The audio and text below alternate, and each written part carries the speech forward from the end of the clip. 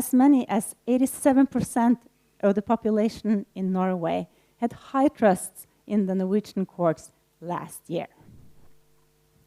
And I believe as a result of the trust, and that there has not been really an issue about the court's independence in Norway, is why we are in a situation where our constitution does not provide the sufficient framework that you would expect from a country like Norway.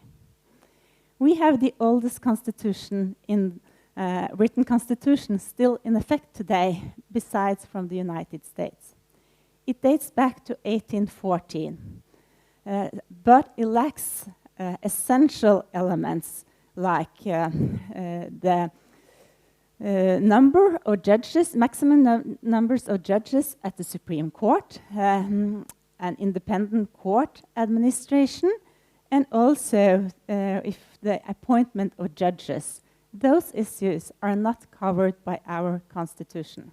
But hopefully, in May this year, the situation will change, as the Parliament of Norway is expected to amend the constitution with safeguards like this to protect the judiciary in Norway.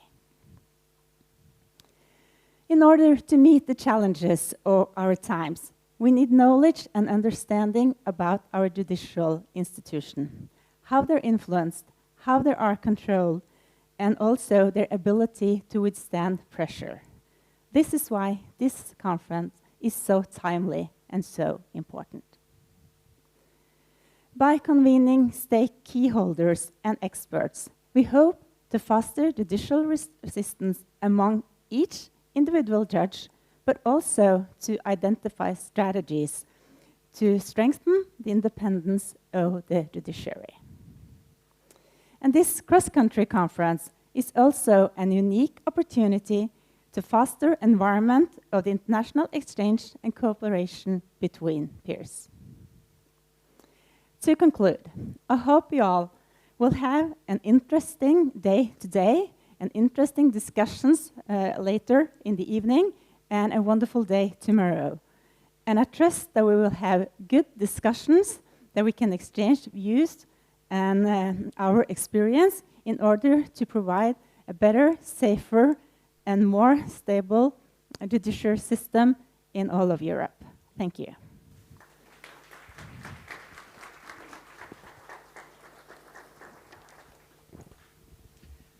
Thank you, dear Justice, for your warm and inspiring words of welcome. And as we continue to commence our conference, I have the privilege of introducing one more person whose words will meaningfully mark the beginning of our conference.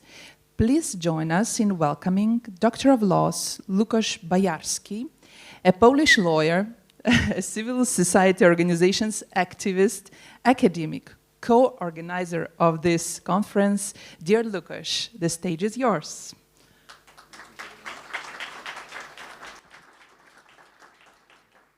Thank you very much. Welcome, ladies and gentlemen. I just wanted to say a couple of words on behalf of organizers from the substantial point of view, substance of the conference. As already a couple of people underlined, we want this conference to be, first of all, opportunity to exchange concrete experiences between representatives of several countries. So we want to focus primarily on the practical side of the issues that we'll talk about. Therefore, it is very important for us, and we very much encourage your active participation. As you probably noticed, we didn't invite any judge from the UK, not to mention any lord. So the problem of the English pronunciation we don't have to worry about. We all, this is for us all the second language or the third language or the fourth language, so don't worry about it. Please be active, participate in discussions, because this is what it is about. The program is designed in such a way that we have opportunity for discussion at least every second session. So the first session is quite packed with presentations, but the second session will have half an hour for discussions. The third session is again packed with presentations, but after this we have the fourth session, which is workshop. So it's especially designed for all of you to actively participate, no excuses, really. And one more request. In addition to our meeting, one of the products of this seminar, of this conference, will be a kind of toolkit for judges. Toolkit, kind of guidelines, toolkit on how judges can deal with the problems, with the stress that we will tackle during the conference. So here goes my great request to you. If you think about what kind of information, what kind of guidelines, what kind of materials could help judges overcome the stresses that we'll talk about, please let me know. You can talk to me, you can write to me, because it's very important for us that in this toolkit we address the real needs. So it's very important. Please think about it over this conference and let me know.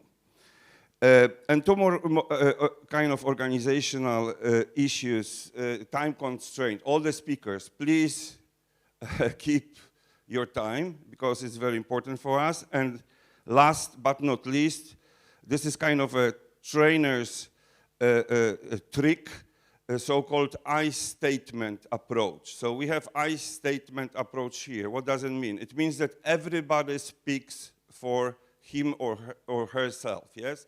We have people from different countries representing sometimes different views. So none of us speaks on behalf of our nation, none of us speaks on behalf of our state, of our whole judiciary, etc., etc. It's time to finish, yes? I understood. So please use I statement. It's very important. Yes, everybody speaks for him or herself. Thank you very much and enjoy the meeting.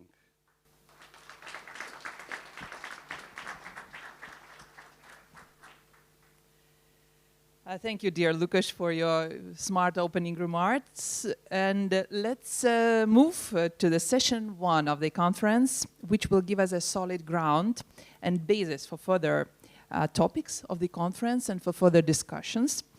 We will start from the topic of judicial independence and accountability, a coin which has two sides. While one side may be more visible or apparent, judicial independence, there is always another side, what should be considered judicial accountability. But before we dive into that topic, in order for that session to run smoothly, let me briefly set the rules for our work and communication. So during that session, we will have one extensive 25 minutes presentation to set the framework and make introduction to the principle of judicial independence. Afterwards, we will give the floor to the shorter 15 minutes each country's presentations on the current issues and challenges facing judiciaries in different countries. After that, if we will have any time left, until the coffee break, we will be having questions from the auditorium. So, I'm also urging all esteemed speakers to respect their time slots so the event remains on track and everyone gets a chance to speak and everyone in the auditorium enjoys the right for a cup of coffee.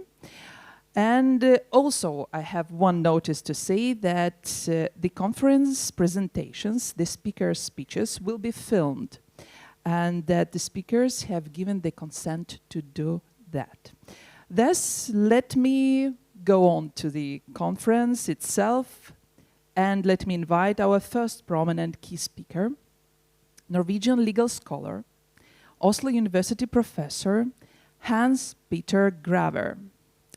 Professor is a former dean of the Faculty of Law at Oslo University, former president of the Norwegian Academy of Science and Letters, also honorary doctor of numerous universities, Helsinki, Heidelberg, Uppsala, Bergen, honorary member of the Law Society of Finland, and the member of the Academia Europaea.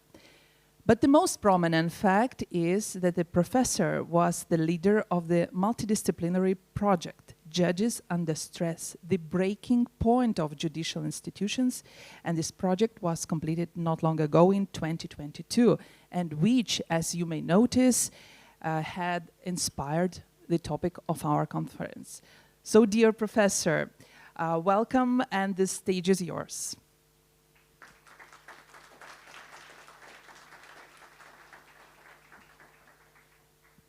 Thank you very much. Thank you for this introduction, and thank you also for the possibility to participate in this conference. Ladies and gentlemen, I'm very happy to be here.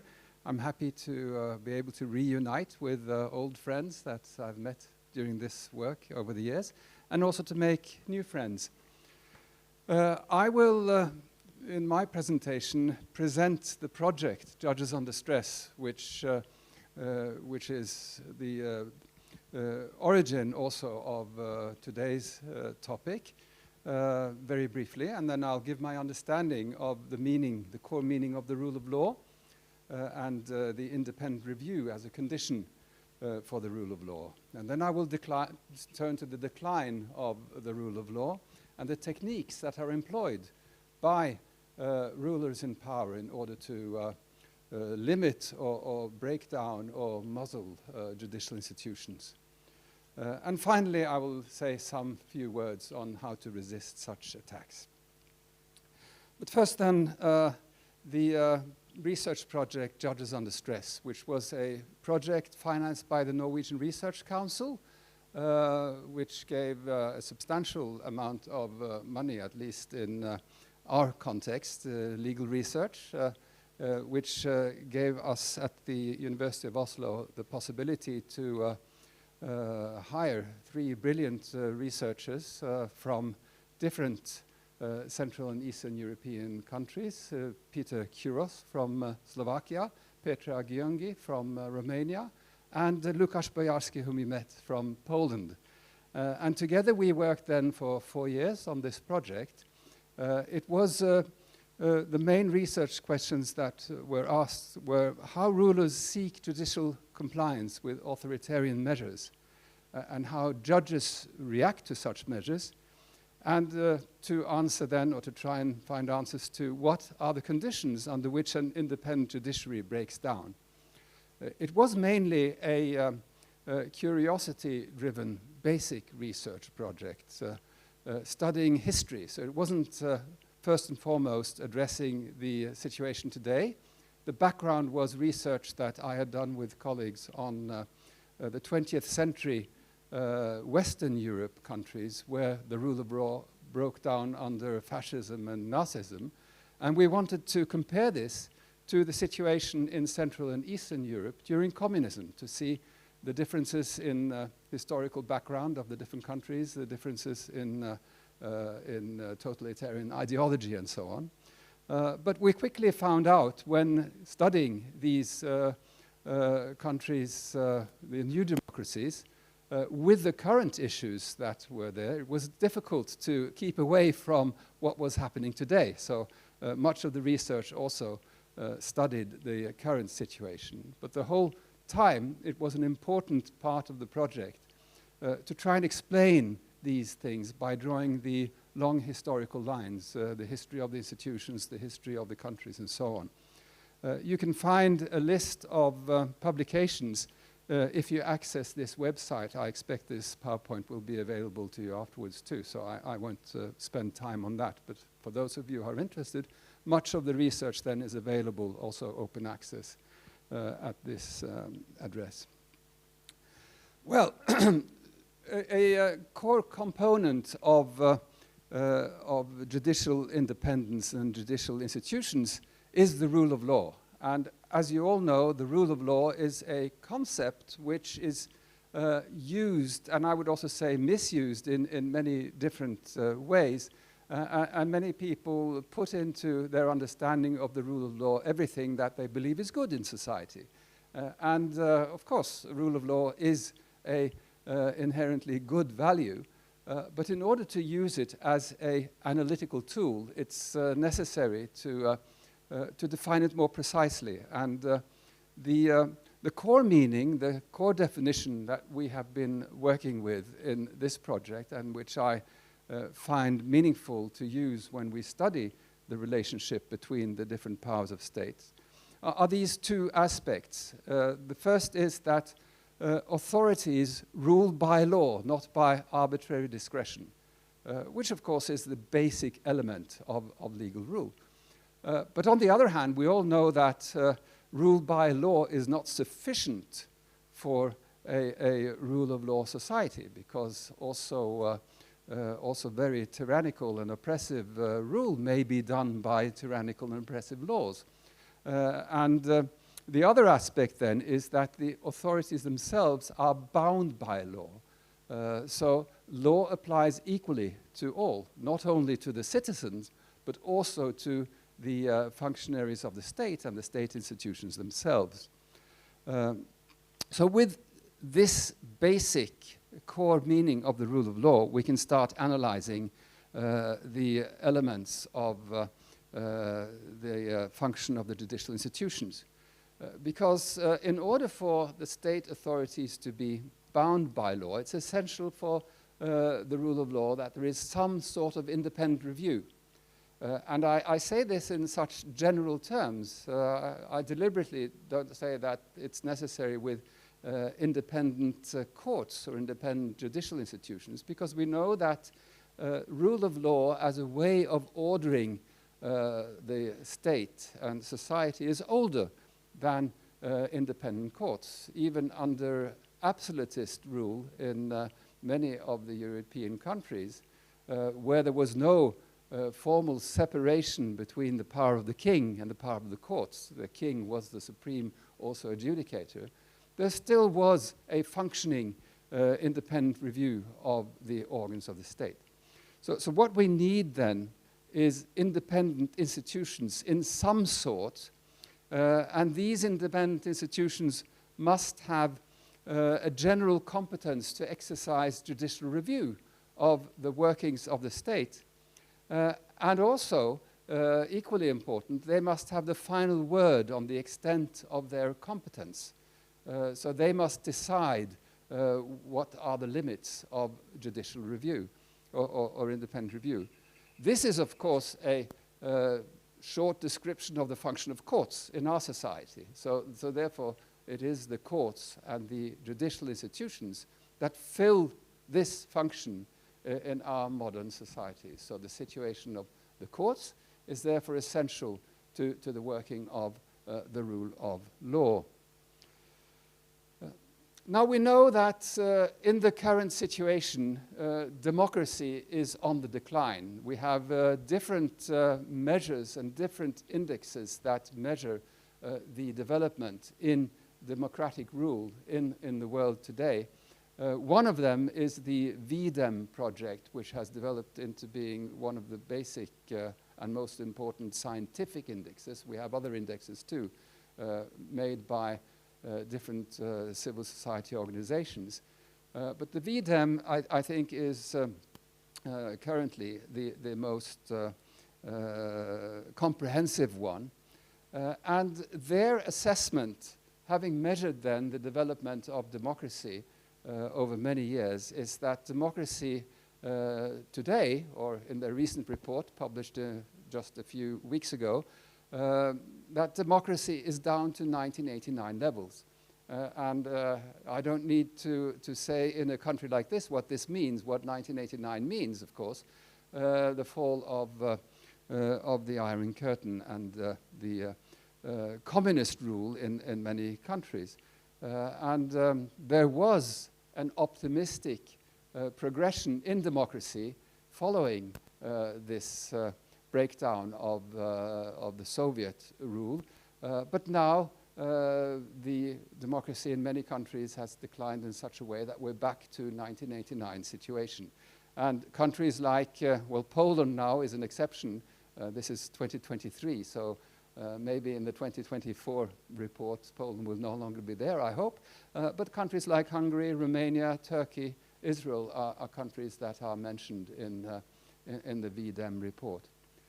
And another significant aspect of this is that the judiciary in many of these situations is the main target of rulers in situations where democracy is breaking down. So there's a close connection between breakdown of democracy and the breakdown and the targeting of the rule of law. And that is why this issue has a much broader significance than just the significance of the working of the judicial institutions. This is at the core of the future of democracy in our countries.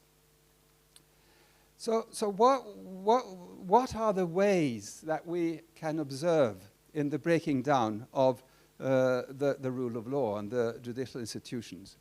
And we see here that there are many different techniques that are employed by autocratic rulers breaking down the rule of law.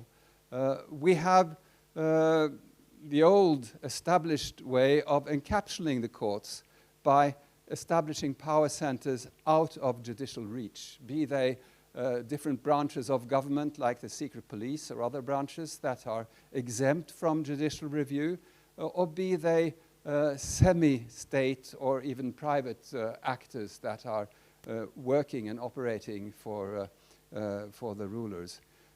Establishing essentially what has been called the dual state, which is a concept that was used to describe the development in Germany in the 1930s. We have, which we know from the recent developments in Poland, the targeting of constitutional courts and tribunals, who are the main and the first defenses against breaks of the constitution by different means, by court packing, dismissal of judges, changes in appointment procedures, and so on. And then we have the limitation and direction of courts by the use of legislation, which is a type of attack which is in many cases very difficult to counter by judges, because judges are expected to follow the law. So when the law then itself breaks with the rule of law, it puts the judiciary in a very precarious position. We have the control over appointment processes, appointing loyal people to serve on national councils of the judiciary and other appointment processes. We have the systematic use of media, which we saw exemplified in the film, which was used in many ways by the Polish authorities. Media campaigns against the judiciary as such, to gain support for limiting of the judiciary in the general population, and media campaigns against individual judges, giving judgments or acting in ways inconvenient to the rulers.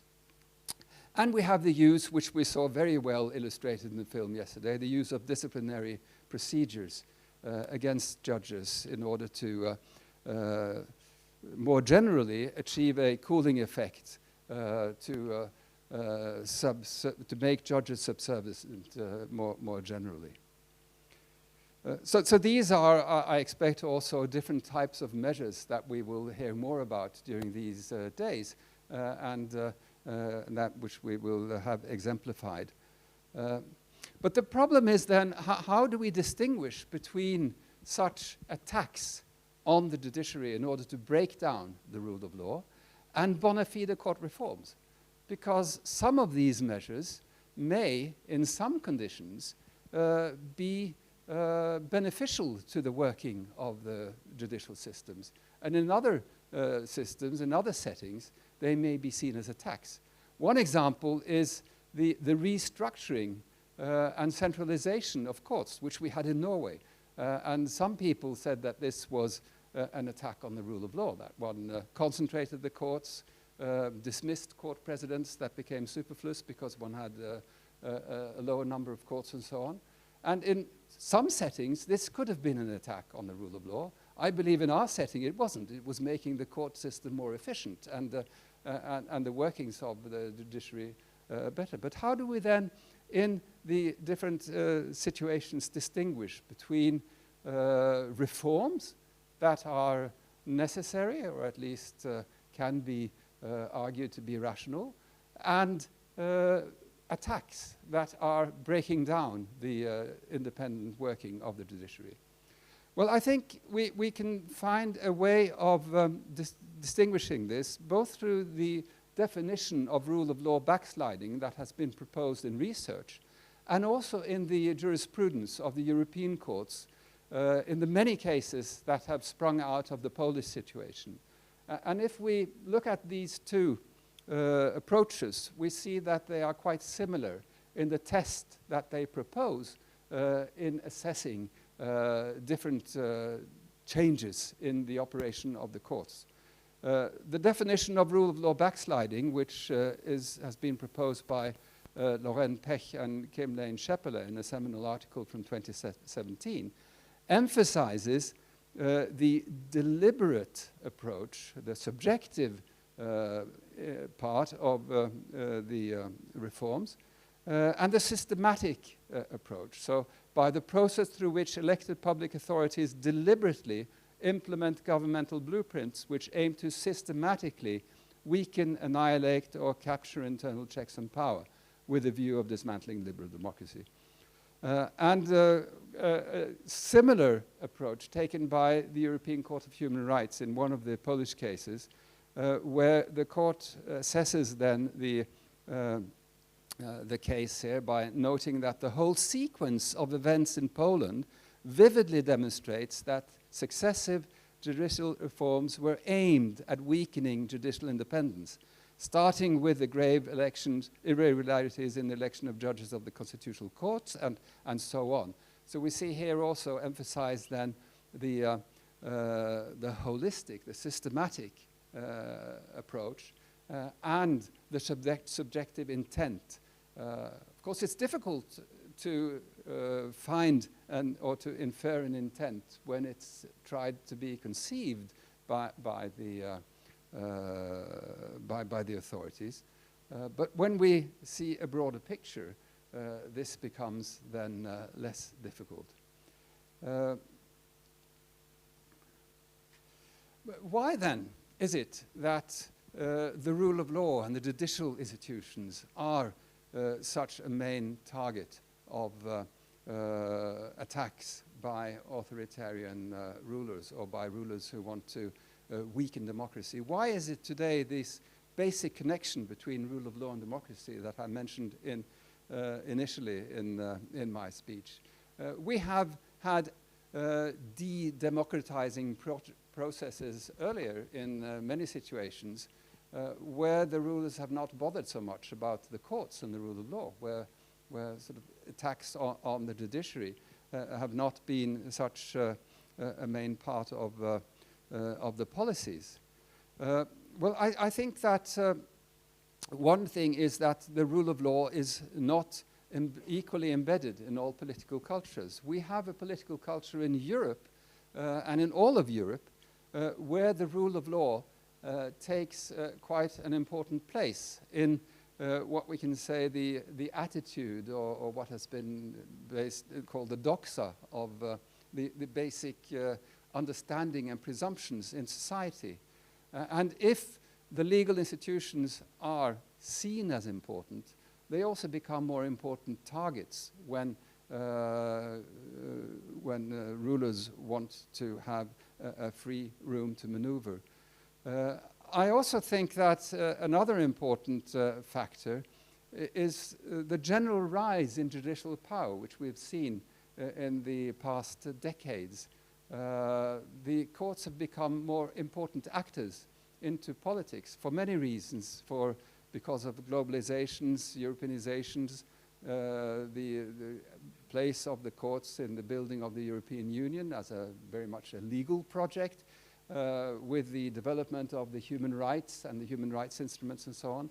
Courts have become more important and therefore also become a more primary target of attacks of rulers wishing to have political leeway. And also the rise of populism. The courts, the judiciary, are perceived as elites, which are targeted generally by populist movements. So this also contributes to the judiciary and the courts becoming then a center of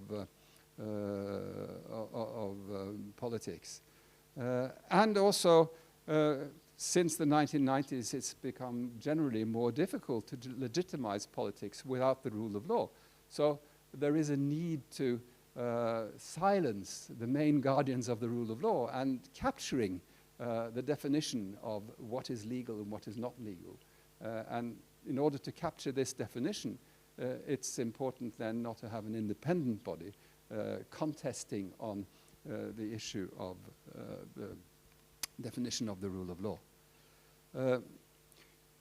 Is this something which is only happening then in new democracies? Is it something that, should we be complacent in Norway, for example, with our 87% satisfaction and trust in judicial institutions? Are we immune from this?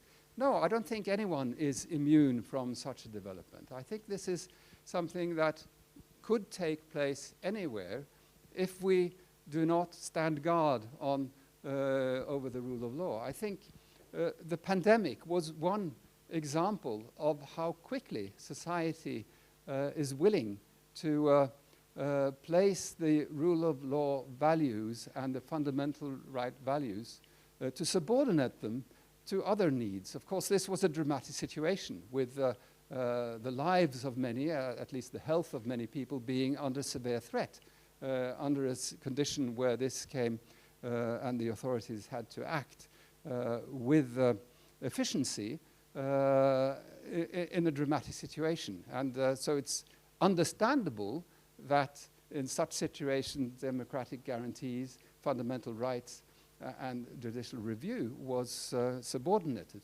But I think this is the danger, that we may experience other types of situations where it is so understandable that the rule of law has to be put aside. And that's where we need an awareness and a preparedness in order to safeguard the rule of law. It's not obvious that the efficient working of the hospital system, which became then the object after vaccination was achieved, that was the object to protect the working of the health system. It's not obvious that this should be prioritized over the welfare of youth and children, for example, and that this should be decided upon by the health authorities. But how can we resist then the rule of law decay as jurists and as judges? Well, I think an important thing that we have in our defense is, of course, the international rules and the courts and the standards, the international courts and the international standards. I think that the experience that we've seen in current European countries shows both the strengths and the weaknesses of these institutions. We cannot rely upon them because they cannot defend our systems if there is no defense internal in our own countries. But they can be of assistance to actors wanting and striving to defend the rule of law within their own systems. I think the mobilization of the judiciary and the example of Poland is very important. And I think it's important to mention that because it's so unusual. If we look historically and if we look comparatively at developments of rule of law decay, the normal situation is that the judiciary is silent, or at least shuns away from confronting the state authorities in such situations. So therefore the situation in Poland is important as an inspiration and also showing the possibility of judicial resistance. My friend Lukasz will be talking about this, but I have to here advertise his brilliant PhD thesis precisely on this, which I can recommend as reading to all of you. And I also think it's important to mobilize the population. I think the mobilization of people in the streets in defense of judicial independence in Israel before the terrorist attacks from Gaza are an inspiration. And it's difficult to mobilize people over such an abstract concept as the rule of law and judicial independence. And we need to try and find out how did this come about in Israel, and are there factors there that we can learn from in our situation? Well, I think this is sufficient from my side as an introduction to our discussions today. I look very much forward to hearing the interventions from all the invited speakers and the discussions afterwards. So thank you.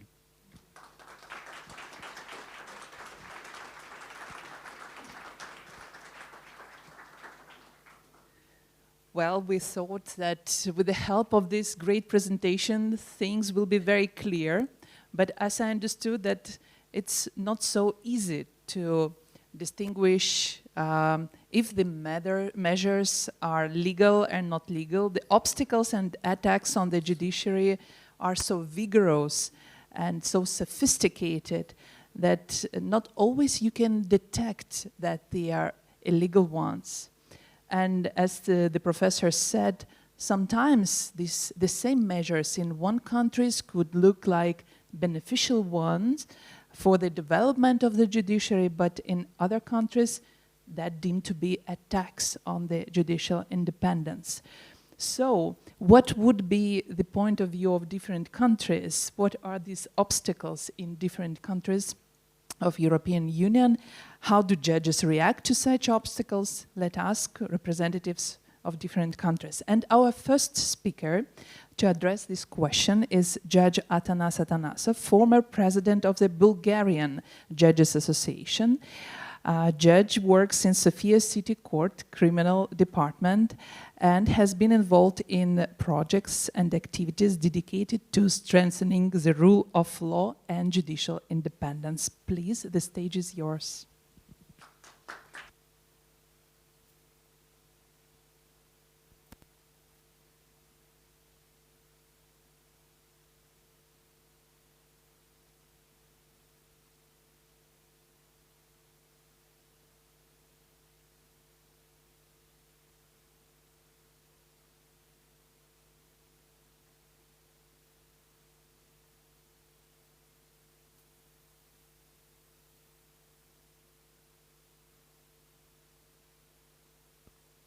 Dear colleagues, I would like to start with a big thanks to the organizers of this event. I think that the issues we will discuss are very important to judges from the countries represented here. And I see this conference as an opportunity to discuss the possible answers to attacks we are faced in our capacity as judges.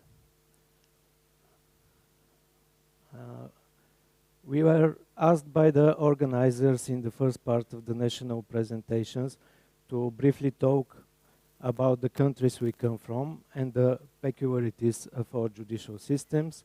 Bulgaria is a country from Southeastern Europe and can be classified as one of the medium-sized countries in the continent. At the same time, in terms of the number of judges and prosecutors per capita, Bulgaria is one of the leaders. Often at conferences abroad, like this one, when they learn that I'm from Bulgaria, colleagues from other countries ask me, how is the weather in Bucharest? If you are also interested in the answer of this question, you can ask my colleague Dragoș Kalin, because Bucharest is capital of Romania, and the capital of Bulgaria is Sofia. The number of courts in Bulgaria is also not small, given its size. The system of common courts includes 4 separate levels. Bulgaria has a separate administrative justice system with 28 first instance administrative courts, whose decisions are appealed before the Supreme Administrative Court.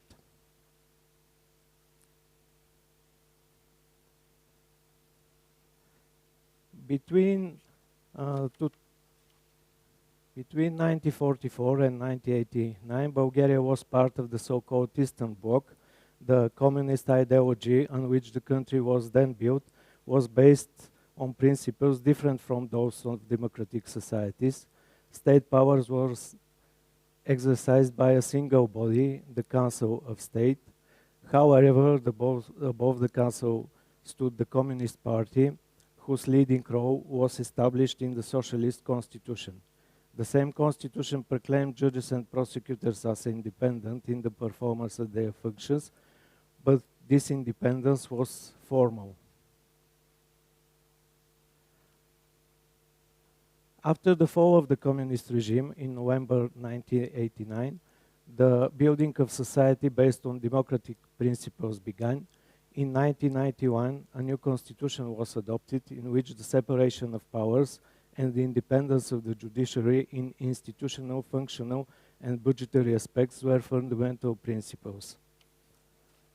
The role of ensuring institutional independence under the Constitution adopted in 1991 is assigned to the Supreme Judicial Council, which has the power to appoint, promote, demote, transfer, and dismiss judges and prosecutors, to appoint the court presidents and head of prosecution offices.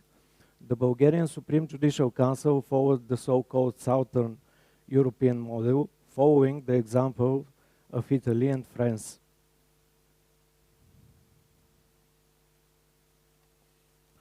The established model of the structure of the Supreme Judicial Council, as well as the way its functions are performed, have been criticized by many international organizations such as the Council of Europe, the Venice Commission, the European Commission. The main recommendations made to Bulgaria in this regard were to reduce the possibility of exercising political influence over the management of the judiciary, to ensure judicial independence, including by reducing the possibilities for interference by the Prosecutor General. As a result of numerous recommendations from outside and the efforts of national organizations, various changes have been made to the Constitution in its part of the judiciary. The most recent such change was made at the end of the last year, and it created a separate councils for judges and prosecutors. The same amendments for the first time provided for a majority in the composition of the Supreme Judicial Council of judges elected by their colleagues, 8 out of 14 members of the council. Next part of my presentation includes information about the career issues regarding judiciary in Bulgaria, the forms of self-governance, and I should skip these slides because of the shortage of time. And you can find information in the presentation that will be provided to you. Just a brief about the professional associations of judges in Bulgaria. One of the first professional organizations of judges in Europe was the Association of the Bulgarian Judges, established in 1919. It quickly became a mass organization with prosecutors as members alongside judges, and remained active until 1946, when it was closed by the communist regime established at that time. In 1997, the Bulgarian Judges Association was founded, which declares itself as the moral successor of the Association of the Bulgarian Judges. The Bulgarian Judges Association was the main initiator of the drafting of the first Code of Ethics of Bulgarian Judges, as well as the founder of the Center of Judges Training, whose activities were subsequently continued by the National Institute of Justice. In 2006, the second Judges Association in Bulgaria was established under the name Judges for Unite Europe, which in 2012 was renamed as Bulgarian Судийска Асоциация, or BSA. In 2007, the Association of the Bulgarian Administrative Judges was established. I am a firm believer that one of the main roles of professional association is to protect judges and the judiciary from attacks, among the most dangerous of which are attacks from political factors. One of the periods when the court was most under attack from senior political figures was in the year after 2009, and you can see here examples of attacks made by the high political figures against judiciary. The activism of judges in defending their their independence from powerful political factors of the day very often leads to adverse consequences for the judges concerned. In the period 2009-2012, the Bulgarian Judges Association actively opposed attacks on judiciary. The then president of the organization, Judge Miroslava Todorova, brought a defamation case against the interior minister for his claims in an interview that she was serving organized crime. 3 disciplinary proceedings were initiated against Judge Todorova formally for her delays in drafting reasons for judgments. In one of those disciplinary proceedings, she was dismissed by the then Supreme Judicial Council. On Judge Todorova's application, in 2021, the European Court of Human Rights held that she had been disciplined because of the active position she had taken in defense of the independence of the judiciary, in violation of Articles 10 and 80 of the Convention on Human Rights. Here is an example of attacks from legislative branch. In the period between 2016 and 2007, motions were submitted in the Bulgarian parliament by members of the parliaments associated with the then ruling coalition, clearly affecting judges' right to association. One of these proposals was adopted by the parliament, obliging judges to declare their membership in any organizations, including professional ones. Here were the statement of the member of parliament during the discussion on adoption of this law, and you can see the real motives for this legal amendment. Despite the opinions given by the Consultative Council of European Judges, the European Judges Association, MEDEL, that have warned in their statements that the introduction of such an obligation would have a chilling effect on all judges, this provision was adopted. In the end, of the judges who submitted declarations, 546 declared their membership to the Bulgarian Judges Association, while 146 members left the organization, and the further 240 without leaving have not declared their membership. On judges who filed declarations, 224 declared membership in Association of Bulgarian Judges, and 181 in Bulgaria in BSA. The provision was repealed in 2019, but as you can see, the chilling effect had taken place. Judges in Bulgaria are often subjected to defamatory attacks by the media, with publications that do not represent a reasoned and constructive criticism of judicial acts. Here you can see some of the headlines of articles from such smear campaigns. The Bulgarian Judges Association identified the problem of organized campaigns to defame judges, and therefore decided to commission a monitoring and analysis of such publication between 2015 and 2019. The analysis summarizes the occasions on which the relevant publications appeared, showing that they included publicly stated position as well as specific judicial acts. Bulgarian judges do not have very effective means to counter smear attacks. Like any citizen affected by insult of defamation, the respective judges subject to such publication can file a civil suit, but often the articles are not signed by the specific author or publisher, especially on one media, use various ways to escape liability by changing companies. The Judges' Chamber of the Supreme Judicial Council adopted a mechanism for action in cases of interference of judicial independence or attempts to exert pressures on judges. In the few cases in which it decides to act under this mechanism, the Judicial College declared that it's expressing institutional support to judges concerned without, however, leading to any concrete consequences. One case that shows the combination of different approaches to attack judges as well as the lack of an adequate institutional response is related to Judge Władysława Tsarigradska. She is presented here and she will take part in the panel dedicated on media attacks. The history shows how criminal group attempted to threaten Judge Tsarigradska and another colleague in Sofia Appellate Court, despite the fact that they informed the Supreme Judicial Council about these attacks, and the Supreme Judicial Council expressed institutional support. The criminal investigation was initiated in May 2023.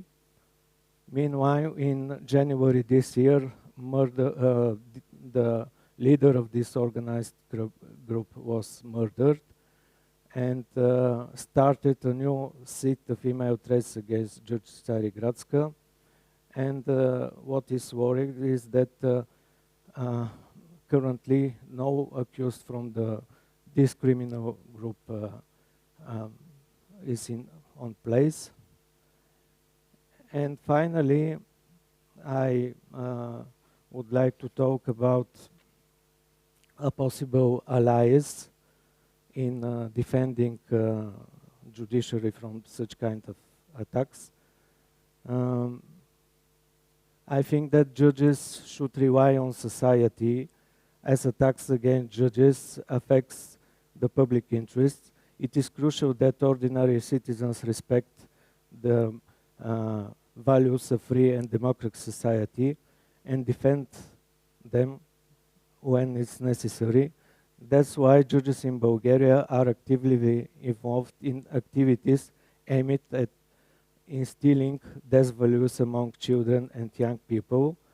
Many years ago, ordinary judges supported by Bulgarian Judges Association started to organize mock trials in which small children were engaged.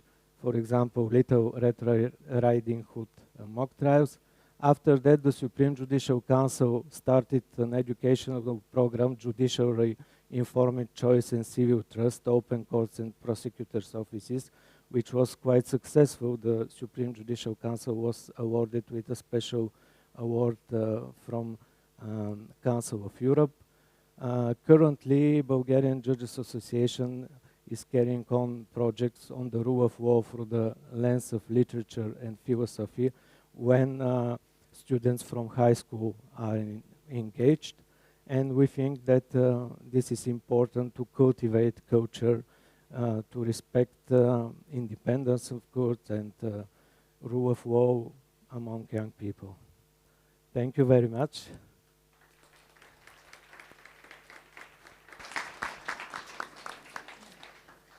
Thank you very much for sharing the experience of Bulgaria. And the next country we would be happy to hear presentation from is Croatia. And I would like to present you our next speaker, Judge Andrija Krivak from Municipal Civil Court of Zagreb. The judge actively participates in different expert working groups on laws amendments, and also is an EGTN exchange program IACOS lecturer. So without further delay, I invite Judge Andrija Krivak to take the stage and share his expertise on the topic of judicial independence.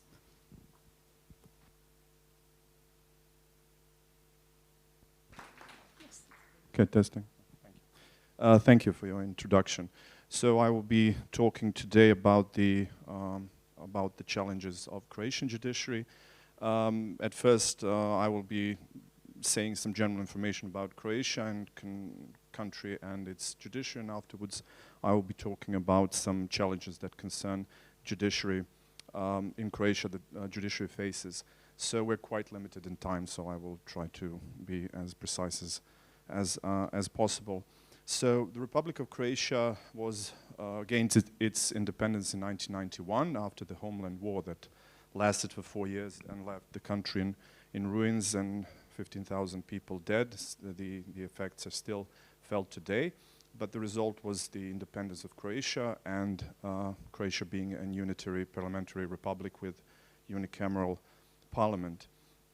So most notable Croatian brands are tourism and sports. Usually we joke in Croatia, especially lawyers, that everyone knows everything in Croatia about football and the law. So they all know how the courts should adjudicate, and if they don't adjudicate in that matter, then they are usually corrupt.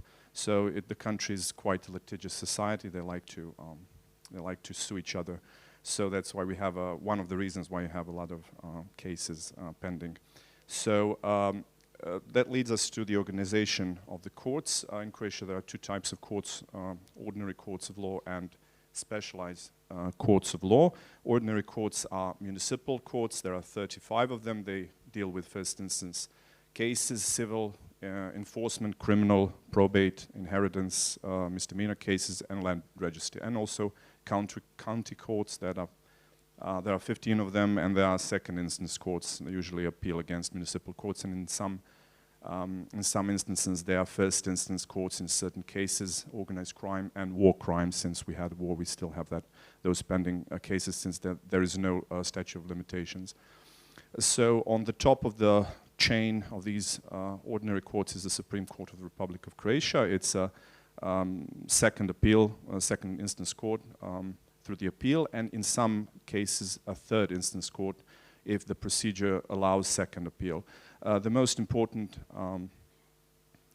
role of that Supreme Court is that ensures uniform application of the law and equality of all under the law.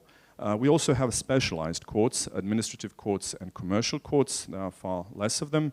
Administrative courts deal in first instance with administrative disputes, and commercial courts deal with commercial disputes, court registry, insolvency law, etc. Also, in this line of specialized courts, we have 4 courts that are superior. These courts are called Superior Administrative Court, Superior Commercial, Misdemeanor, and Superior Criminal Court of the Republic of Croatia. There are second instance courts for these specialized courts. So we also have a constitutional court. Its role is too important to skip it, but I won't be talking a lot about it. But a constitutional court is actually not a court. It has 13 judges appointed by the Croatian parliament. They don't have to be judges, but they have to be experienced and renowned lawyers and legal scholars. In practice, that's sometimes quite debatable, but that's exceeds the time limit that we have. It adjudicates whether the law is in accordance with the Constitution, so that means it performs constitutional judicial review, and can vacate in that respect laws, and also can annul secondary legislation if it's not in accordance with the Constitution and the law. So one of the most important tasks in constitutional courts constitutional courts decisions is adjudication upon constitutional complaints, also known as constitutional appeals, which parties to the proceedings lodge if they claim that its constitutional rights have been infringed. So this is a very important source of case law, or as we like to call it, jurisprudence, so that every court in the Republic of Croatia has to be mindful of these decisions of the constitutional court. It also resolves conflicts of jurisdiction between the powers of government and oversees the constitutionality of political parties, which they can prohibit. They also resolve election dispute, and in this, this is our theme, it's about the disciplinary actions against judges. It is an appellate court in cases against the State Judicial Council. I will talk about it later. So if a judge is being removed from office by a disciplinary measure by the State Judicial Council, or there is a disciplinary liability of a judge, then they appeal to the Constitutional Court. Also adjudicates an impeachment charges against the President of the Republic. So one of the most important institutions is State Judicial Council, concerning judiciary, of course. It is independent and impartial body established by the Constitution that ensures independence of the judiciary. It is a form of self-governance by the Croatian judges. Out of 11 members, there are 7 judges elected by other judges, and 2 university professors of law school and 2 members of parliament. They appoint and dismiss, remove judges from office. They also appoint presidents of the court, which was very recently the part of Ministry of Justice's powers to do that. They also adjudicate in disciplinary proceedings against judges. They also may transfer a judge from one court to another upon judge's application. So concerning appointing judges in Croatia. These are some numbers between 2009 and 22, so we see that the number of judges is actually in decline. So as I already said, State Judicial Council appoints judges in Croatia. It's a life appointment until 70 years of age, and there is no minimal age limit. However, you cannot become a judge before you are like 28 or 29, since the prerequisites for judicial appointment is Croatian citizenship, and you have to pass a final exam for the first appointment, which is at the State School for Judicial Officials. But before that, to approach the final exam, you have to have a degree in law, you have to be a Master of Law, and you have to pass a judicial, or as English say, bar exam at the Ministry of Justice. If you want to be promoted to a higher court, then you need extra years of service. So for the county court, that's an appellate court, second instance, ordinary court, you need 10 years of service, and 12 years for the superior court appointments, and 15 years if you want to apply for a judgeship at the Supreme Court of the Republic of Croatia. Some facts about judicial associations in the Republic of Croatia. There is only one association of Croatian judges. It was founded in 1991 after Croatia became independent. It has, I have to correct that, it has about 1,100 judges, not 1,300. About 1,100, and number of judges, as you see, is 16, somewhat more than 1,600. So there are some changes here. There are initiatives, pending initiative from last year by the first instance court judges to form a new association because of the better representation. So we will see what happens with that, and also to form a union, since judges, we believe, cannot form a union, but we will see if anything happens. Concerning successes and failures of Croatian judiciary, I think that the most important success in building an independent judiciary is, of course, adopting a new constitution that introduced a democratic and multi-party system based on the separation of powers, rule of law, and protection of human rights. Also, accession to ratifying European Convention on Human Rights, and also becoming the 28th member state of the EU. So that means that we are part of the EU legal system, so acquis communautaire is enforced in Croatia. Most notable failures, I would say it's the inability to secure real equality of the judicial power towards other branches of the government, that so-called power imbalance.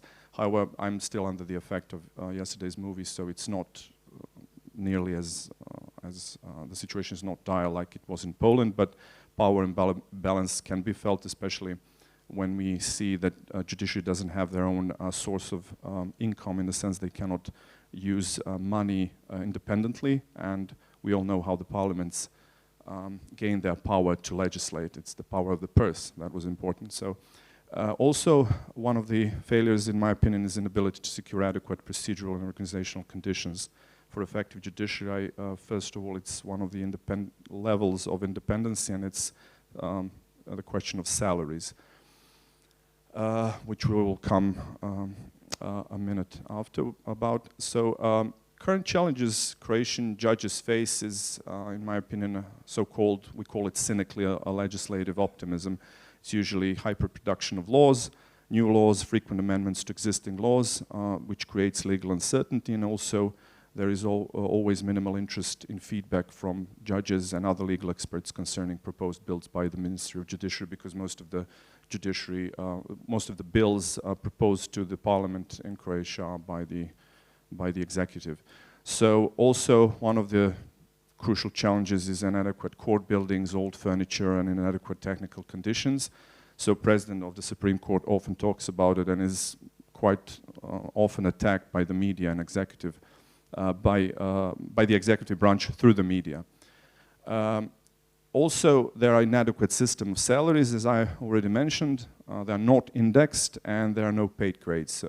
So we are judges in Croatia fighting currently for that. We will see how the election goes, so we will know who is on the other side of the negotiating table soon. So salaries are quite low, and until April of this year, no salary supplements that were guaranteed for other employees and civil and public servants was allowed for judges. Only after Croatian judges implemented so-called warning measures against the executive and stopped working except on urgent cases, we were heard. So concerning pressures that judges in Croatia face, it's so-called common knowledge on corrupt judges, as I already said. Every party to the proceeding that is not satisfied with the outcome usually shouts that judge is corrupt. That is often promoted by the media. And there is also a low level of public trust that was used by that low level of public trust was used by the Ministry of Justice to try to introduce security vetting for all judges in 2021, every 5 years, without any evidence of judicial misconduct. It was struck down by the Constitutional Court last year. So also there is as I already said, low level of citizens' trust in the national judiciary. The sources are used, it was EU Justice Scoreboard from the last year. So the general public perceives the independence of Croatia, courts and judges in Croatia as fairly bad or very bad in 75%. In comparison, in Finland is less than 10%. And also, main reasons among the general public for the perceived lack of independence is interference or pressure. People think that interference or pressure from government and politicians is 65%, and in Finland, in comparison, is 5%. So examples of pressures the judges face by the legislative branch. We had a case where a representative in the parliament was calling out a judge and court advisor in the parliament over concrete decision in the enforcement eviction case. The title on Facebook was "The Case of Kovacevic Family is the Proof of Corrupt Judiciary." That was a case about family that was evicted. That was my case. Executive branch, one time in 2019, the Minister of Health commented pending cases before the courts on labor disputes between physicians and hospitals, saying that the court decision should not result with financial burden on the healthcare system, implying that these lawsuits should be rejected. Also, the Prime Minister was once commenting the Supreme Court's decision which upheld the county court's decision on legality of the strike initiated by the civil servants, saying that that's an unusual decision which perhaps helped to prolong the strike itself. And also a Minister of Justice once in 2021 commented decision on municipal courts issuing a temporary prohibitory injunction against news portals, saying that personally I find it incomprehensible what a judge did in that concrete case. It was also my case. So media and journalists often are not satisfied with the court's ruling in a concrete case, publish data on judges' personal property or the personal property of judge's spouse, which is available through a website of State Judicial Council, and make a separate story out of that.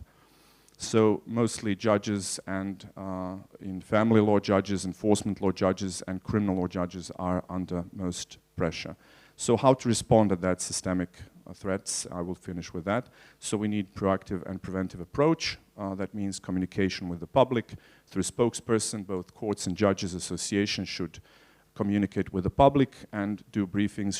These briefings should be, in my opinion, clear and understandable to an average citizen, also educating journalists that deal with the legal matter, and challenging, of course, unconstitutional state legislation by judicial association or individual judges.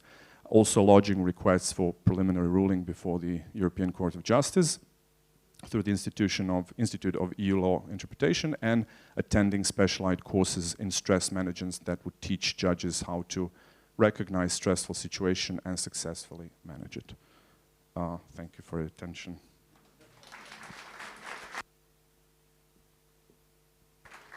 Thank you, dear Judge, for being so timely and disciplined. Yes, and we are going to our next speaker. It is the President of the Court of Appeal of Lithuania, Judge Nerijus Meilutis. He is member of the Judicial Council of the Republic of Lithuania and also former member of ENCJ Executive Board. And as a member of that body, Judge Meilutis coordinated the ENCJ project Judicial Independence, Accountability and Quality of Justice. Would you kindly join us with your thoughts, Nerijus, please?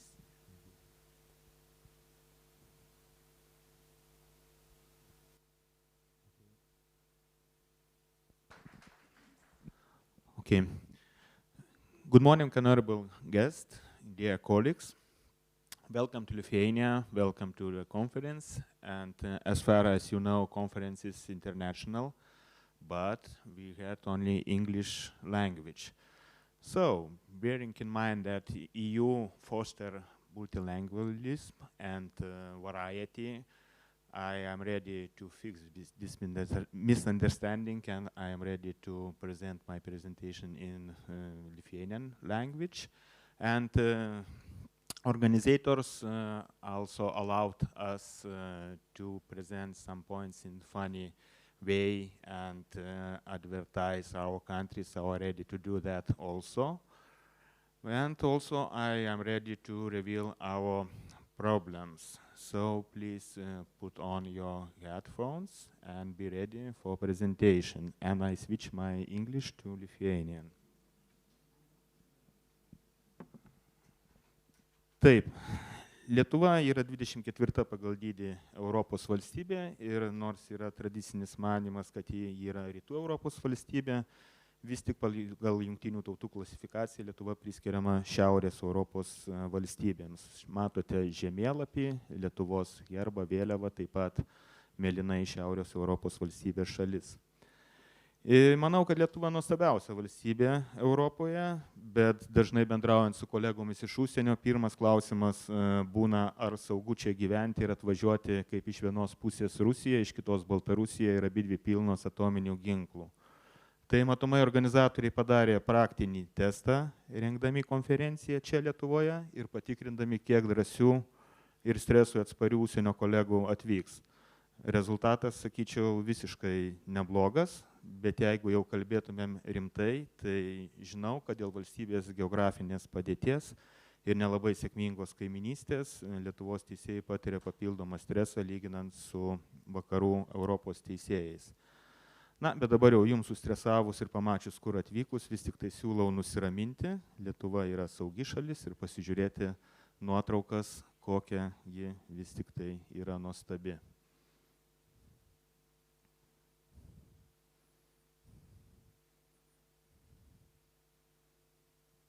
Na, o dabar pereikime prie žmonių. Matot, mūsų populiacija nesiekia 3 milijonų. Europoje pagal skaičių esam 36, pagal gyventoją 42.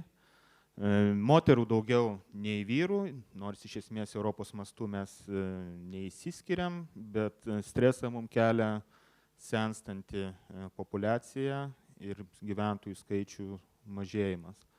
Tai nors vis dar kol kas džiaugiamės, kad turim pasaulyje vieną iš pajėgiausių vyrų krepšinių rinktinių, tačiau greitai, manau, tik tai žiūrėdami į nuotraukas prisiminsim, kokie buvome stiprus ir pajėgus. Na, o skaidrėse galite pasižiūrėti, kaip atrodo tipiniai lietuviai.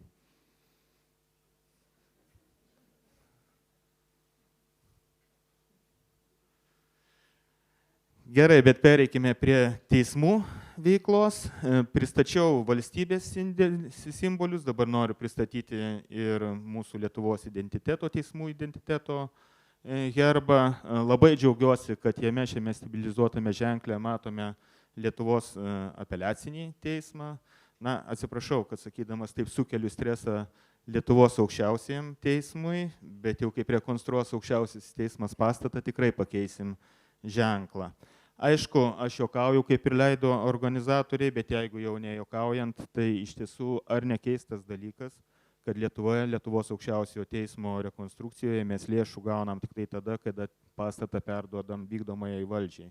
Ir ar tai neatspindi valdžios požiūrio į teismų sistemą? Klausimas, aišku, retorinis. Na, čia Lietuvos teismų sistema, ją įgyvendina Konstitucinis teismas, bendrosios kompetencijos teismai, specializuoti teismai ir atrodo, čia galėtumėm neižvelgti problemų, tačiau vis tik tai vieną aš jau radau. Prieš 20 metų didelė Seimo narių grupė apskritai suabejojo, ar Konstitucinis teismas yra teismas ir yra vykdo teisminę valdžią, nagi ir pačiam teismui reikėjo spręsti, ar Konstitucinis teismas yra teismas. Aišku, ištaisė ir pasakė Konstitucinis teismas labai aiškiai, bet vėlgi, man rodos, tai rodo tam tikrą Lietuvos valdžios požiūrį į teismų sistemą, kuris nėra džiuginantis.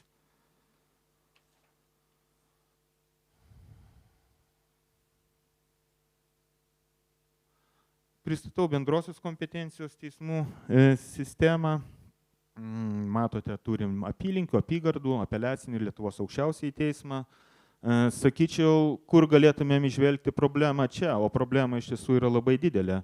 Mes likščiol nežinom, kiek turėsime teismų po Liepos 1 dienos, kadangi vyko reforma ir turėtumėm turėti 11 apylinkių teismų. Pateikėm visus dokumentus mūsų parlamentui, tačiau likščiol neturim jokio paaiškinimo, ar įvyks ta reforma, ar neįvyks. Taigi vėl susiduriam su keistoku kitų valdžių požiūriu. Na, mūsų specializuoti teismai yra labai nedideli sistema, turim tik administracinius teismus, tačiau šiem teisėjam iššūkių taip pat teko nemažai. Jau pergyveno 2 reformas, nuo 18 metų sausio 1 iš 5 apygardos administracinių teismų liko 2, nuo šių metų 1. Tikrai neapsiimu vertinti, tai yra gerai ar blogai, bet jų veikla bus puikus indikatorius sprendžiant dėl galimos apeliacinės instancijos teismų reformos. Tai viena iš įdomesnių skaidrių. Matote apie užimtus ir laisvus etatus Lietuvos teismuose. Ir kaip matote, turim vos keletą teismų, kur yra užimti visi etatai. Tai didžiulė problema ir kelia didelį stresą visai sistemai ir kiekvienam teisme dirbančiam žmogui, nes jisai pajuta didesnį darbo krūvį. Ir vėlgi iš šios skaidrės matom dar vieną stresą keliantį faktorių, tai vyrų ir moterų santykiai teismuose. Ir reikia pripažinti, kad Lietuva atitinka liūdną, bet ne itin gerą taisyklę. Kuo aukštesnis teismas, tuo mažiau moterų. O čia galim pamatyti išvis disproporciją tarp vyrų ir moterų teismuose. Tai vis tik tai aiškita ir didelė disproporcija. Na, dabar mūsų savivalda yra visuotinis susirinkimas, teisėjų taryba, garbės teismas, teisėjų etikos ir drausmės komisija ir teisėjų susirinkimai. Na, plačiau neaiškinsiu, nes turim laiko tikrai nedaug. Svarbiausias savivaldos organas yra mūsų teisėjų taryba, ji labiausiai matoma ir aktyviausiai veikianti institucija. Yra 17 narių, visi teisėjai ir būtent teisėjų taryba per savo atskirus narius atstovauja bendruomenės santykiuose su kitomis valdžios šakomis. Manyčiau, Lietuvos teisėjų taryba irgi yra pakankamai aktyvi tarptautinėse organizacijose ir vienos iš jų, INCJ prezidentė, yra būtent Lietuvos teisėjų tarybos narė Vasarienė. Na, taip pat matote ir kitose organizacijose Lietuvos teisėjų taryba yra pakankamai aktyviai atstovaujama. Atsakant į klausimą organizatorių, kaip tampama teisėjų, tai yra 2 keliai, bet kokiu atveju universitetinis teisinis išsilavinimas, teisėjo egzaminas, atrankos procedūros ir teisėjas. Kitas kelias – apsiginti socialinių mokslų disertaciją, atrankos procedūros ir galima dirbti bet kurioje grandyje priklausomai nuo pedagoginio darbo stažo. Minimalus reikalavimas teisėjams nenumatytas, tačiau vėlgi įvertinus ilgą ir sudėtingą atrankos procedūrą, vidutiniškai minimalus amžius yra 30 metų. Labai retai asmenys tampa jaunesniais teisėjais, skiriami iki 65 metų. Bet konferencija reikalauja identifikuoti problemas, tai aš iškelsiu pirmą problemą, su kuria mes susiduriam, tai yra teisėjų skirimas. Na, teisėjų skirimas Lietuvoje tikrai yra labai problematiškas. Mūsų konstitucija prezidentui suteikia itin daug galių skiriant teisėjus ir reikia pastebėti, kad prezidentai šiomis galiomis tikrai labai realiai naudojasi. Todėl buvo ne vienas atvejis, kuomet iš pretendentų sąrašo prezidentas pasirenka ne pirmą kandidatą. Na ir viskas būtų gal pusėtinai gerai, jeigu jis po tokių pasirinkimų pateiktų pakankamai motyvų. Tačiau kartais to nėra ir atsiranda dar vienas streso faktorius ir kitiems pretendentams, ir teisėjų tarybai, na ir visuomeniai. Atskirai norėčiau paminėti skirimą į mūsų aukštuosius teismus, kuomet skirime dalyvauja ir Lietuvos Respublikos Seimas. Ir dėl kandidatūrų balsuojama slaptai.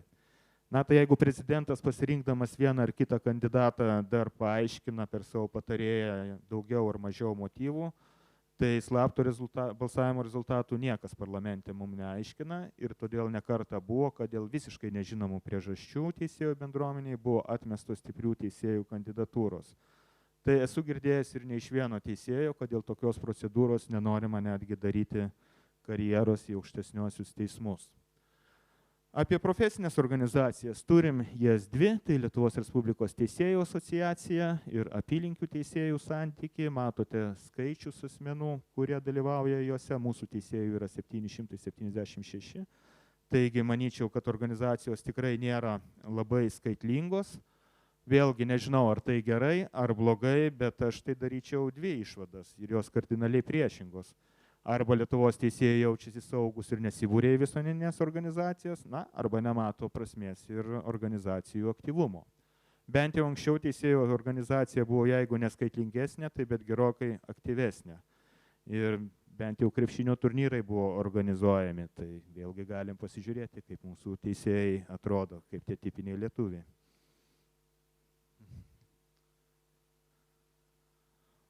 O dar norėčiau keletą žodžių pakalbėti apie pasitikėjimą teismais. Pateikiu jums skaidrę, kurioje matosi, kad yra 3 skirtingos institucijos darė tą patį tyrimą apie pasitikėjimą teismais, bet rezultatai yra absoliučiai skirtingi. Nežinau ir negaliu paaiškinti, kodėl taip yra. Aišku, man solidžiausiai ir reprezentatyviausiai atrodo didžiausią pasitikėjimą rodantį Vidaus reikalų ministerijos atlikta apklausa, bet kuria tikėti negaliu jums pasakyti. Bet manau tik tai vieną dalyką, kaip tokie duomenys taip ryškiai skiriasi, man kelia abejonių apskritai, ar yra atspindima objektyvi situacija, o rodikliai yra realūs. Sekanti prezentacijos dalis bus tai, organizatoriai prašo atskleisti, kas mums teismams labiausiai pavyko arba nepavyko po nepriklausomybės atkūrimo ir kokios mūsų santykiai su kitomis valdžiomis. Tai labiausiai mums pavyko tai, kad, manau, mes po sovietinės okupacijos atkūrėm nepriklausomą teismų sistemą. Ačiū Konstituciniam teismui, mūsų taryba susideda vien tik tai iš teisėjų. Turim nepriklausomą teisėjų egzaminą ir mūsų taryba turi realią veto teisę kandidatų skyrimo procese ir yra ji nepriklausoma ir reali atsvara. Kas mums labiausia nepavyko, tai lig šiol nėra įtvirtintas aiškus teismų finansavimo modelis ir tai labai liūdna, nes kiekvieną kartą mes turim dėrėti su valdžia ir nežinom, ar gausim mes tų pinigų. Na ir 19 metais buvo kilusi didelė pasitikėjimo teismais krizė, buvo pradėtas ikiteisminis tyrimas dėl korupcinio pobūdžio teisėjų veiklos, daug teisėjų buvo sulaikyta, na ir iš šios krizės mums labai sunkiai sekasi išlipti ir iki dabar ir pasiekmės jaučiamos lig šiol ir tikrai turim daug problemų.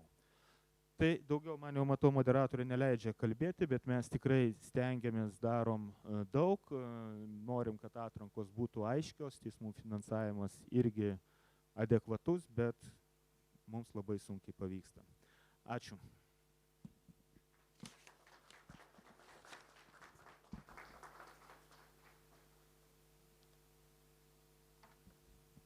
Thank you very much for a very enthusiastic and positive presentation from Lithuania.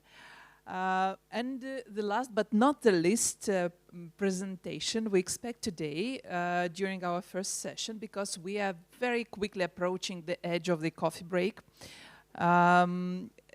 It is the presentation from Romania, and we welcome here Judge Dragoș Kalin from Bucharest Court of Appeal.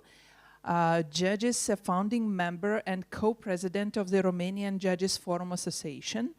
Also, he is a director of the Romanian Judges Forum Review. Would you also like to choose the language you will make presentation, Lithuanian or English?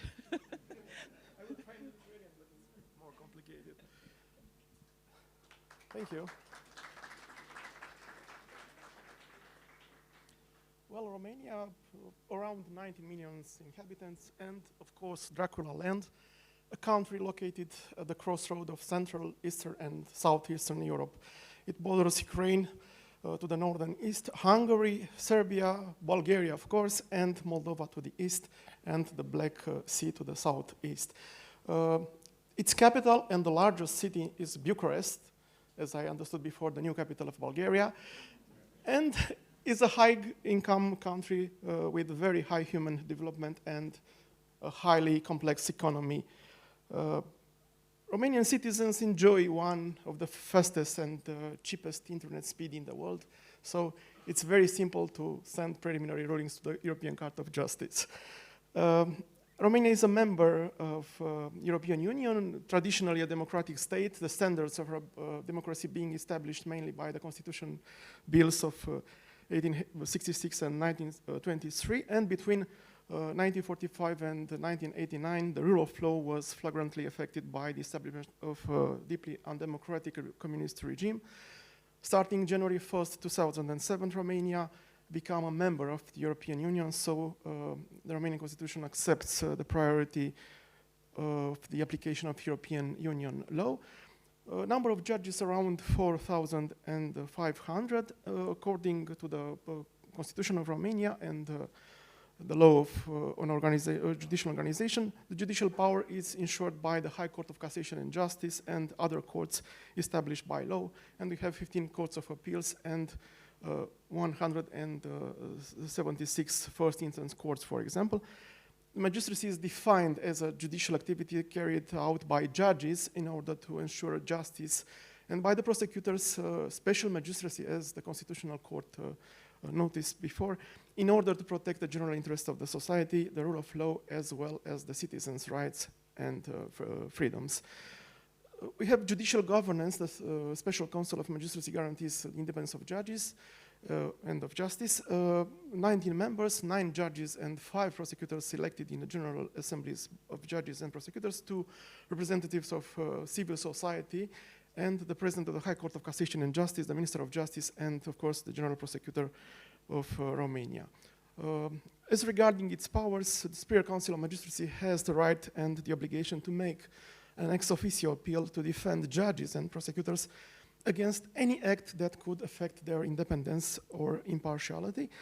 And through its sections, the Superior Council of Magistracy fulfills the role of court in the field of disciplinary liability of judges and prosecutors, as well as for assistant magistrates of the High Court of Cassation and Justice. How do you become a judge? It's very complicated because it's an admission to the National Institute of Magistracy. It's carried out by competition on the basis of professional competence, of skill and good repute, and 20 candidates on a place, so it's very, very complicated to become a judge. You will pass some eliminatory written test, some psychological test and interview.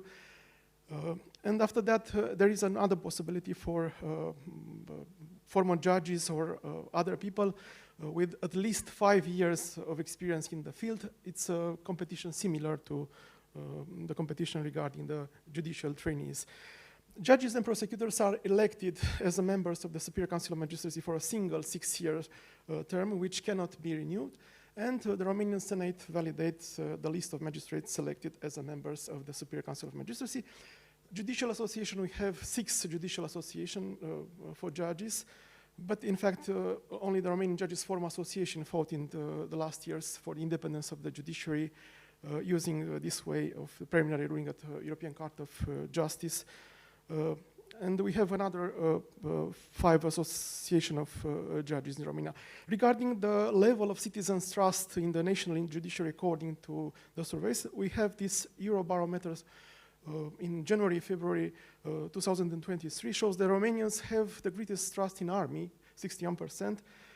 It was this context of Russia's aggressions against Ukraine on the border, but the top of Romanians' trust continues with the medical system, 52%, the European Union, 52%, justice system, 50%, and the police and NATO. But another survey, Independence Romanian Civic Barometer, 74% believe that the judges and prosecutors and the Romanian justice system are no longer doing their duty. Only 8% of respondents still have total confidence in the judiciary according to this independent Romanian Civic Barometer. The most important success in building an independent judiciary since 1999, changing the mentality of judges was the most important success after 1999, because their selection through meritocratic exams and training at the National Institute of Magistracy changed the mentality, and changing the mentality leads to independence of the judiciary. The laws of 2004 and 2005 created the necessary framework for meritocracy and encouraged the fight against corruption, threatening the National Anti-Corruption Directorate. What are the most important failures? The direct involvement of politicians in judiciary, and we have two examples. The first one is European Court of Human Rights. Laura Codruța-Kövesi was discharged from her office of Chief Prosecutor of the National Anti-Corruption Directorate as a result of a decision of Constitutional Court, and as long as a Chief Prosecutor may be discharged to the discretion of a politician, even he is a Minister of Justice, we cannot no longer talk about independence and excessive political influence being created in this case. And the Constitutional Court, it was not a possibility for Laura Codruța-Kövesi to challenge the decision in front of an ordinary court. And another one is the judgment of May 11, 2023. The Court of Justice of the European Union found the concrete practice followed by the Chief Inspector of the Judicial Inspectorate in the exercise of his prerogatives, which explicit reference to the examples mentioned by the European Commissions, which may show that the powers of the Judicial Inspectorate were used on several occasions for the purpose of political scrutiny of judicial activity, some of which were also included in the Commission's report. And these examples include the disciplinary procedures with the proposal of preventive suspension from office until the completion of the disciplinary investigation against judges from the Association of Judges and prosecutors who rejected the backwards changes from the 2017-2019 period and submitted requests for preliminary ruling to the Court of Justice of the European Union. Judges excluded from magistracy by the Superior Council of Magistracy, for example, Cristi Danilets 3 times, Daniela Panioglu 5 times, Angelina Guluțanu 4 times, win at the High Court of Cassation and Justice, and no one is responsible for the stress inflicted on those wrongly investigated. On the contrary, all inspectors are kept in office and promoted, and the Superior Council of Magistracy has no reaction even when the Court of Justice of the European Union confirms the political control of judicial activity in Romania carried out through the Judicial Inspectorate. We have new laws in Romania since 2022. We have a problem with the President of the Courts of Appeal because they have large powers. For example, the President of the Court of Appeal present in the effective promotion procedures, along with the President in the Committee for the Periodic Professional Evaluation of Judges, and creates a kind of pyramid system which for us is unacceptable. Example of systemic stress and pressure on both the judiciary and individual judges, we have this on 9 June 2018, the government parties organized a large-scale rally against judges and prosecutors in Bucharest. Around 200,000 participants, and the messages targeted justice. Judges presented as corrupt, Stalinist, secular, tortured, culminating in the absolutely unacceptable name of rats, all judges and prosecutors. How the judiciary responds to this listed above systemic threats and pressures: public protest on the steps of the courts by means of public memos and letters. A memo was signed in 2017 by 4,000 judges and prosecutors. Daily dialogue with the relevant international bodies like European Commission, European Parliament, Venice Commission, Greco, Consultative Council of European Judges or Prosecutors. Requests for preliminary ruling referred to the Court of Justice of the European Union, together with some internal proceedings. And in the case of Romanian judges, all these forms have been gradually followed.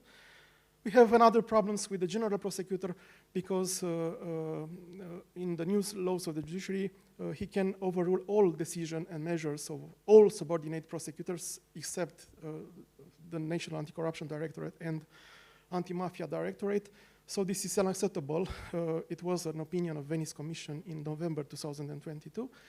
And it's a problem regarding the certain forms of judicial self-government, because they create a system of dependent judges within an independent judiciary, and the self-independence of the judiciary can lead to the misuse of disciplinary procedures and others accountability mechanisms, to the distortion of merit-based selection system for justice.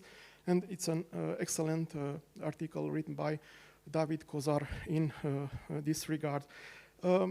Trust in the judiciary is linked to the eradication of corruption in the judiciary, and it is also related to the meritocratic career, to the promotion of the most professional judges, in addition, due to the lack of any ties with political power. And what are the potential and real judges' allies in Romania? I think the Court of Justice of the European Union was the traditional ally of Romanian judges, and probably the only real one. And Professor Safian will analyze the case law of the court regarding the rule of law later. And the European Commission, often inexplicably ignoring its role offered by the founding treaties, has shown a lack of serious involvement in counterancting the negative effects of the change made by the laws of the judiciary in Romania in the recent years. For example, in 2017-2018, they created a special section just to prosecute judges and criminal prosecute judges and prosecutors. This was unique in the European Union. And they introduced some harmful amendments regarding the material liability of judges and prosecutors. After the judgment of European Court of Justice, a part of their counter-reform was reversed. And for example, in the case of disciplinary of the material liability of judges, the new law in Romania is in line with the European Court of Justice judgment. Although there was a cooperation and verification mechanism established by the European Commission, which received real value and was binding nature, was recognized by the Court of Justice of the European Union. The European Commission had generally anemic reactions by publishing the CVM reports. And unfortunately, the Romanian judges were forced to do what the European Commission refused, and this wave of refers to the Court of Justice, the European Union, represent exclusively the fault of few judges, and they were constantly harassed by the Judicial Inspectorate, their resistance being the only serious form for preserving the rule of law in Romania. And this specificity of Commission represents a dangerous step, because step-by-step model of destroying the independence of the judicial system can become a source of inspiration for all other EU member states. And some pictures in December 2017 in Bucharest on the steps of the Court of Appeal, and in May 2018, a colleague from Poland with us in February 2019, Dariusz Mazur. And in Brussels, in April 2019, 33 Romanian judges and prosecutors protesting for the independence of the judiciary. And finally, some optimistic approach, we must imagine Sisyphus happy. Thank you.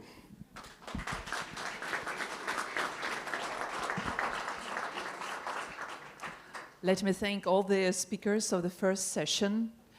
I already see we have one question, but a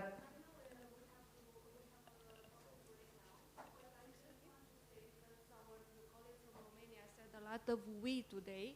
In this room, we are 9 judges from Romania who we didn't support our colleague presentation. And after the break, we can speak a little bit about our position. Yes? Thank you very much. thank you. Let's have all these topics during the discussions. And right now, I am directing everybody to a coffee break. And please come back sharply at 11:15. Thank you for being on time. And guys, what a session ahead of us.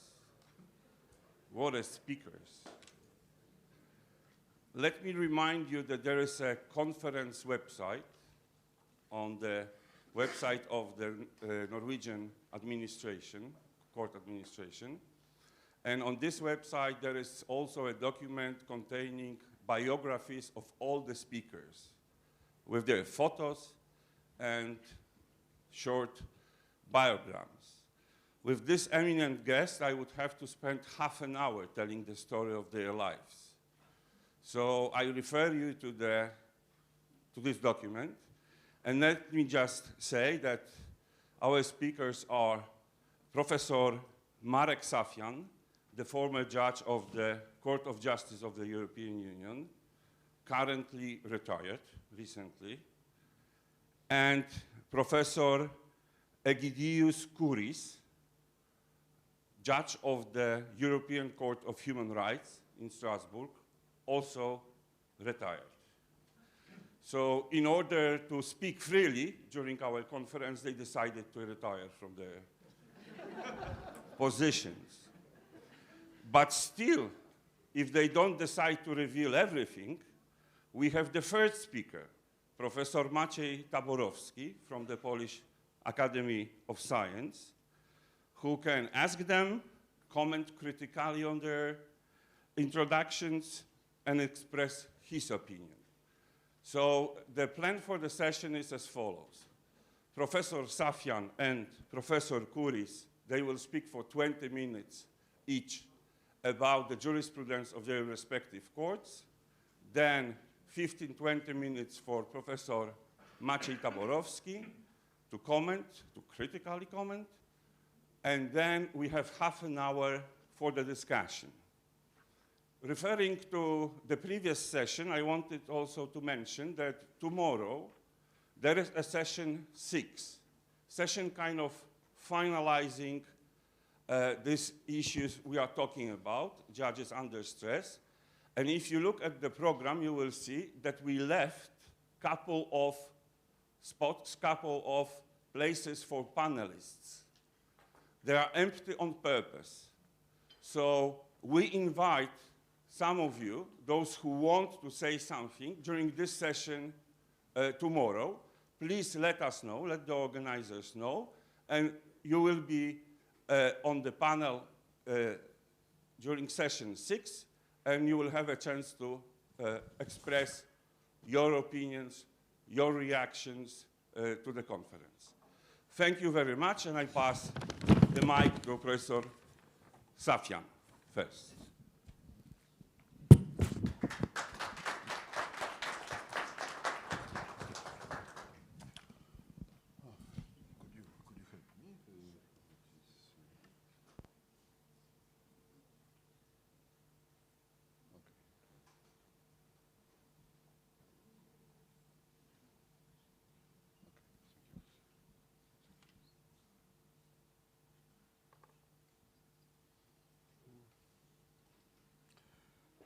Thank you very much for invitation. I am very happy to be here, and I think that such kind of debate about judiciary system and independence of judges belongs to the most important topic in European Union, is especially important for Central Eastern part of European country, but not only.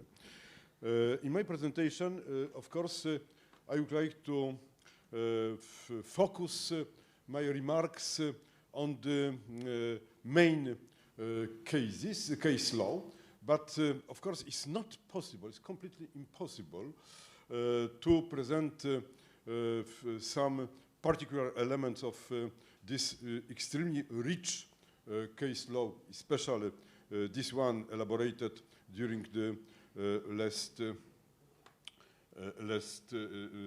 8 years. I would like to start with some assumption concerning the nature of the rule of law crisis in the European Union. I would like to say especially that it was extraordinary shock to the functioning of the entire European Union.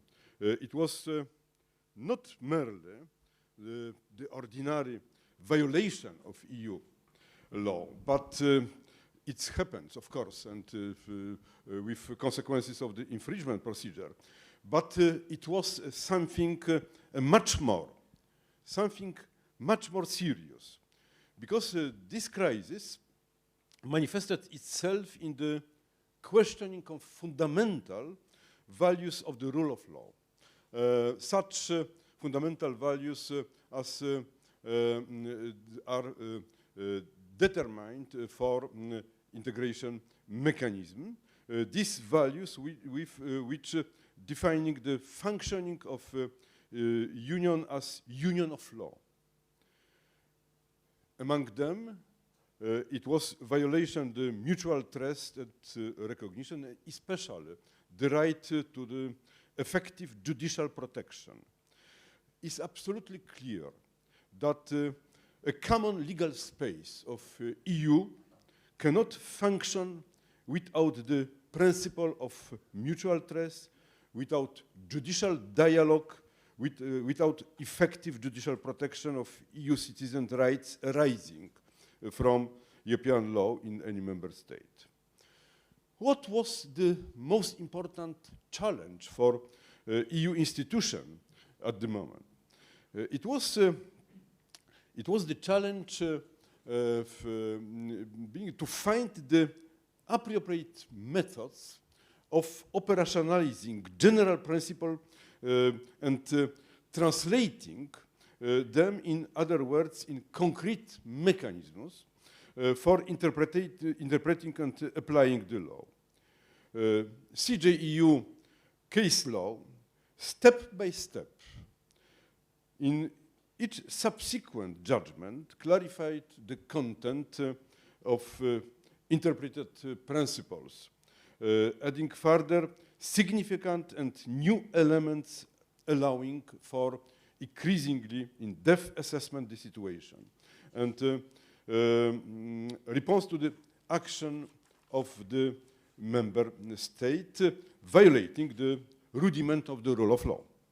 At the center of this case law was, of course, the issue of protecting the independence and impartiality of courts. In my first part of the presentation, I would like to focus on four elements, four typical line of case law which are determined decisive for the future development of the protection mechanisms in EU law. It is very, very short. After that, also the second part, I would like to try presented some messages emerged from experience of, especially the Polish experience related to this matter, the protection of the battle about the rule of law in one of member state. The first message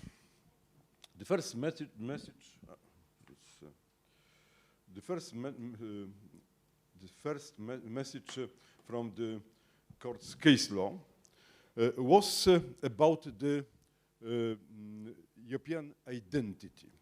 This is very important because for the first time in this famous conditionality mechanisms judgment 1922 or 16 February 2022, the conditionality mechanism for the first time in the history of case law said so clearly, so directly, that European Union legal order constitute autonomous legal order.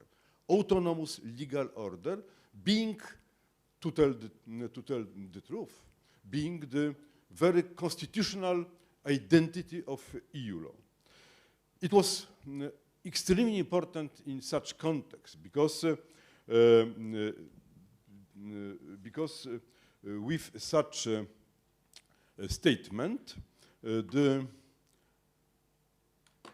statement clearly confirmed, for instance, in paragraph 145 in this conditionality judgment. It was conditionality judgment related to two cases, joint cases, Poland versus Parliament and Council and Hungary versus Parliament and Council.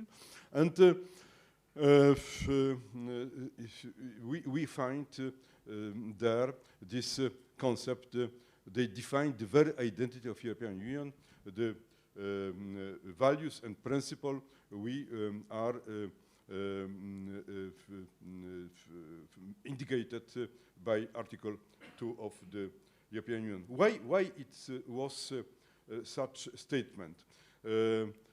Especially because a lot of member states of European Union try to oppose against European identity, against the concept of the rule of law presented by the case law, their own national constitutional identity. And with such a statement of conditionality mechanism judgment, the conclusion was that it's not acceptable, it's not possible to oppose our constitutional identity to the identity of the European Union. It was an important message because of the jurisprudence of some constitutional court, for instance, the Polish Constitutional Court, which opposed our concept of the rule of law, especially in decision 2021 by statement that such articles, basic article of the EU law, Article 2 of Treaty of European Union and Article 19 are not conform to the Polish Constitution and cannot be applied by the constitutional jurisprudence. Application of such approach is also very clear in the case concerning the Romanian constitutional Romanian context and related to the decision given by Romanian Constitutional Court, which contested decision of ECJ related the assessment of disciplinary rules adopted by the Romanian Parliament, disciplinary rules which were extremely serious and drastic, one can say, from the point of view the independence and where even the real threaten, real risk for the independence of system. And in this decision, ECJ stressed clearly that on the ground of the constitutional identity, constitutional interpretation is not contested, denied the message stemming from Article 2 of the European Treaty. The second message, important second message, the court case law, related to Article 19. It is also crucial for the future because in famous decision, Association of Portuguese Judges, ECJ deduced all necessary element which should be fulfilled by each national court. It is interesting because such statement, such message was based on the Article 19.2, one can say the competence rules of the treaty, but the court clearly said that Article 19 is the disposition of the treaty which could be directly applied. It was a revolution. Directly apply Article 19 with such message, what is the European Court? What is European judge? What are the requirements applied toward to the European judges? We should stress also that in this judgment, the Court of Justice stressed that it is not necessary, it's not need the connection point in the sense which is applied on the base Article 51(1) of the Charter, and that application is direct without need to find the specific another specific European rules. We can observe that in Association of Portuguese Judges, the court accepted its competence, even if such procedure concerning the problem of the reduction of salary of national judges, and the problem being element of the competences of the national legal system. This statement of Judgment Association Portuguese Judges was extremely important also as the fundament for answer to some governments, some national governments, which contested very often the competences of European Court of Justice on the argumentation that all elements concerning the organization, internal organization of the system of justice, the system of appointment, the structure of instances, everything being such matter belongs exclusively to the national legal system competences. But in such approach presented by the ECJ, in this case, one can say, of course, it is the matters of the procedural autonomy of each country, of each member state, but with important reservation, important condition. We should always respect to guarantee independence of judges, their impartiality, and protected there against the political pressure. The third message was about the so-called systemic crisis. I'm convinced that it is extremely essential methodology for the future also, because in this area, court said clearly that methodology should be based on the systemic crisis through the holistic analysis.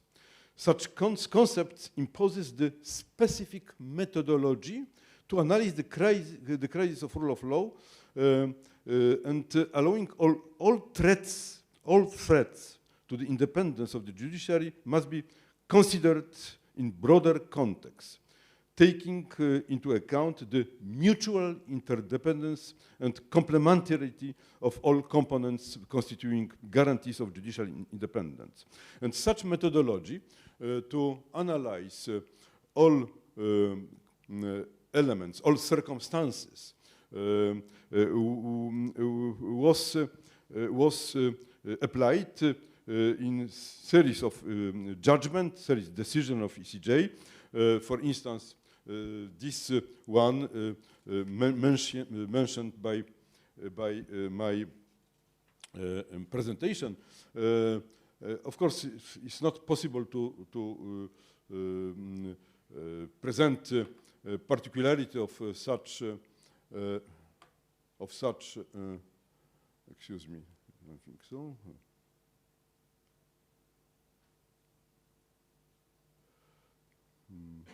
Why is, okay. All judgment, but perhaps typical judgment from the point of view, from this point of view, is the judgment related the disciplinary procedure against judges, in which Court of Justice analyze all elements of this disciplinary procedure, not only the fact that appointment of judges for disciplinary chamber of Supreme Court are not transparent and legal, but also another elements such, for instance, full subordination of disciplinary spokesperson to the minister, criteria for liability allowing disciplinary sanction because of the content of judgment, broadly defined ministerial prerogative to interfere in the course of proceeding.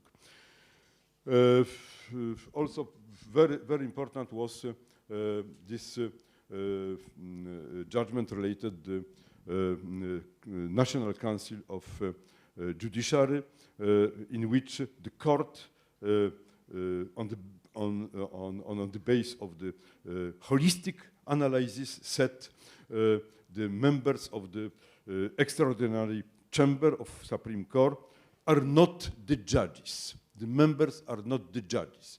It's not the court. It was very recent decision based in also very well known judgment of European Court of Human Rights, Dolińska, Fice-Kozimek. One can say that the ECJ follow a lot of elements of this message from such. Unfortunately, one is problem. Okay.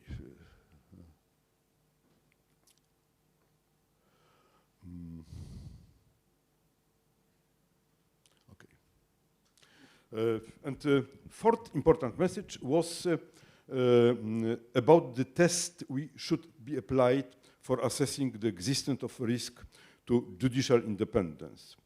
The adopted criterion is assessment by external observer. In other words, the belief of the external public opinion is decisive about the risk for independence of judges.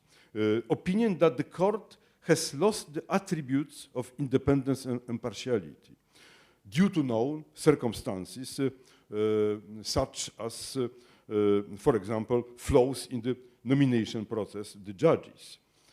But at the same time, we should stress that the court in this case, Simpson, stressed clearly the mere existence of formal defect of irregularity doesn't automatically indicate the loss of judicial independence. It is worth emphasizing that this is an interpretation different from the position of the European Court of Human Rights, indicated especially by this famous judgment, Astrason versus Ireland. And now, short messages related from these lessons. Firstly, I should stress that European institution, and primarily the European Commission, must be vigilant and cannot shy away the problem to the threat to the rule of law in one of the member states. Waiting for elements, for all elements of rule of law, the formation to reveal themselves is a bad strategy. This bad strategy, unfortunately, is applied this position is applied by the European Commission in the case of the Polish Constitutional Court. European Commission waited 8 years with direct request in this matter. Now the procedure is before the European Court of Justice, but it is 8 years later. And for this reason, we should say, first of all, do not delay. In the case, why? Because in the case of the rule of law crisis, there is no room for compromises and procrastination. A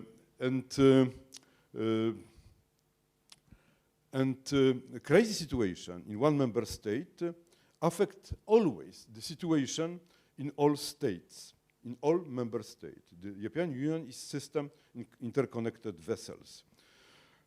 Secondly, in crisis situation, there is a need for openness, a functional and activist interpretation of law.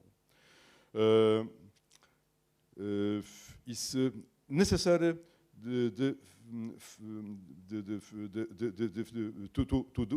do references to the fundamental EU principle and values, and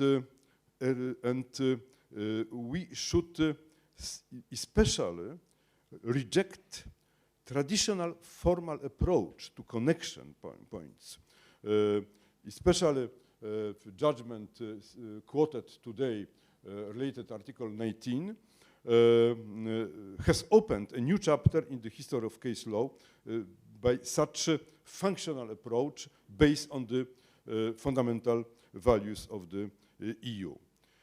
Third message, civis Europaea sum. It means that there is a criteria, necessary quantum of EU citizen rights. And this quantum of EU citizen right should always be guaranteed, even in the event of systemic crisis. The primary concerns the right to the fair trial, which is called just umbrella principle. In situation where the rights is threatened, citizen must always have opportunity to appeal to EU law, including possibility to direct application of Article 2 of Treaty of European Union. Of course, it's my personal opinion. I don't represent the opinion of European Court of Justice in this matter. The problem is debated, strongly debated among the judges also. Fourth essential factor for effective defense the rule of law is development of the active judicial dialogue. And for this reason, we should stress, do not be indifferent. The Polish experience confirms this thesis. The final return to the rule of law was decided by determination, courageous judges, skillfully using the preliminary ruling instrument through precise identification of the legal issue, demonstration of the context of the case, but their heroism, their determination to protect their independence position. Fifthly, judicial dialogue becomes essential factor through wise, effective implementation of European jurisprudence. The obligation to implement judgment is addressed to all authorities, but it is primarily up to the judges to apply the established interpretation of EU in national decision. And this is how Polish judges acted, guided by ECJ judgment. Characteristic example is refusal of many judges to participate in adjudicating panels where non-judges sit. Sixthly, respecting common EU principle doesn't not standardize judicial system in member state. However, reform of the system can never lead to lowering of the rule of law standard existing in given country at the time of accession to the EU. It's good, interesting reference to the case Republica, judgment 2021. Even if judicial reforms which change the existing judicial system are not enough sufficiently perfect, it would be accepted with reserve that they constitute the progress comparable with the situation existing before. But finally, I can be said that almost everything depends primarily on the attitude of judges, on their creativity, courage, and perfect understanding what independent court means. I'm convinced that only through this rational, wise interpretation, application of law, we can maintain the concept of the rule of law. And the best, even constitutional guarantee, the legal guarantee are not sufficient without support of civil society, without the awareness of our citizen, which understand perfectly what is the rule of law and liberal democracy. Thank you for your attention.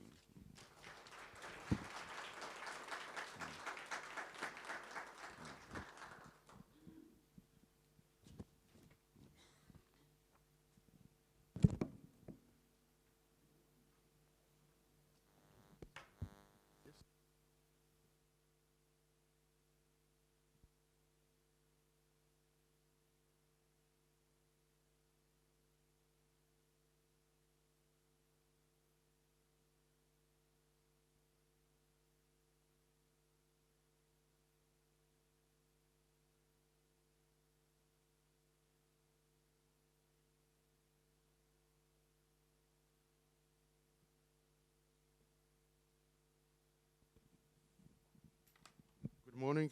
It's still morning. It's before noon here. So, dear Chairman, distinguished judges, dear participants of the conference, ladies and gentlemen, I thank the organizers for inviting me to this conference on the very acute topic of judicial independence. And this is really the first event in which I take part in my new capacity of a former judge of the European Court of Human Rights. Last Monday was my last day as a judge, so now I'm really a free person. But if you want to see how looks a judge under stress, so this is how one looks, because the real stress is moving after more than 10 years of professional immigration in Strasbourg to Lithuania. So you may believe that my apartment now looks as it was before the creation of the world, when I cannot find a single thing which I need. Luckily, I found my tie today. So I will thank you for your understanding that I will not be able to take part in all parts of this conference because I have to supervise over the delivery and all these things related to the moving. But I will have to speak about what I was asked to speak about, and that's the topic of judicial independence in the case law of the Strasbourg Court.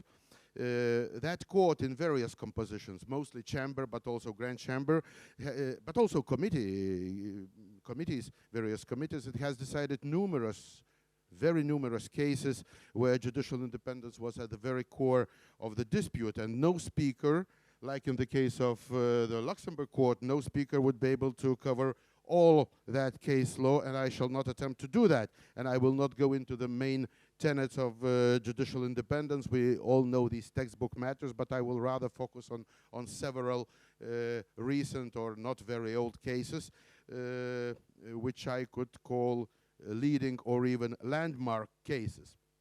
And those cases relate to judicial tenure, sometimes termination of judicial tenure, and especially in the context of large-scale reforms of the judiciary that have taken place and still are taking place in a number of countries of states, member states of the Council of Europe, such as, for example, Poland or Turkey. I still have to get used to this new pronunciation of the term of the name of the country, Armenia, Ukraine, and Iceland, which was already mentioned by the previous speaker. And also some of these cases relate to some disciplinary sanctions against the judges. There are two main countries, I would say there are two countries which I could call the main job givers for the Strasbourg court in this field. One is Poland, another is Turkey, and Ukraine tries to catch up. And many of these cases relate to violations, or sometimes no violations, of Article 6, paragraph 1, which you know that enshrines a right to fair public hearing by an independent and impartial tribunal established by law. So the first case which I would like to comment is Baka versus Hungary, the case of 2016.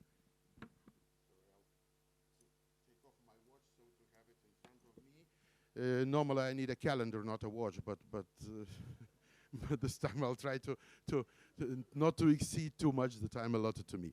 So, Baka versus Hungary. The applicant was a former judge of the Strasbourg court. He served as a judge there for 17 years, if I remember correctly. And then, after that, he was elected. In Hungary, it's elections. In Lithuania, it's appointment. He was elected president of the Supreme Court of Hungary, and he's for a 6-year term. And he was also ex officio the president of the National Council of Justice.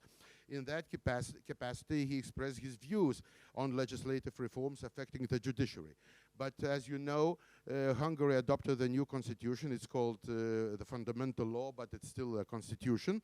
And that new constitution provided that the legal successor to the Supreme Court would be an institution which is still a Supreme Court, but with a different title, which is called Curia.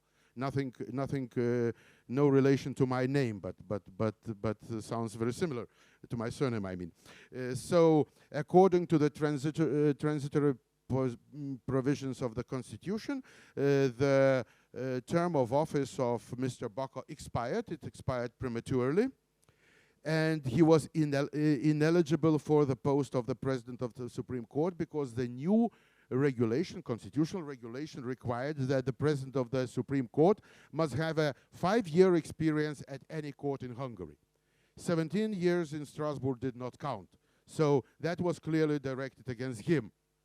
So the court held, the Strasbourg court held, that the applicant's mandate and as the President of Supreme Court had to expire, had to last for 6 years unless terminated following mutual agreement, resignation, or dismissal. But there was none of these conditions was satisfied.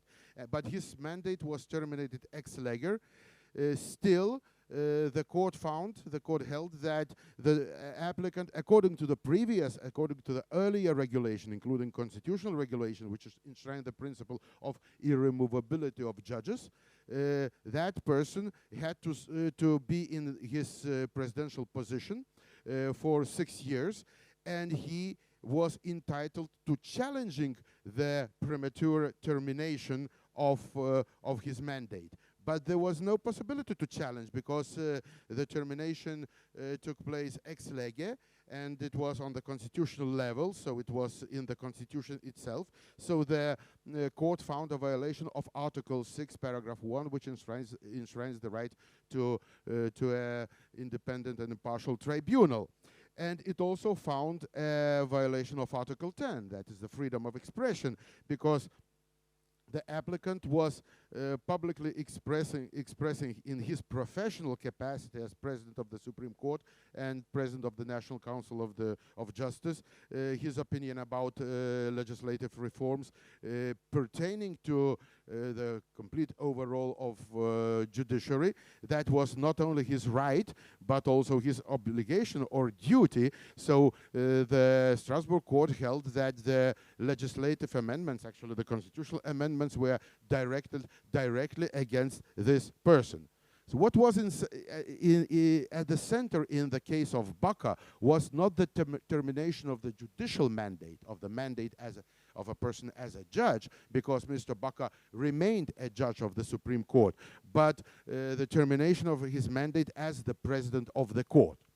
Then there was another case, a very similar case in this respect, an important case from 2018 called Denisov versus Ukraine.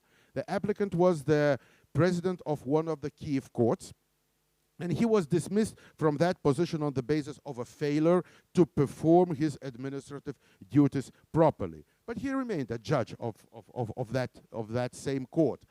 And the court, the Strasbourg court, found a violation of Article 6, Paragraph 1 on 2 accounts. And I have to go into some detail here. The first account was that the High Council of Justice was not sufficiently independent, because the proceedings before it lacked the guarantees of independence and impartiality in view of the structural deficiencies and the appearance of personal bias. No one said that there was personal bias, but the appearance was there. And why?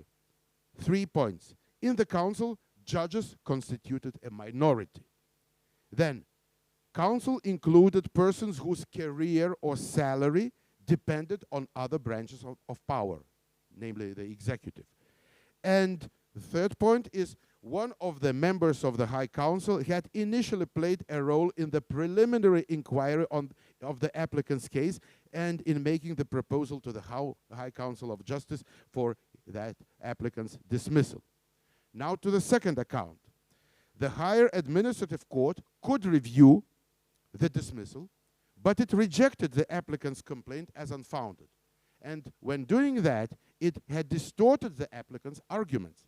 Applicant wrote one argument, and the higher administrative court somehow distorted these arguments. But it was also important that its judges, the judges of the higher administrative court, were under the disciplinary jurisdiction of the High Council of Judges. So the lack of circumstances, this circumstance was not in itself a reason to put in doubt their independence and impartiality, but there were grounds to question that impartiality. Because the structure and functioning of the disciplinary body raised really serious issues, in particular that the High Council of Justice was an authority with extensive powers with respect to the careers of judges of the higher administrative court. So those two cases, Baca and Denisov, confirmed the court's principal stance, which was expressed also in several other cases. First point is that not only a judge, but a holder of an administrative judicial function must have the possibility to challenge his or her dismissal from that position in court. Then that court to which that person applies must be independent, subjectively and objectively.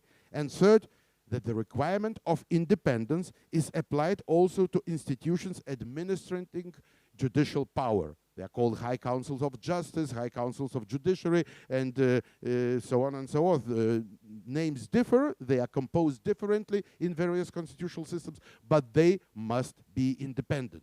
They must be independent. Another important issue in Denisov was that it somehow streamlined or more nuanced or fine-tuned the court's case law on Article 8. Look at the earlier cases before Denisov. A judge dismissed from a judicial administrative function usually was complaining under Article 8. Sometimes even judges were not complaining under Article 8. That's protection of private life.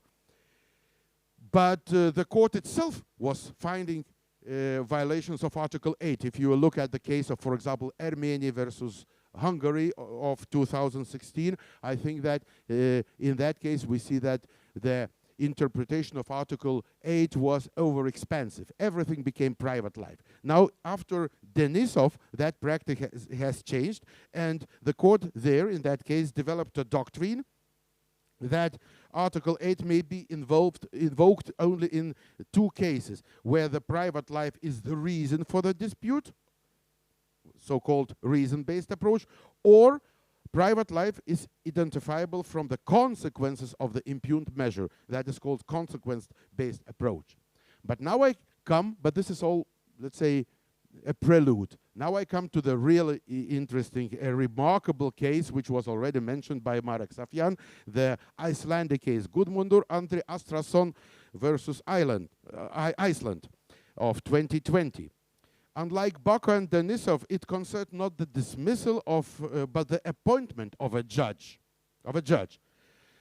There was a serious, large-scale reform of the judiciary in Iceland.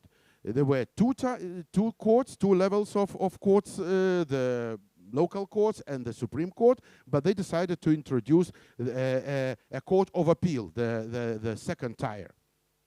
And the judges of the Court of Appeal had to be appointed in the Icelandic system by the Minister of Justice upon the proposal by an evaluation committee.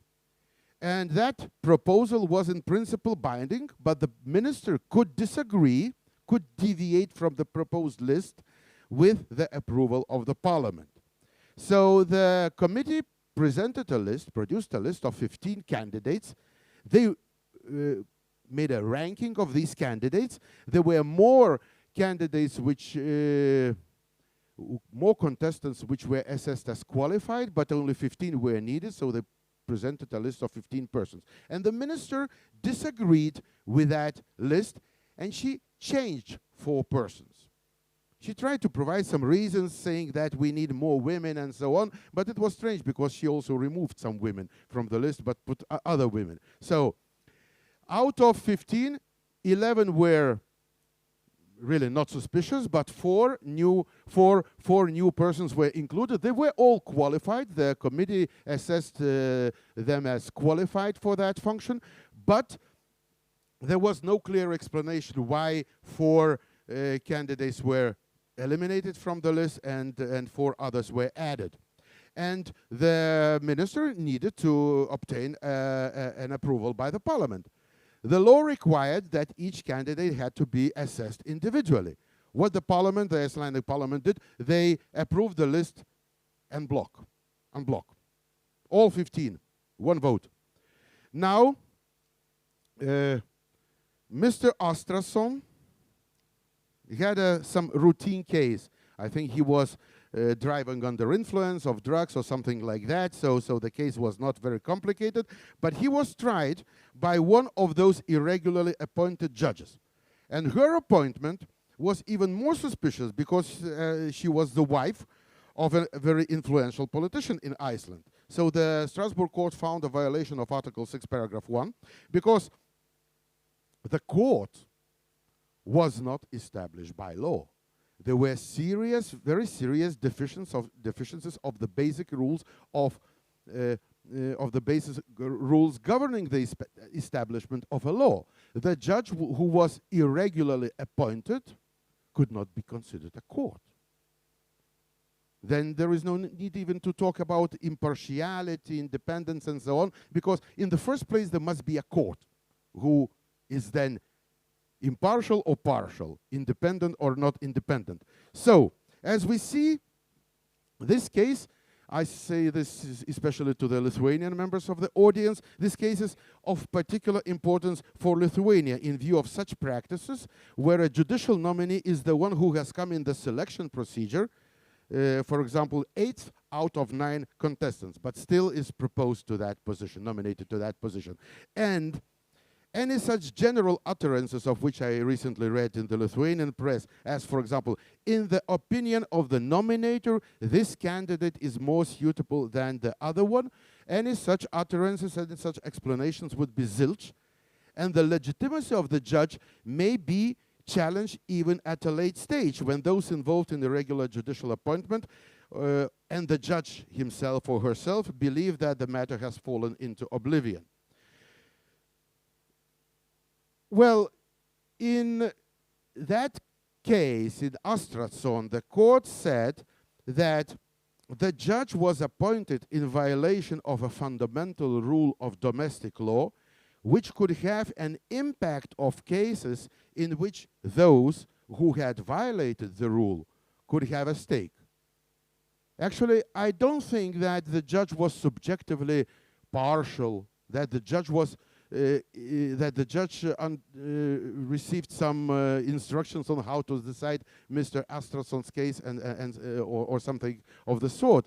The important thing was that she was not appointed regularly. She was not appointed according to domestic laws.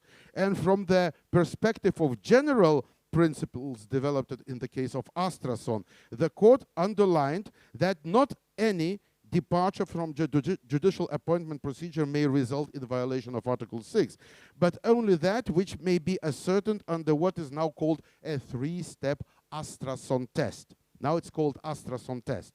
First, the breach of the rules is manifest. But if it is not, then there are two other steps that have to be assessed or evaluated. Second step, that it is important or it is necessary to examine whether the measure in question wholly disregards the fundamental rules of the appointment procedure. And the third step is it must be examined whether there has been a review conducted by domestic courts. If domestic courts have established a breach of domestic rules during the appointment procedure and have assessed its legal effects in the light of the law of the convention, then the Strasbourg court normally will not substitute its own assessment of theirs. In this case, there was a review by the court. The Supreme Court of Iceland reviewed the appointment procedure and found that it was deficient. But in the end, they dismissed the case, stating, perhaps correctly under Icelandic law, that no court in Iceland, including the Supreme Court, had a right to say which judge had to be appointed and which person could not be appointed. It was not within the competence of the courts. So there was a review, but that review was not really effective. Astrason is also remarkable in one other respect. The applicant's case had to be reopened. I don't know the outcome of the reopening. I believe that it had to be reopened because there was a judgment of the Strasbourg court.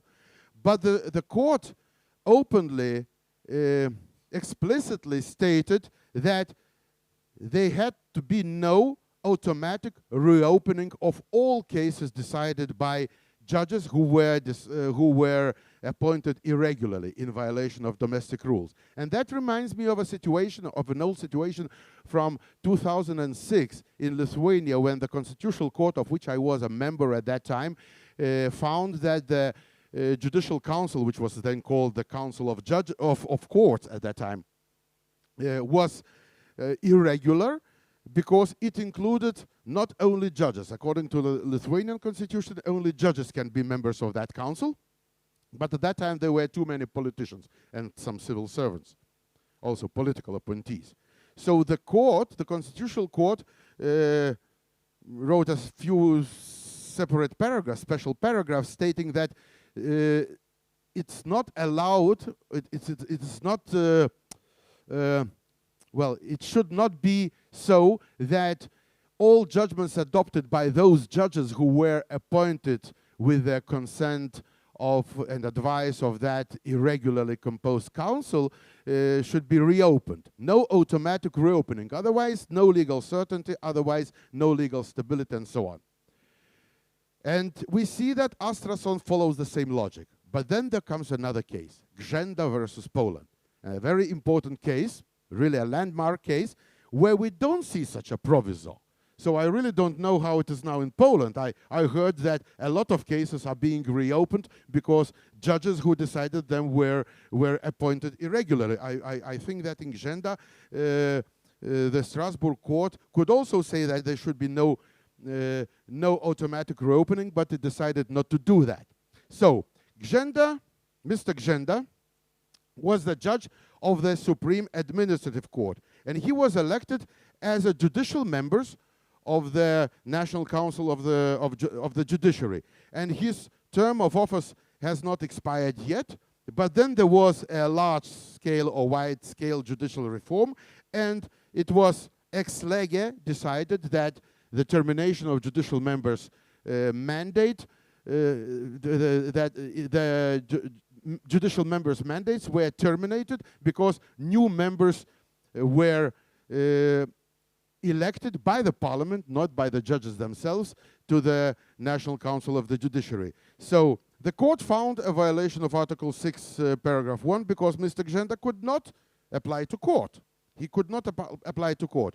And when deciding that case, the Strasbourg court had already a number of Polish cases, chamber cases, various chamber cases. Marek Safian mentioned Dolinska, Ficek, and there was Ozimek, and Rečkovic, and Broda, and Bojara, and especially the landmark case of Kseroflor w Polsce, with a, that's a longer ending, but I will not pronounce it. So in all these cases, the court stated, the chamber stated, that there were great irregularities, great departures from the principles of the rule of law when implementing the judicial reform, the reform of the judiciary in Poland.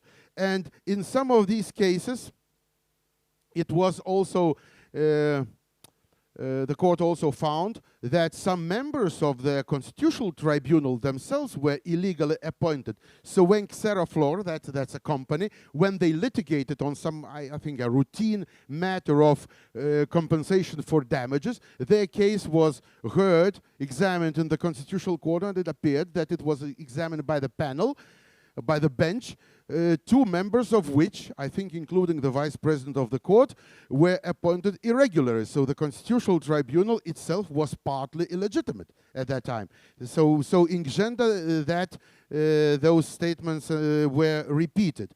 And for me, because I was sitting in that case in the Grand Chamber, for me, what was really shocking was was the position of the Constitutional Tribunal, of the new composition of the Constitutional Tribunal of Poland, adopted or taken in a case in 2017. The government relied on the new doctrine or the new interpretation by the Constitutional Tribunal that this reform was legal, that those judges who were judicial members of the council, their mandate could be legally terminated according to the constitution, but that was in 2017. But there was a Constitutional Tribunal's ruling of 2007 where the interpretation was the opposite. And what really shocked me, now I share my personal impression, is that in 2017, the new composition of the Constitutional Tribunal, they simply wrote a paragraph saying that, yes, it's true. Of course, I make it more concise. There were more sentences and words in that. But the point was that it is true that in 2007, the Constitutional Tribunal interpreted the provisions of the Constitution in such a manner. We now disagree. Well, I believe that this kind of reasoning leads to nowhere. And I must say that when recently I read the United States Supreme Court's judgment in the case called Dobbs versus Jackson's Women's Health Organization, you know, the one which overruled Roe versus Wade, of a judgment of 49 years old, I had this impression of déjà vu, or I would rather say déjà lu, because what Judge Samuel Alito wrote in that very lengthy judgment, he wrote that 50 years ago, actually 49 years ago, the then composition of the Supreme Court of the United States erred. So we disagree, and now we have a new doctrine, a new interpretation. Basically, that's what happened in Poland in 2017. Only the judgment with which they disagreed was not 50 years old, but 10 years old, but still a well-established judgment. So such reasoning leads to nowhere. But why Grzenda is also important? It fine-tuned the so-called Vilho-Eskelinen test. Vilho-Eskelinen is a test, a 2-step test, where in order to see whether a convention is not violated by the fact that a person, a judge, or a civil servant, if we take a broader picture, is not entitled to challenge his dismissal in court or other measures taken against him in court, First of all, it must be ascertained whether there is an exclusion in the legislation of that person's right to address the court.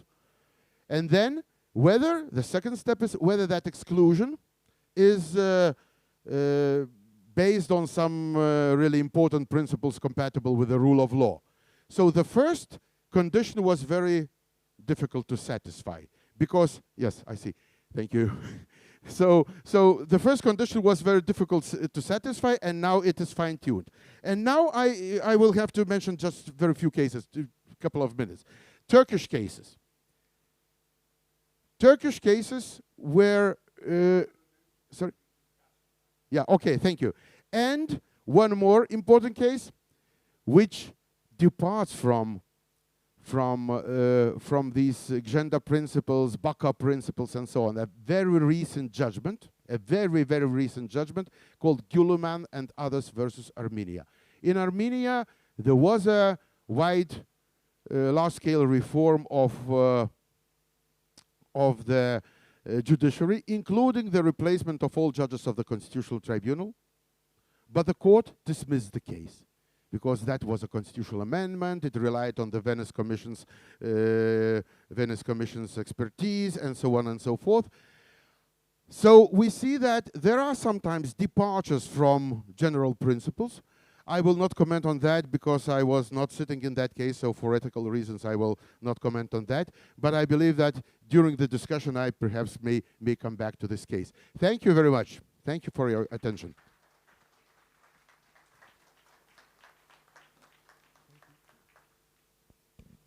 Thank you very much for the presentations. We actually have 20 minutes left, so I will shorten my presentation, and perhaps we can go or mix it with the discussion already. That will be, I think, the better position.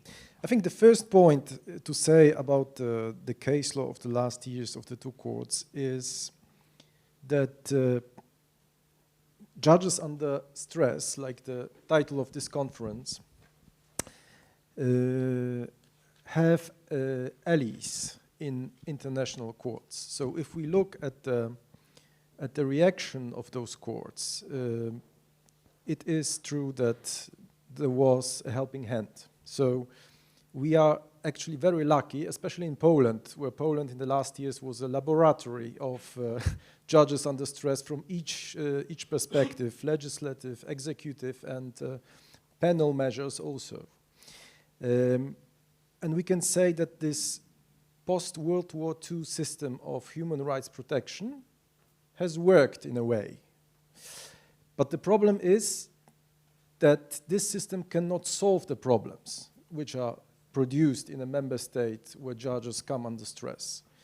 It can slow down the process, can build obstacles, it can take longer, but still it cannot solve the problems. The problems can be solved during the elections, actually, with the change of government. That is my experience from the last years. And of course, it is also an experience from the scientific perspective, because I participated scientifically and practically as a deputy ombudsman with Adam Bodnar in all those cases actually mentioned also by the two judges. And it was fascinating that during like 6 years you can build a whole new division of law, especially as far as EU law is concerned, and that you can in the end strengthen the legal system of the European Union, for example, by building a European identity on those cases where judges came under stress, with the rule of law and the independence of courts as a central point of this identity, this European identity. And what I can say, the second element which is needed when judges are under stress are the heroes, also mentioned here during the presentations. The brave lawyers especially, because you need first a case, so you have to have a Baka, you have to have an AK, you have a Judge Jurek, Judge Justitian, Judge Tuleya, in order to have a good case. Then you have to have the lawyers who bring the case either after the proceedings to the Strasbourg court or during the proceedings through a preliminary reference to the Court of Justice. And then you have to have the judge, especially in EU law, in the EU law legal system, where the judge decides about asking this preliminary reference to the Court of Justice. And this was also not easy in Poland during the last 8 years, because judges who applied EU law or the standards of the European Convention of Human Rights were intimidated by the government. There was a huge chilling effect. So they were suspended in their work, they got disciplinary proceedings, even penal proceedings, even extremely cases, but even for asking a preliminary reference to the Court of Justice on the matters concerning EU law and independence of judges. So it is also very important that many judges and many lawyers are courageous in such a situation and do not hide or look away from the problem. And then I think that it is those two systems of Strasbourg and Luxembourg are in great compatibility, but there are also differences, also mentioned here already. I have some questions about it. We'll go into discussion with this. But I think the stronger tools lie in the European Union legal system, because we have the primacy principle, we have, as Judge Safian mentioned, the direct effect of different provisions of EU law, especially of Article 19 of the treaty, and the principle of effective judicial protection, which is enshrined in Article 19 of the treaty, in Article 47 of the Charter, and at the same time in Article 6 of the European Convention of Human Rights. And in EU law, this is a self-standing legal basis to take decisions for a court. So you can derive rights and obligations from this very provision, and you can apply all the tools like interpretation or the primacy principle also on the basis of this tool. And this is a very strong tool for the national judge to oppose a government who wants to destroy the independence of judges. Especially, we have also another tool which was actually explored in Poland only once. This is a tool resulting from the Unibet case, namely that a judge may suspend a national law if he asks a preliminary reference to the Court of Justice. He has the possibility, according to the principle of effective judicial protection, to suspend a national law. This is also a tool we can discuss during the discussion, but this is a very strong tool. In the Polish situation, used only once by the Supreme Court, in the situation where the retirement age of the Supreme Court judges was lowered, and there was a panel with a judge on it who was affected by this regulation, and they asked a preliminary reference and at the same time suspended this regulation for this very judge, so he could sit on the panel until an answer came. Because the answer didn't come back, because in the meantime the Commission initiated an infringement action and the Court of Justice suspended those provisions anyway on the basis of a temporary injunction on the Article 279 of the treaty. So the first thing is that EU law gives a lot of tools, strong tools to apply. The second thing is that in the last years, the case law of the Court of Justice showed that Article 19 of the treaty and this principle of effective judicial protection has a very broad scope of application.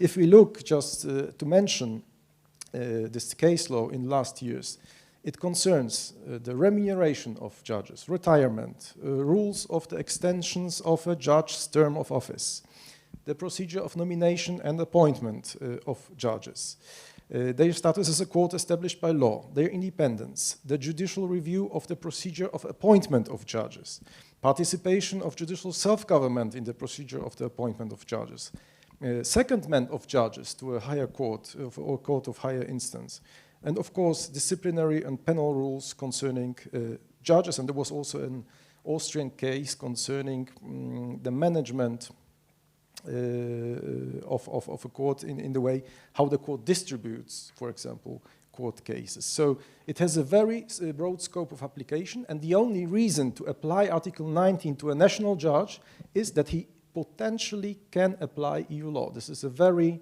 strong scope of application.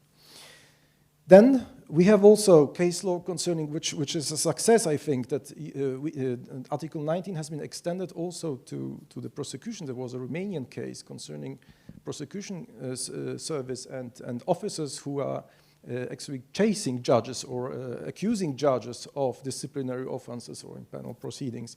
And here also the direction is that those persons should be in a kind of independent from other branches of government in order to exclude that the government can use, for example, the prosecution service in order to exert pressure on judges. This is a very also important development, not much developed in case law, but still already present there. And then, of course, this systemic appraisal of changes in a member state from the perspective of the Court of Justice especially is very important, because it gives the court the possibility to look at the real purposes of the legislator, of the government in performing certain actions. So we don't look like the Court of Justice does. We don't look on specific regulations and don't appraise them separately, but we look at the whole picture. So we can show what the real purpose is of, because if we have, for example, the National Council for Judiciary, a change that the judicial members of this council are elected by other judges and not by parliament, this is a case actually of internal constitutional law of Poland. But if we look at the same change, that before the change, judges elected those members, and then after the change, the parliament elects those members. And if we look at other changes, that we have a lowering of the retirement age in the Supreme Court, we have the exclusion or restriction of judicial review of the nomination process.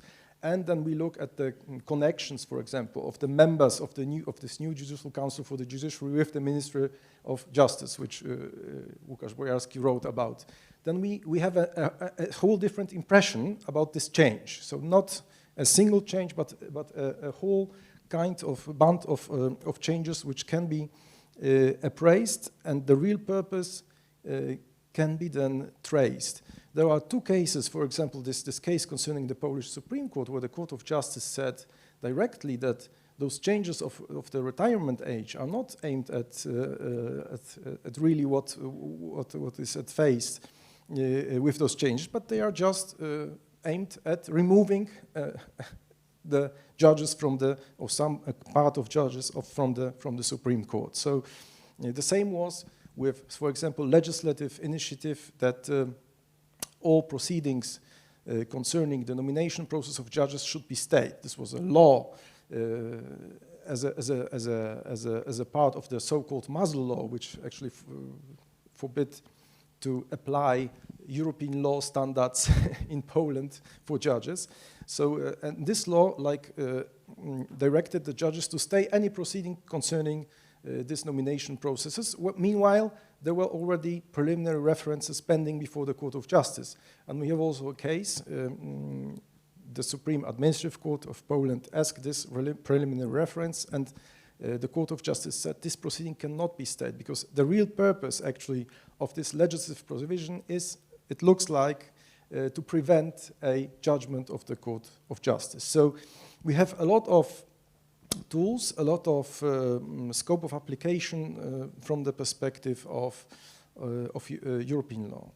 But then, and this is also a positive point, I think, that there is a kind of cooperation between the Court of Human Rights and the European Court of Justice. This can be seen in various options, but I think the strongest point is from last December. This is the case 718/21.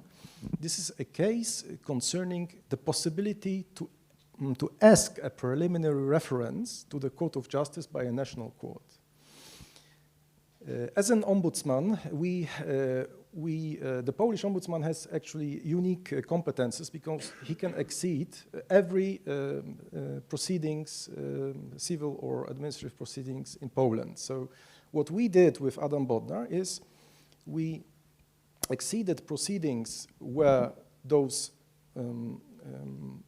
newly nominated judges were sitting on the bench, where preliminary references were made to the Court of Justice, and we delivered an argumentation that a court which is nominated in a way which infringes fundamental rules of nomination is not a court in the meaning of Article 267 of the treaty. So this is not a court which can contact the Court of Justice through preliminary references. And for the first time we did it in such a case, Getty Nobelbank, this is 132/20, and the court, responding to our argumentation, established a new presumption in the case law. So the court said that in principle we will answer a question until there is a judgment of an international court or a national court stating that this very judge sitting on the bench is not a judge established by law, independent. The problem with the case Getty Nobelbank was that the case pending before the Strasbourg court was not final at the moment of delivering the judgments, because on this bench was sitting, there was a judge sitting who was directly involved in the case Advanced Pharma, which landed in the Strasbourg court. And the Strasbourg court finally said that this very bench with the participation of this newly elected judge is not a court established by law. But during the preliminary reference, this judgment of Strasbourg was not final yet. So the court decided to answer the question, but with this presumption which can be rebutted in certain situations. And then in December last year, this case 718/21, for the first time the court rebutted this presumption. So we had a judge sitting on a bench which asked this preliminary reference to Strasbourg, and this judge was directly mentioned by the judgment of Dolinska Ficek, who was already final at the moment, and that made the Court of Justice, or led the Court of Justice to a decision that this judge cannot ask a preliminary reference to the Court of Justice. So there was a refusal. The question came back. So this is, I think, the strongest point for the moment in preliminary references from the perspective of the Court of Justice. And now we don't have a lot of time. I have a lot of failures and loopholes in the system, but perhaps we can skip it for the moment and start the discussion. Perhaps first of all, I will ask whether there are questions from the audience to the speakers, and we will start with the questions. If not, then I will supplement the questions with my own. Okay. Is it on? Yes. My name is Frode Elgesem. I'm a Court of Appeal judge in Norway. And thank you very much for your presentations that were very helpful and of course on this important issue. I want to raise another element of this discussion, which is the issue of dialogue between domestic courts, which I think is of interest of many of the participants in this conference. And the issue of independence and other breaches of Article 6 can come up for judges in, for instance, in Norway, when it comes to recognition of judgments in other countries, in extradition cases.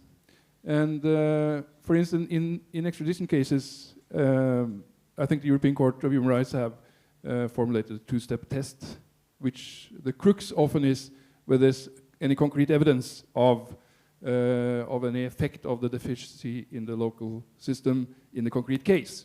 And often that is hard to get that kind of evidence. And then the business is often as usual, that the person will be extradited. And the dialogue is not really there. And the question and the point to discuss is the possibility of giving further effect to the principles and the concrete judgments from, for instance, the European Court of Human Rights or the European Court of Justice, in this dialogue between domestic courts. Of course, there's a slippery slope going on here, but also a possibility to increase the effect of these principles and judgments on the higher level in the dialogue between domestic courts in concrete cases. So, especially Professor Kuris maybe could reflect a little bit on the possibilities of domestic courts in that dialogue to look further into these kind of issues in concrete cases. Thanks. Okay, maybe we collect 3 questions, okay, and then we make a round of answers, okay? Is there any?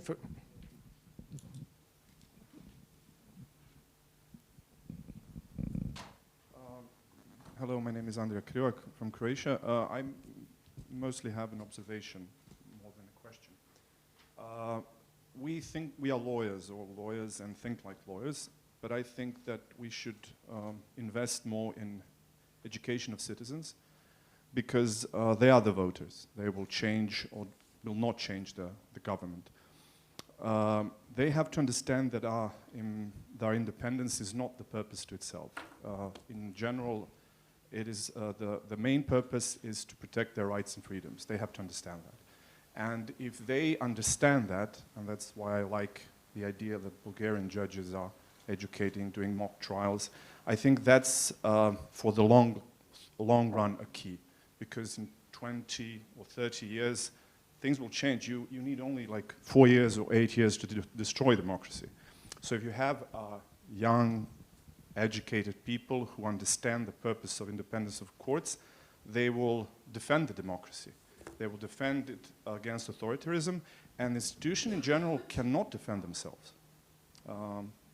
People are there to defend them. They have to be vocal, they have to understand the truth, and they have to understand what the purpose of independence of courts is. That's just my opinion. Thank you. Are there another questions, perhaps? No, then perhaps we can start with answering. Please take the floor. Thank you. I will start on the... One more, please. My name is Trond Gundersen. I'm from Norway. Professor Graber mentioned the high level of trust to the Norwegian judiciary. And one element, perhaps, for this success is perhaps the involvement of the lay judges in the legal system. So I just wonder, maybe, if anyone has any opinion of involvement or the involvement of lay judges in the system. Maybe this can enhance the trust in the judiciary. Thank you. Thank you. May I add one question to thank you. I'll try to answer in order. Okay. Speaking about the dialogue, well, judicial dialogue is something which is mentioned on every occasion within Strasbourg. It does not mean that that dialogue is a real dialogue. Sometimes it's a polylogue, and sometimes it's a monologue, which is disguised as a dialogue. Things happen, but there are sincere, genuine attempts to keep that dialogue, and the dialogue. There are many, formats in which that dialogue goes on, including all those, for example, opening of judicial year events where judges from various member states come and exchange their opinions. Sometimes discussions are lively, sometimes they are not so lively, but that dialogue is, this is only one form. But of course there is dialogue of jurisprudences or of case law. And at least the Strasbourg court always tries to pay respect to certain developments in domestic case law.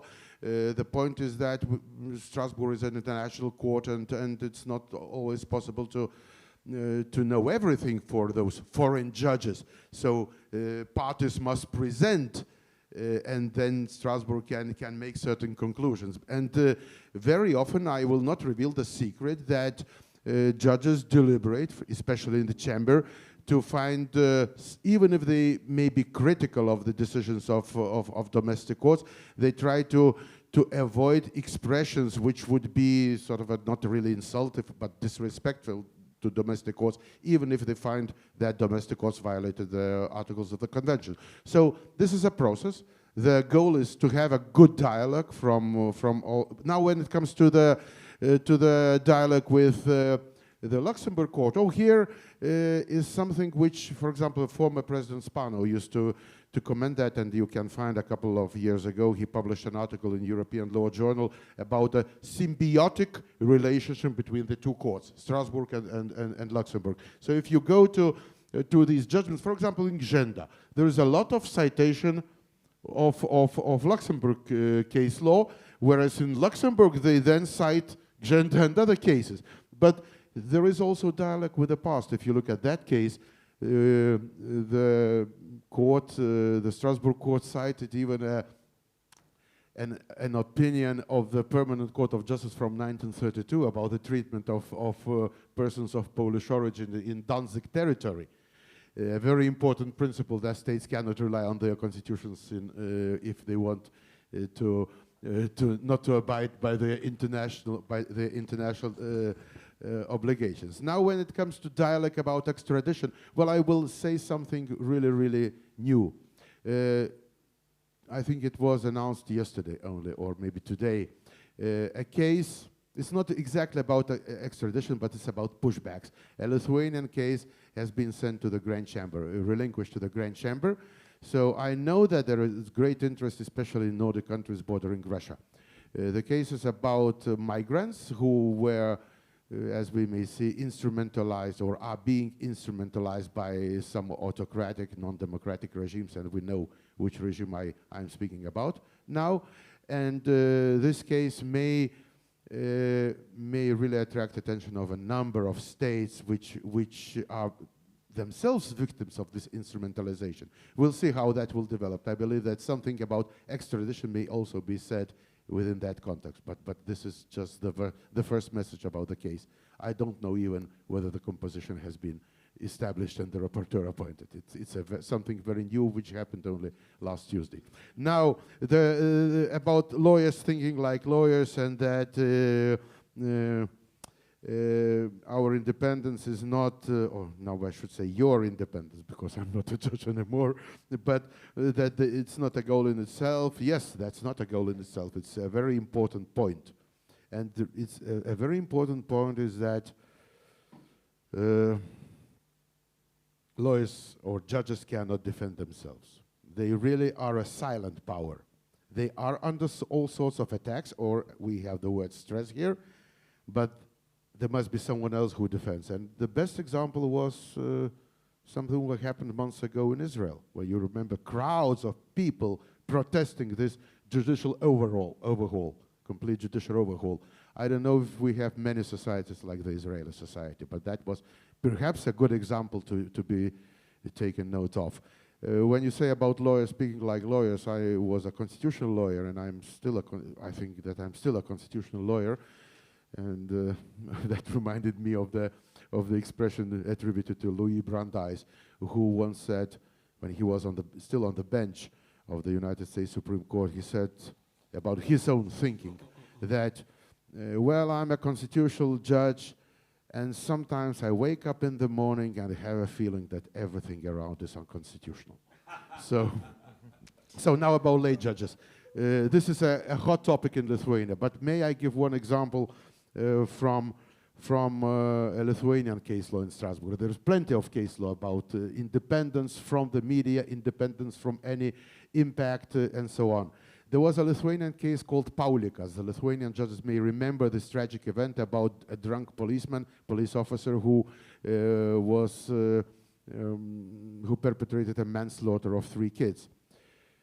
He was sentenced here in Lithuania, and that was a very high-profile case in Lithuania, but no violation was found in Strasbourg.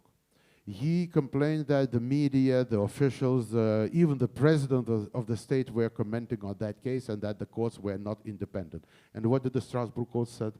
It said the composition of the court was composed of professional judges who are more resistant to public opinion than lay judges would be. So there is the other side of the coin.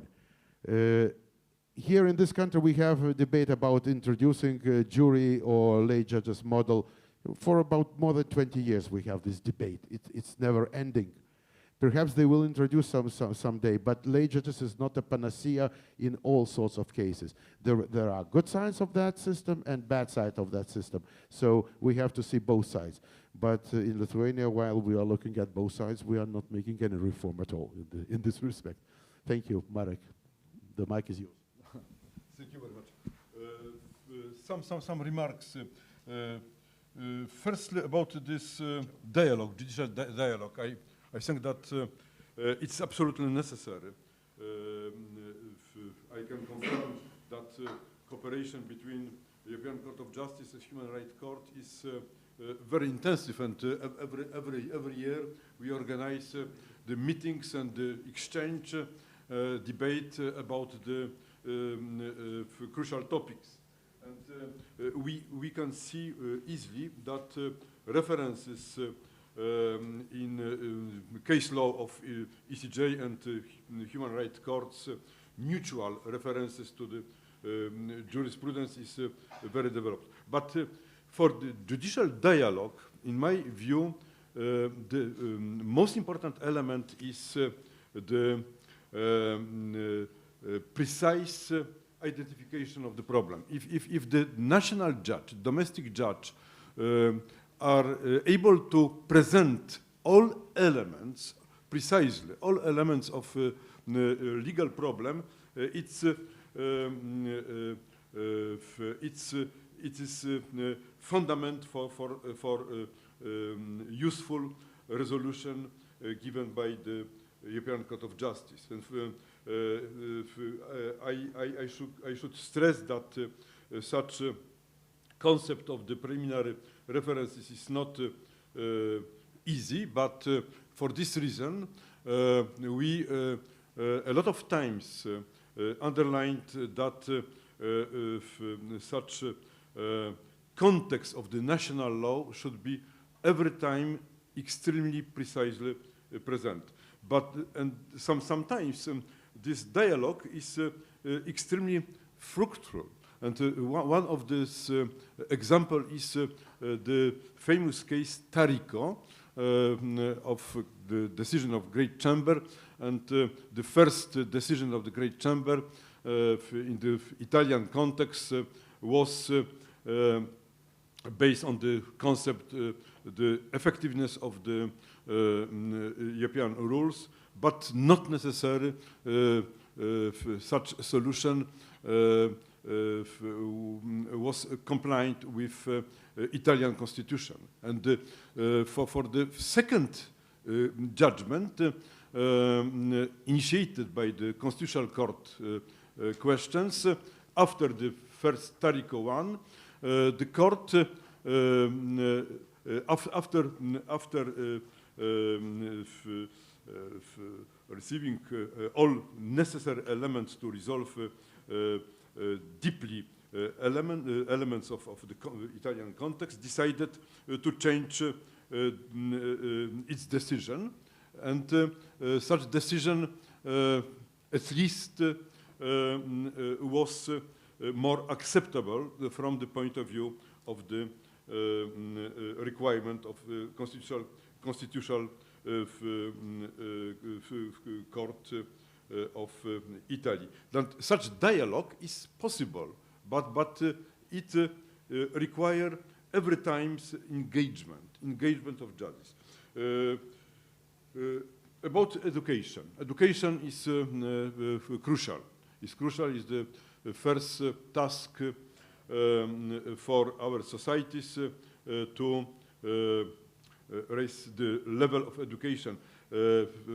Paradoxically, one can say that this rule of law crisis in our part of Europe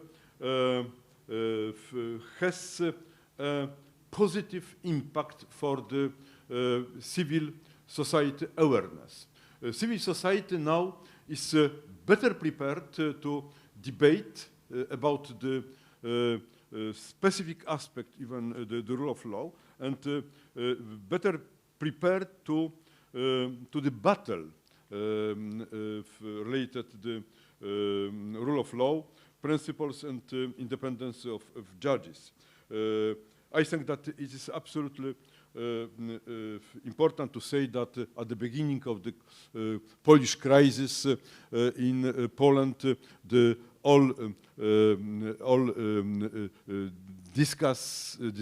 debate about the Constitutional Court was completely abstract. They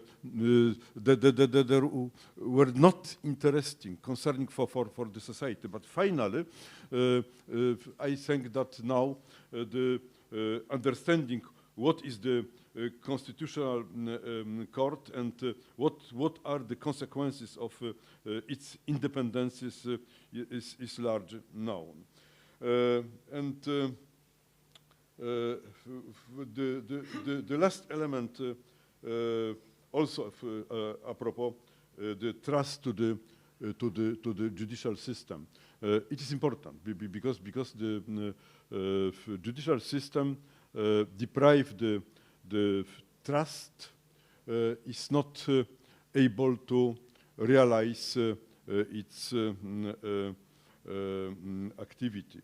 And for this reason, it's absolutely necessary to do everything to raise the level of this confidence, and among them is also the good communication of the judges with the citizen. Good communication. The judges should be better prepared to, for instance, presented the motive of their judgment, to explain why such or such solution has been chosen, why such interpretation is applied by the court. This is absolutely necessary. But on the other hand, the confidence to the judicial system is also strongly dependent on the activity of judges. The judges are obliged to participate in public debate related to the crucial issue of the rule of law, and should present their opinions about the reforms. In the case of the Polish crisis, I can say that so great engagement of the Polish judges was essential element, essential factor, which probably cause such better kind of communication, better and raise the degree of confidence to the judicial system. Thank you. Thank you. I think we don't have time for more questions, I just will finish with a short. I think the most important thing, as far as education is concerned, because I'm also cooperating with the civil society organizations in this respect, is that people really like courts in the way that they want to defend them. We had in Poland a lot of protests, and they were in the beginning also quite massive, I would say, but they were not the decisive factor for the government to change the way of thinking. And I think one of the reasons is that in the past the courts were far away from the citizen, and even the judges were also far away, so they didn't participate intensively enough for the society to trust them and to defend them. But I think that we are.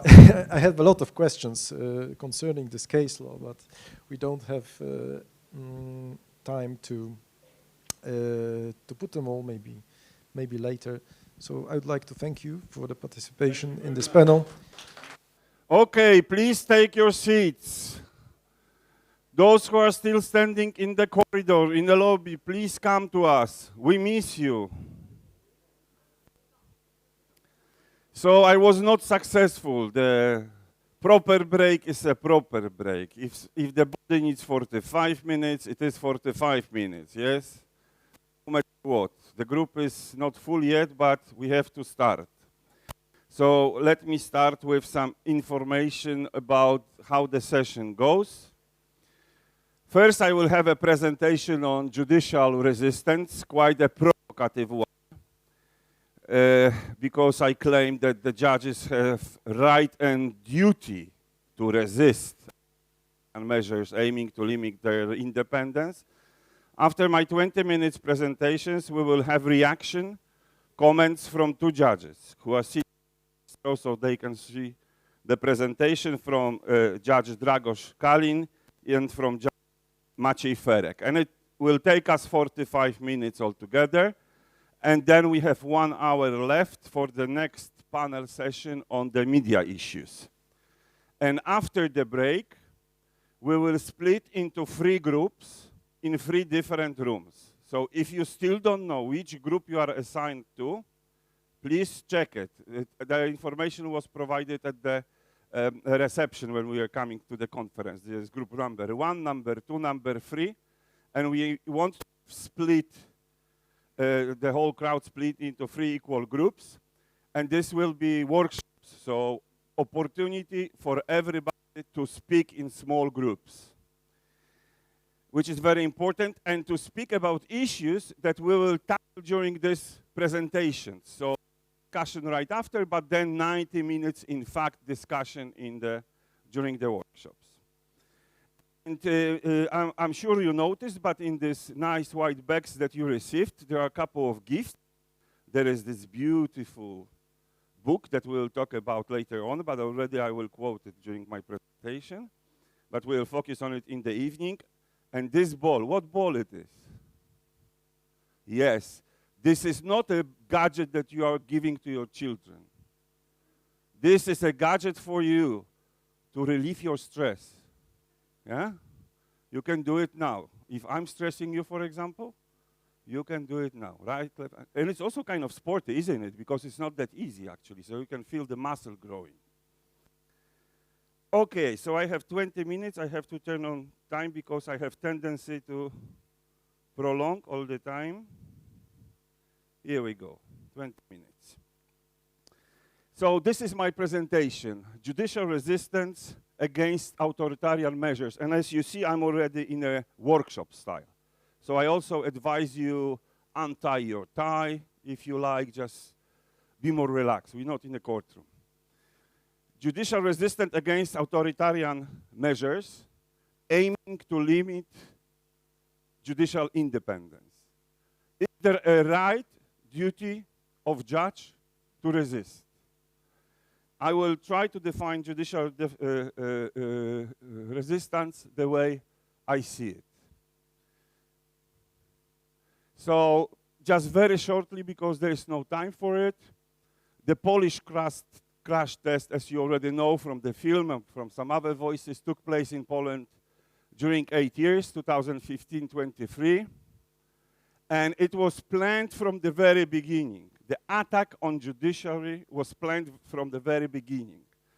The Minister of Justice, when he was asked in 2016 on the public television, oh, you are talking about all this court reform, but you're not providing any proposals, any draft clause. Why? He simply said, the reform is ready, but it will be announced only after solving the problem with the Constitutional Tribunal. So they already knew that what they planned was unconstitutional, and they wanted first to solve the problem of the Constitutional Tribunal, to capture it. So it was organized action. The red stands for the institutions that were captured. The pink or the half red stands for the institutions that were partly captured or attacked. And the black stands for the institutions that survived. So prosecution, public media immediately taken over. Civil society, private media attacked, but not captured. Civil society organizations, CSOs, number of announcements that we will make order with you. Never happened, fortunately. We were prepared because I was working as a As an activist at the time, we were prepared for the attack, but never happened. However, the government established a new institution, National Institute to Develop Civil Society. So the government developing proper civil society. When it comes to court, Constitutional Tribunal first attacked, captured. National Council of Judiciary second, captured. Presidents of the common courts changed. And Supreme Court partially captured. So this is the situation in a nutshell. What are the possible responses of the judges in such a situation, in a situation of the attack on judicial independence? In the left side, you have the concepts, the terms that are being used in the academia. On the right side, you have names of the authors, so you can Google if you are interested. But there are different possible approaches, there are different possible concepts that academics are describing. Judicial activism has a vast literature, so I don't even provide it any name because every judge knows what judicial activism is. But then, judicial opposition, proposed by the Coman and Puleo, and actually they define it. Those are political science researchers, and they define it in a way that the judges kind of replaced weak political opposition. Yeah? But then you have judicial disobedience, judicial virtues, judicial self-defense of the institutions, and many more, judicial autonomy, decent mobilization, etc. What I want to focus on is the concept of judicial resistance that appears in literature already for years. For example, in Trochev and Elet, it appeared in 2014. However, they were focusing on the high courts in hybrid political regimes. But the resistance, as you see, might be also understood as a judicial resistance to the legal change. So judges as a conservative people, they don't want to be reformed, they don't changes, so they resist those changes. So as you see, we might understand it in different ways, not to mention the resistance during the Second World War. And those are, let's say, positive answers, because traditionally what we witness in the history of the world was something that in this book Hans-Peter Graver defined as follows. The quotation is here. The history of our legal institutions, where they are put to the test, is largely nothing to be proud of. So quite often in the past, the answer of the judges was nothing. We just serve the new king. And I think it's time to change it. So how do I define myself? And this is actually the proposition of the concept I would like to introduce. How do I define judicial resistance? It's, of course, proposed definition, open for the critic. Judicial resistance encompasses actions of judges, individual and collective, so individually or in groups, in and out of court, undertaken to oppose various political activities that are aimed at undermining judicial independence and are in violation of the law. So let's talk a little bit about those elements. First, we have to resist political measures that limit judicial independence. And here is a very tricky moment. What kind of limitations? Because we can have a proper reform. Democratic majority has a right to change the law, to change the law on organization of courts. If there is even more, if there is constitutional majority, the constitutional majority can change even more. So the aim of the change should be limitation of judicial independence, and what more, it should be undertaken in breach of the law or rule of standards. So not every change is considered an attack on judiciary. There are legitimate changes, legitimate reforms that we shall accept, or even if we personally don't accept, on the social level, we accept. What more, in my opinion, for judicial resistance to be legitimate, this breach should be confirmed by some independent entities, some independent organs, be it courts, be it international institutions, be it different kind of evaluations, also academic voices. It should be confirmed. It should be not judges themselves only evaluating it and saying, oh, no, no, no, this is attack on our independence. It should be some kind of official, independent evaluation. When we have it, the resisting activities are of different kinds. It might be individual judge, it might be group of judges, it might be in and out of court, and I propose this categorization I will focus on in a second. What more, in my opinion, the activities within the judicial resistance, they include, but go beyond adjudicating and administration of justice. So they go beyond typical role of the judge, typical daily duties of the judge. And there are different activities. Some of them resist directly, but some of them resist indirectly. So for example, when we are talking about communication, education, in the times of war, not in Ukraine, in Russia, but in the times of war on judicial independence, when you have an educational project explaining people the role of the tripartite division of powers, the role of the court, the role of the independence, this is, for me, also kind of indirect judicial resistance.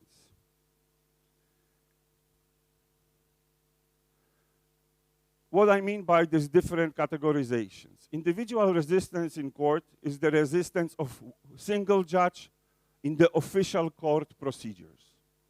So it would be different kind of, those are only examples, there are methods, but I don't have time to focus on all of them. So it would be like impact litigation, in fact, in a way, by preparing preliminary references regarding judicial independence.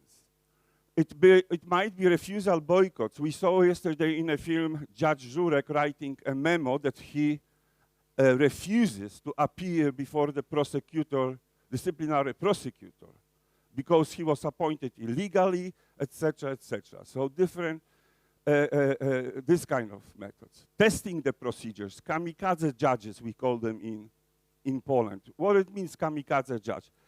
Kamikaze judge is the judge that is taking part in the unconstitutional competition for the judicial position. In Poland, it was judicial position in a Supreme Court, knowing that he's not gonna win or she's not gonna win. It's why it's kamikaze, yes? He's gonna lose. But he's taking or she's taking part in this procedure in order to challenge it from inside, using legal avenues. So he does it in a capacity of the judge.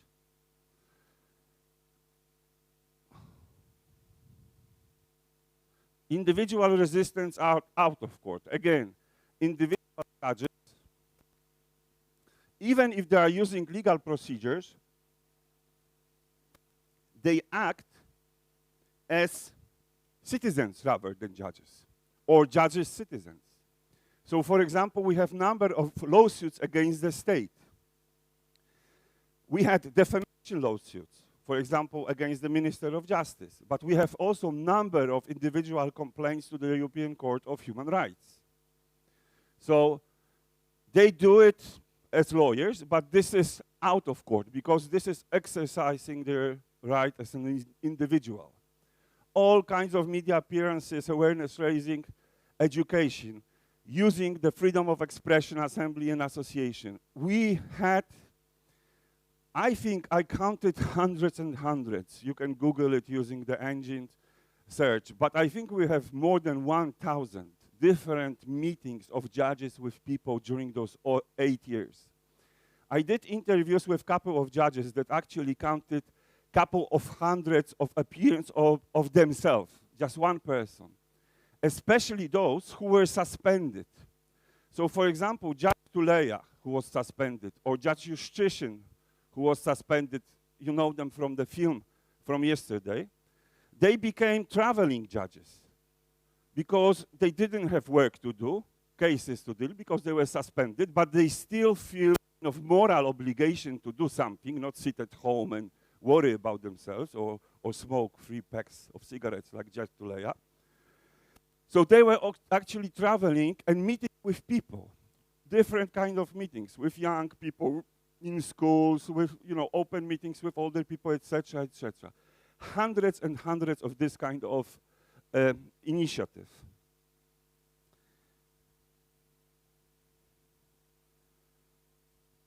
Very interesting method, naming and shaming, stigmatization and ostracism. Starting from calling unconstitutionally appointed judges neo-judges. And it really became quite popular. Even academics are using these terms now. Neo-National Council of the Judiciary, neo-judge, meaning that the judge appointed during this difficult period via unconstitutional procedure before the National Council of the Judiciary. But it's also not greeting somebody with the hand, yes, showing this kind of approach. But it's also listing those who decided opportunistically to become the agents of this regime, the agents of the system. So quite controversial, you may say, but still important method that we stigmatize those who consciously, in breach of the rule of law standards, in breach of the Constitution, agree to take part in this constitutional coup d'etat.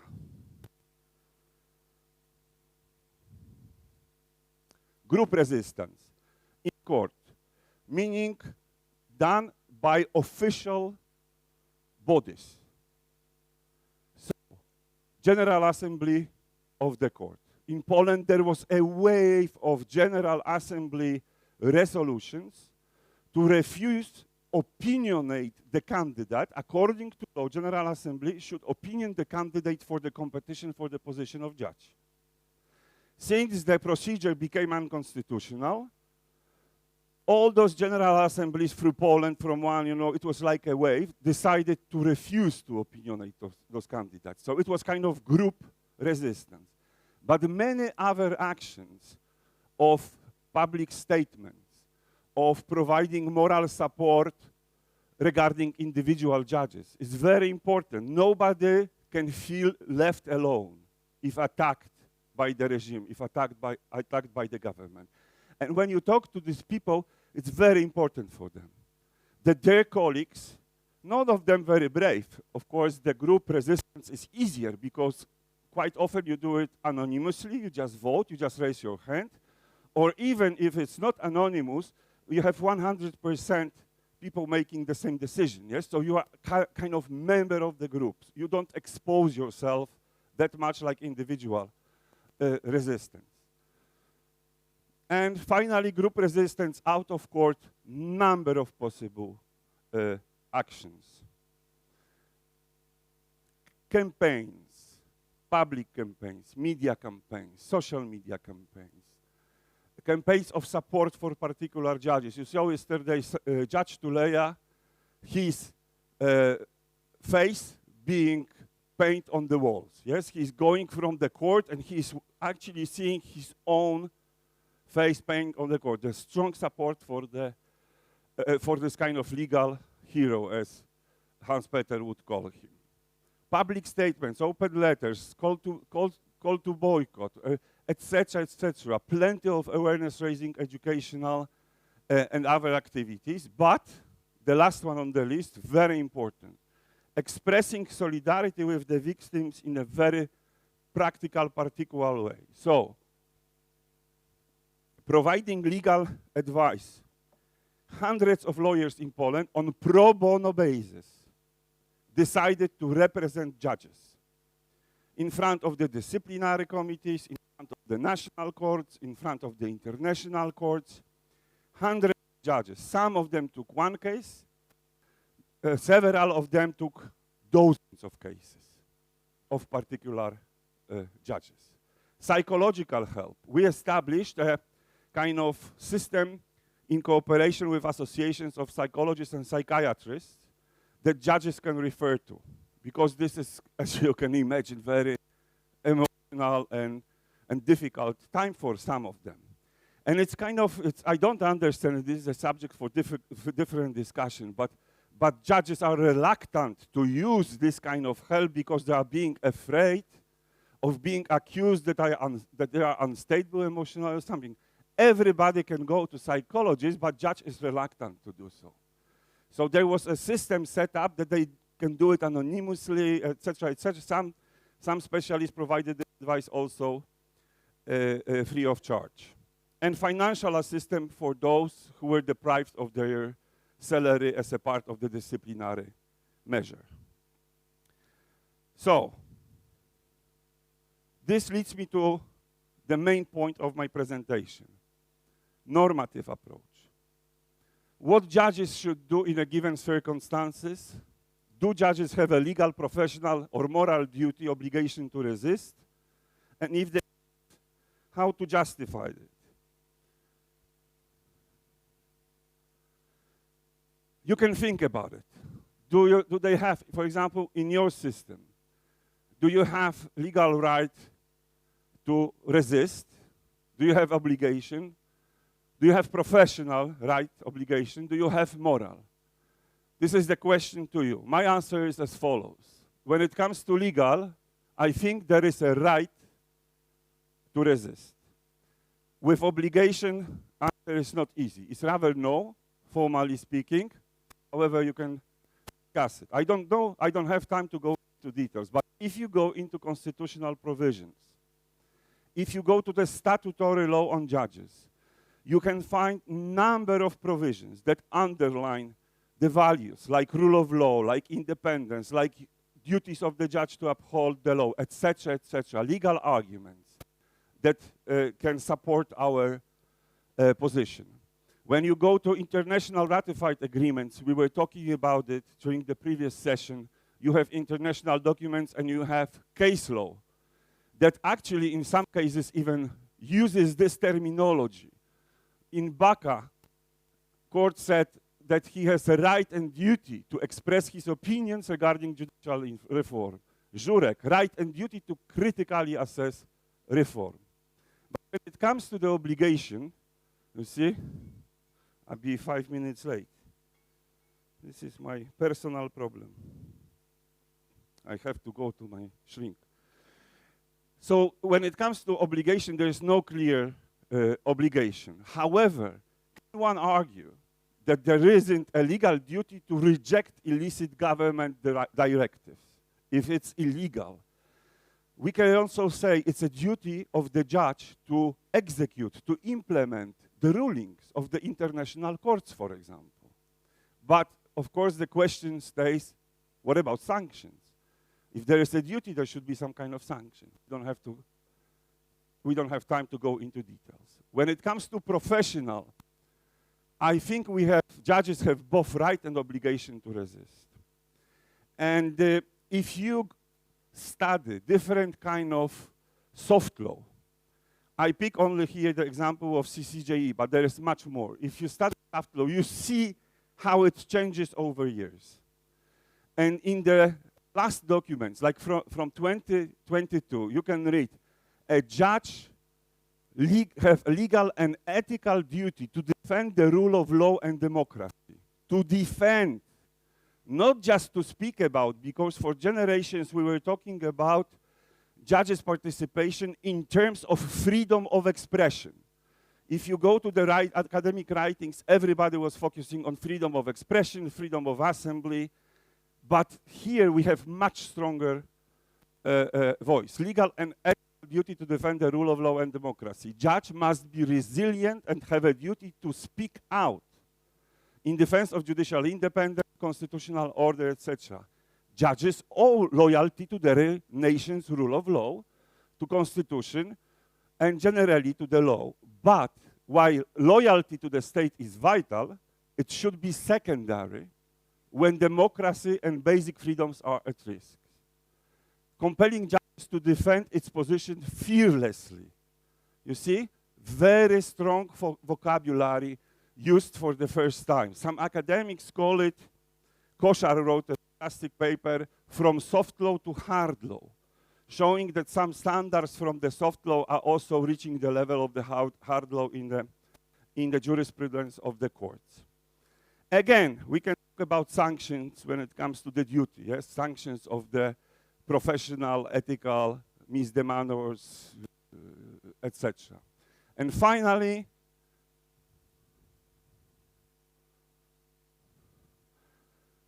moral right or obligation. Right, for sure. Obligation, question mark. Of course, it depends on your morality. But if we use international principles of the rule of law and fundamental rights as a moral benchmark, as lawyers, such a duty is evident in my opinion. There are different moral arguments, and since I already quoted Hans Peter, I would like to quote Professor Safian, that has on the interview, commenting on the letter of thousands of judges who sent a letter to the OECD, international organization, and were attacked for this, and disciplinary proceedings were instigated in some instances.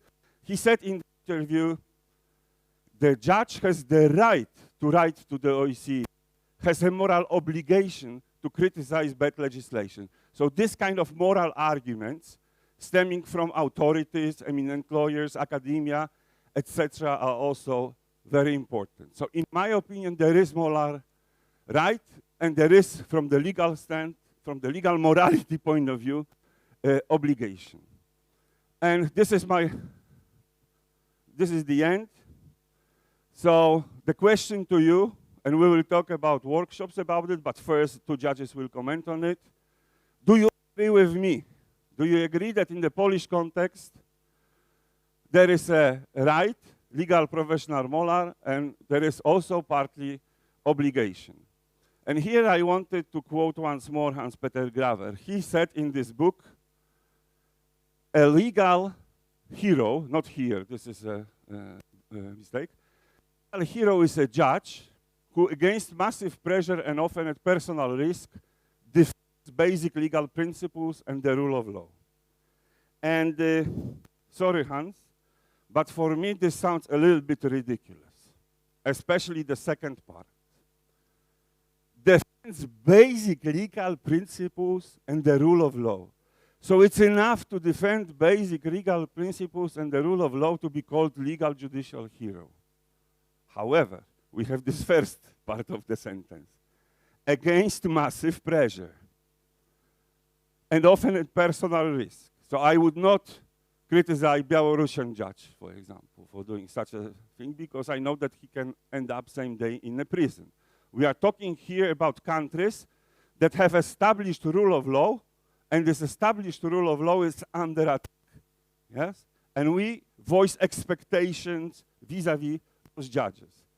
So my answer to Hans-Peter, however, I know that he also agrees with this, is that every judge should be a hero. The question is this achievable? And just to let you know that we are watching, this is the final slide. This is the slide of the Polish citizens demonstration organized by judges and civil society organization, by Justitia and Akcja Demokracja in front of the Supreme Court, after the draft law was sent to Parliament to liquidate the Supreme Court, just overnight, in the middle of the summer, July, to liquidate the Supreme Court. Plus there was one provision that the Minister of Justice may pick those judges that he likes that can stand in the Supreme Court. The idea, of course, was that he would pick one person, so there would be some institutional memory, and this one person would build the new Supreme Court. So remember, we are here to support you, but we are also here to watch you. And there were protests also at the Supreme Court when the Supreme Court judges wanted to leave the office because of the unconstitutional law that was passed. And there were people standing in front of the Supreme Court for weeks with the banners, stay, zostańcie. But coming back to the question and to the answers from our eminent colleagues from Romania and Poland, Do you agree? Do judges have a right? More, do judges have an obligation to resist? Please. Thank you. That was stressful a little bit, so I have to, do some exercise.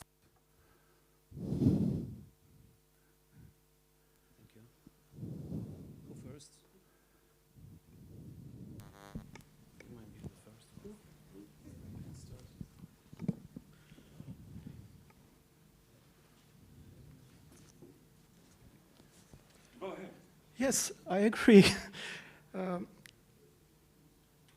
I want to add that there is an opinion of Bureau of Consultative Council of European Judges following a request by the Romanian Judges Forum Association since April 2019, stated that judges certainly have the right to stand against any other policies or actions affecting their independence resulting from new legislation or amendments or the existing one, or in the case of discriminatory or selective approaches during the selection of appointment of judges, or political engineering to provide for a decisive role of a dominant political force, for example, during elections, appointment by parliament, or interference into the judicial administration through executive bodies, for example, by the Ministry of Justice, as well as in other cases. So the reactions of judges through their representatives or professional associations are legitimate and necessary, practically becoming an obligation when serious damage to the functioning of the judicial system is called into question. And judges cannot passively watch behavior contrary to the principles of the rule of law, but have the obligation, the duty to draw attention to the consequences to which all persons may be exposed if certain legislative proposals are adopted, and it is within the general interest of community to express a point of view or take a stance. And judges cannot invoke their obligation of circumspection when they observe facts in society which may affect or endanger the act of justice and the very idea of justice. And there are some judgment of European Court of Human Rights regarding the Article 10 of Convention. The opinion expressed by judges in relation to the proper functioning of justice, a matter of public interest, are conventionally protected, even if they have political implications, as judges cannot be prevented from getting involved in the debate on these subjects. And the fear of sanctions can have a dissuasive effect on judges to express their views on other public institutions or through all judges have duty, also through all public policies. And this chilling effect manifests itself to a detriment of society as a whole. Even the judiciary, the court has determined that their freedom of expression for judges is wider than when they occupy an important place in the judicial system. There is the case Baca versus Hungary. But of course, in judiciary, the whole judiciary should not be imagined as a silent body in which only the heads of the courts or the heads of the prosecutors' offices or the representatives of judges and prosecutors constitute in professional association can open their mouths, the other being condemned ab initio to a perpetual silence.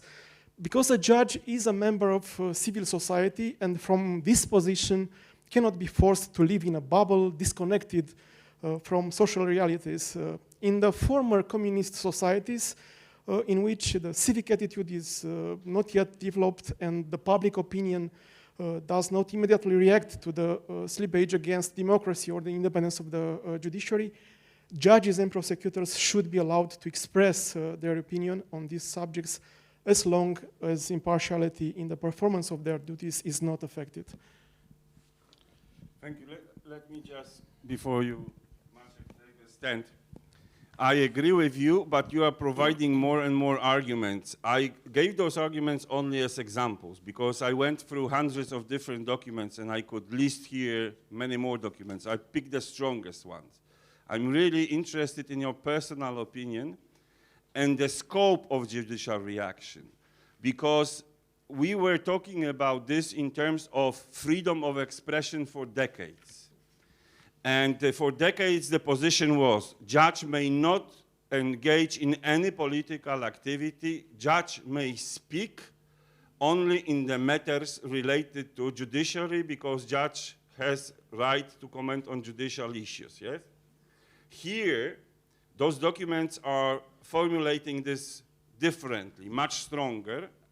This is from the normative point of view, and from the descriptive point of view, I have shown you examples of judicial activities that go well beyond this traditional approach of just speaking, yes? Taking action, going to the streets, organizing a 1,000 rope march. Judges in ropes on the streets, this is not a usual thing, yes? Many more different activities, strategic litigation, using actually methodology that was developed by civil society organizations for decades. And now judges are learning it and using it for their sake. So this is wider question, yes? Is this a moment to think about it in normative sense, about maybe more clear formulation, maybe even in a hard law, not just soft law, the right of the judge to take particular actions, maybe even obligation. But can we oblige the judge to take part in a manifestation? Probably not, but there are some elements that maybe we can think about it. Yes, please. Dragos, you have to Maciej Ferek, I'm a judge of the Regional Court in Krakow. Thank you very much, organizers, for the invitation. This is my second time during this conference. The first one was in Oslo. It was in 2022. Today I am in much better mood than at that time. It was a time of my suspension. Now I'm back to work for 1 year, so for me a lot of things changed. New experiences during that time, and the answer for the question that Łukasz asked for me is not so easy to give. First of all, even from my perspective, first of all, I want to say that, in my opinion, we cannot demand from each judge to be a hero. Especially, as you mentioned, it depends of the country. I would not dare to say that to like you said, to the judge of Belarus or Turkey. But we are in the European Union. We have to remember that each of us is the European judge. We live in the democratic society, but what happens, this what happened in Poland. What happens if the fuses, we have a perfect legal system built and functioning for 25 years. And but what happens if Łukasz mentioned that I have 10 minutes. It looked like if you say Belarus or Turkey, your time is over. Yeah, we will see if it will happen again. Or maybe this is Pegasus. We are during the big scandal in Poland concerning this system, used also against lawyers, prosecutors. We don't know if judges as well. Everything is possible.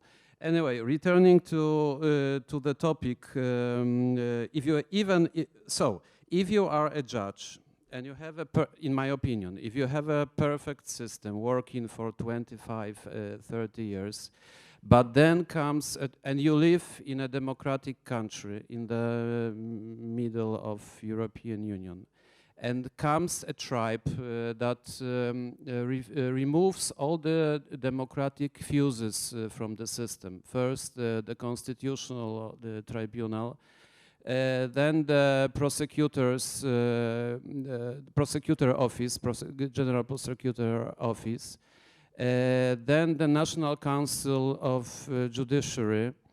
In such a situation, when there are absolutely no guarantees for the citizen that if he goes to the court, he will get the real verdict, because as you mentioned, we have already 3,000 so-called neo-judges the persons that went through the illegal competition in Poland, then the legally appointed judge, in my opinion, has a duty to act, especially using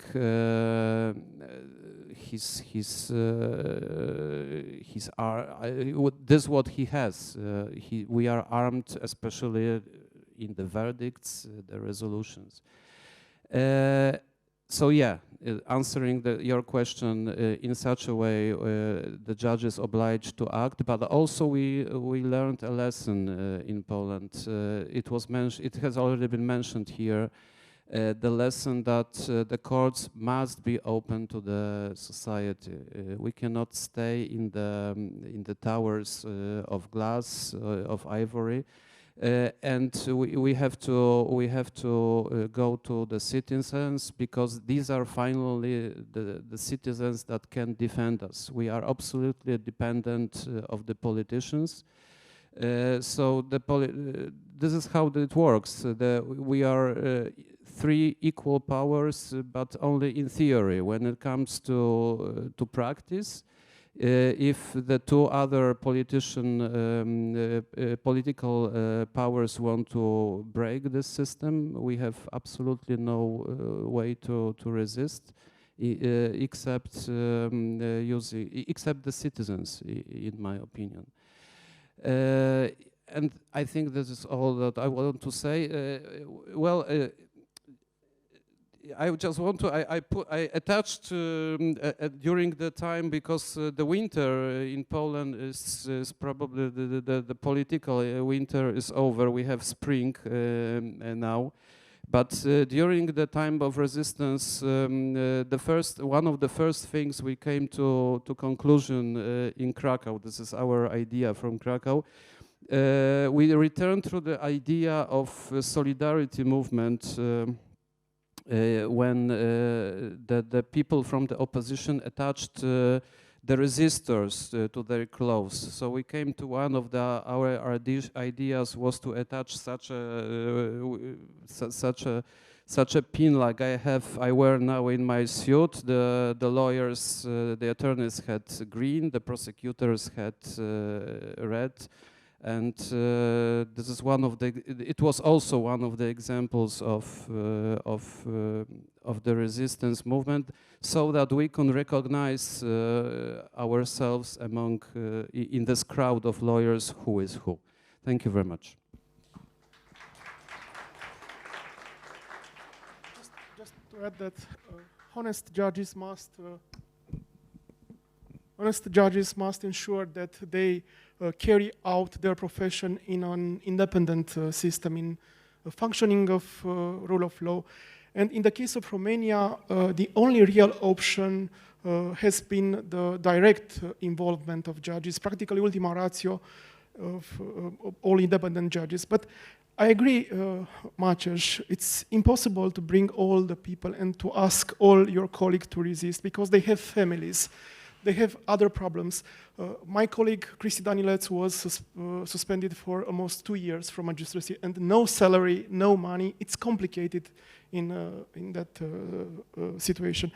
But we are waiting for another judgment of European Court of Justice on May 8, 2024. It's about the role of association of judges in defending the rule of law, about the legitimacy of unconditional locus standi in situations where they seek to achieve effective protection in areas regulated by European Union law. And with this judgment of European Court of Justice will be more easier for us.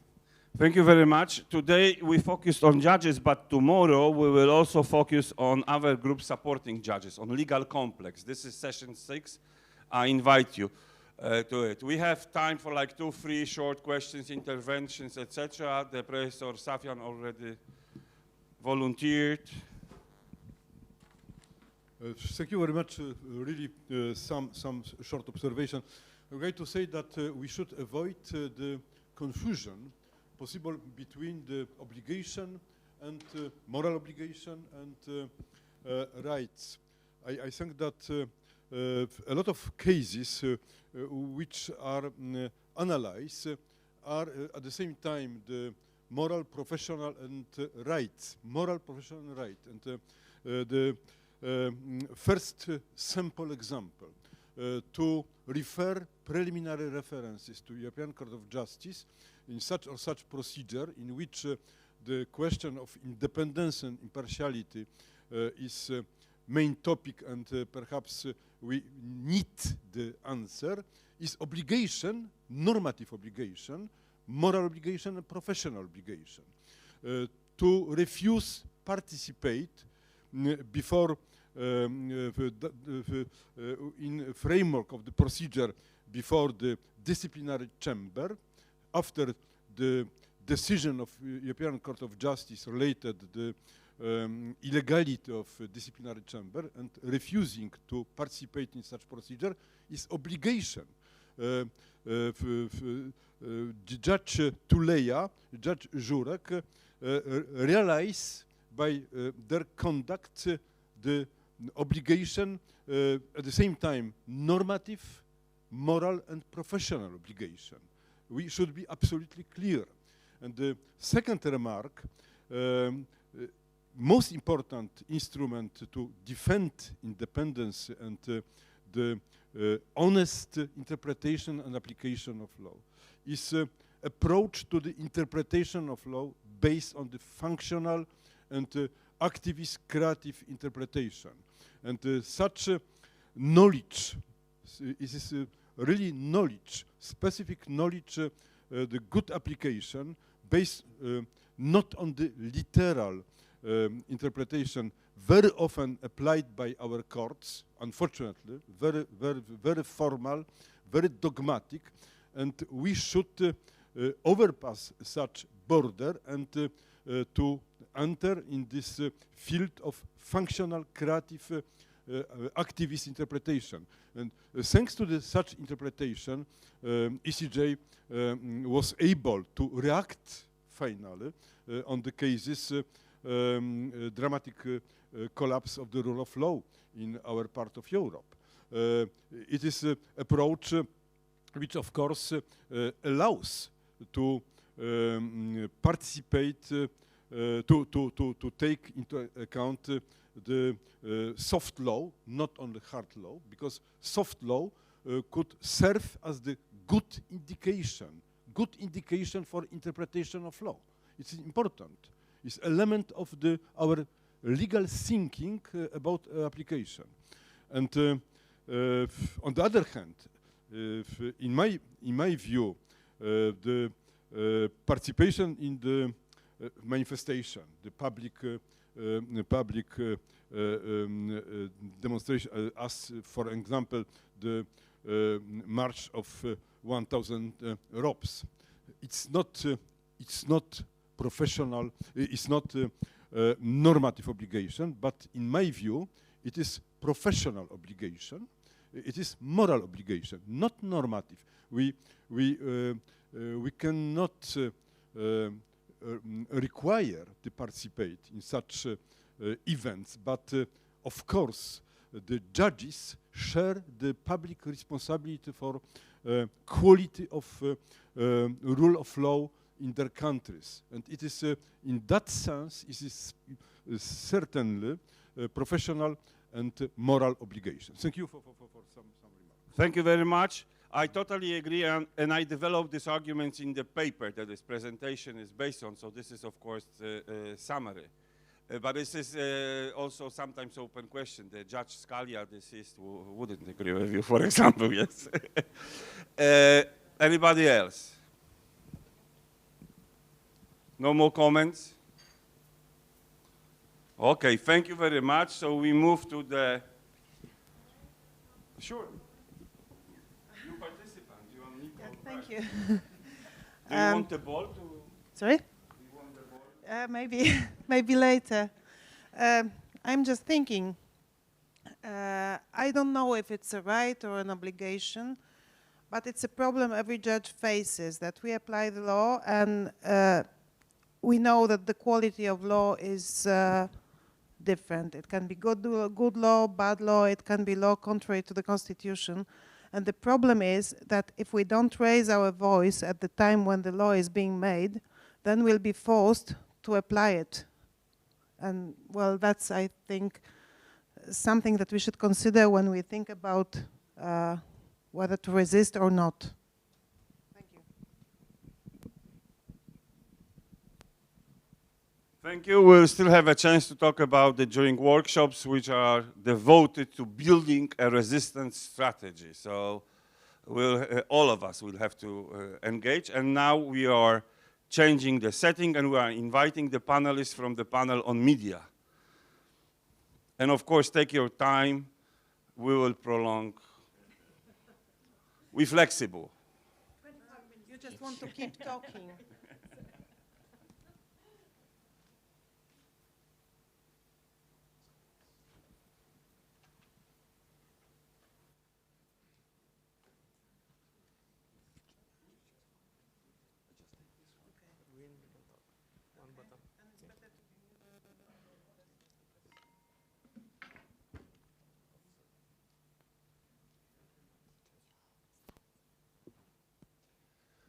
Hello.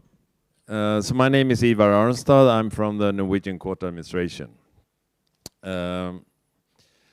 Just the title of this session is Media Pressure and Attacks on individual judges. And before we start, I think we can all agree upon the importance of freedom and respecting it, and the great impact that media has in society. So on one hand, it's about media freedom and their natural and important role in scrutinizing the exercise of power. As you know, judges' decisions have the power to decide about wealth, imprisonment, how much you will meet your children, and the future for the company you started. So it's a big power of the life of individuals. And it's been beneficial for the society that such a power is scrutinized, debated, and reported on. On the other hand, media reporting can also portray a preconceived or notion of how a court should rule in a case, which can consciously or unconsciously stress the judge. So we should be aware that the judges also can be influenced by such media reporting. However, this session, okay, just wanted to have a slide up. Maybe you saw it before. This session also addresses how the media can exert inappropriate pressure and even launch attacks on judges with the aim to undermining the judiciary's independence or initiating campaigns against individual judges. So we have with us the most interesting panel, but we will not have the time to go through it, so I just want you to go into domstol.no and or Google Judges Under Stress Domstol, and you will find all the bios for those distinguished guests we have. It's Professor Ragnar Orli from the University of Bergen. It's Dainius Radzevicius, chairman of the Lithuanian Journalists Union, which is coming now. That's good. And it's Judge Vladislava Tsaregradsky from Bulgaria, Judge Dorota Sabludowska from Poland, and Artashes Malikian who is the secretary of CCG and from the Council of Europe. So before we begin the panel discussion, I would like to present two slides, both from a survey carried out by judges a few years ago. So it's made by the European Network of Council for Judiciary, and it reveals that in many countries an alarmingly high percentage of judges believe that inappropriate media pressure has influenced on judicial decisions or actions. What is to be understood as inappropriate is left open in the survey.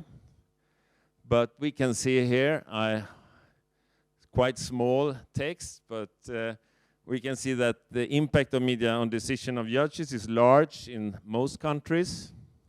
In the Nordic countries, Scandinavia, Finland, Cyprus, Czech Republic, the Netherlands, Ireland, and UK, it's under 10% of judges believes that this impact exists.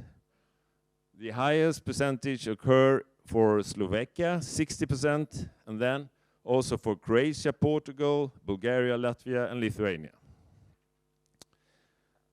It's also asked about impact from social media.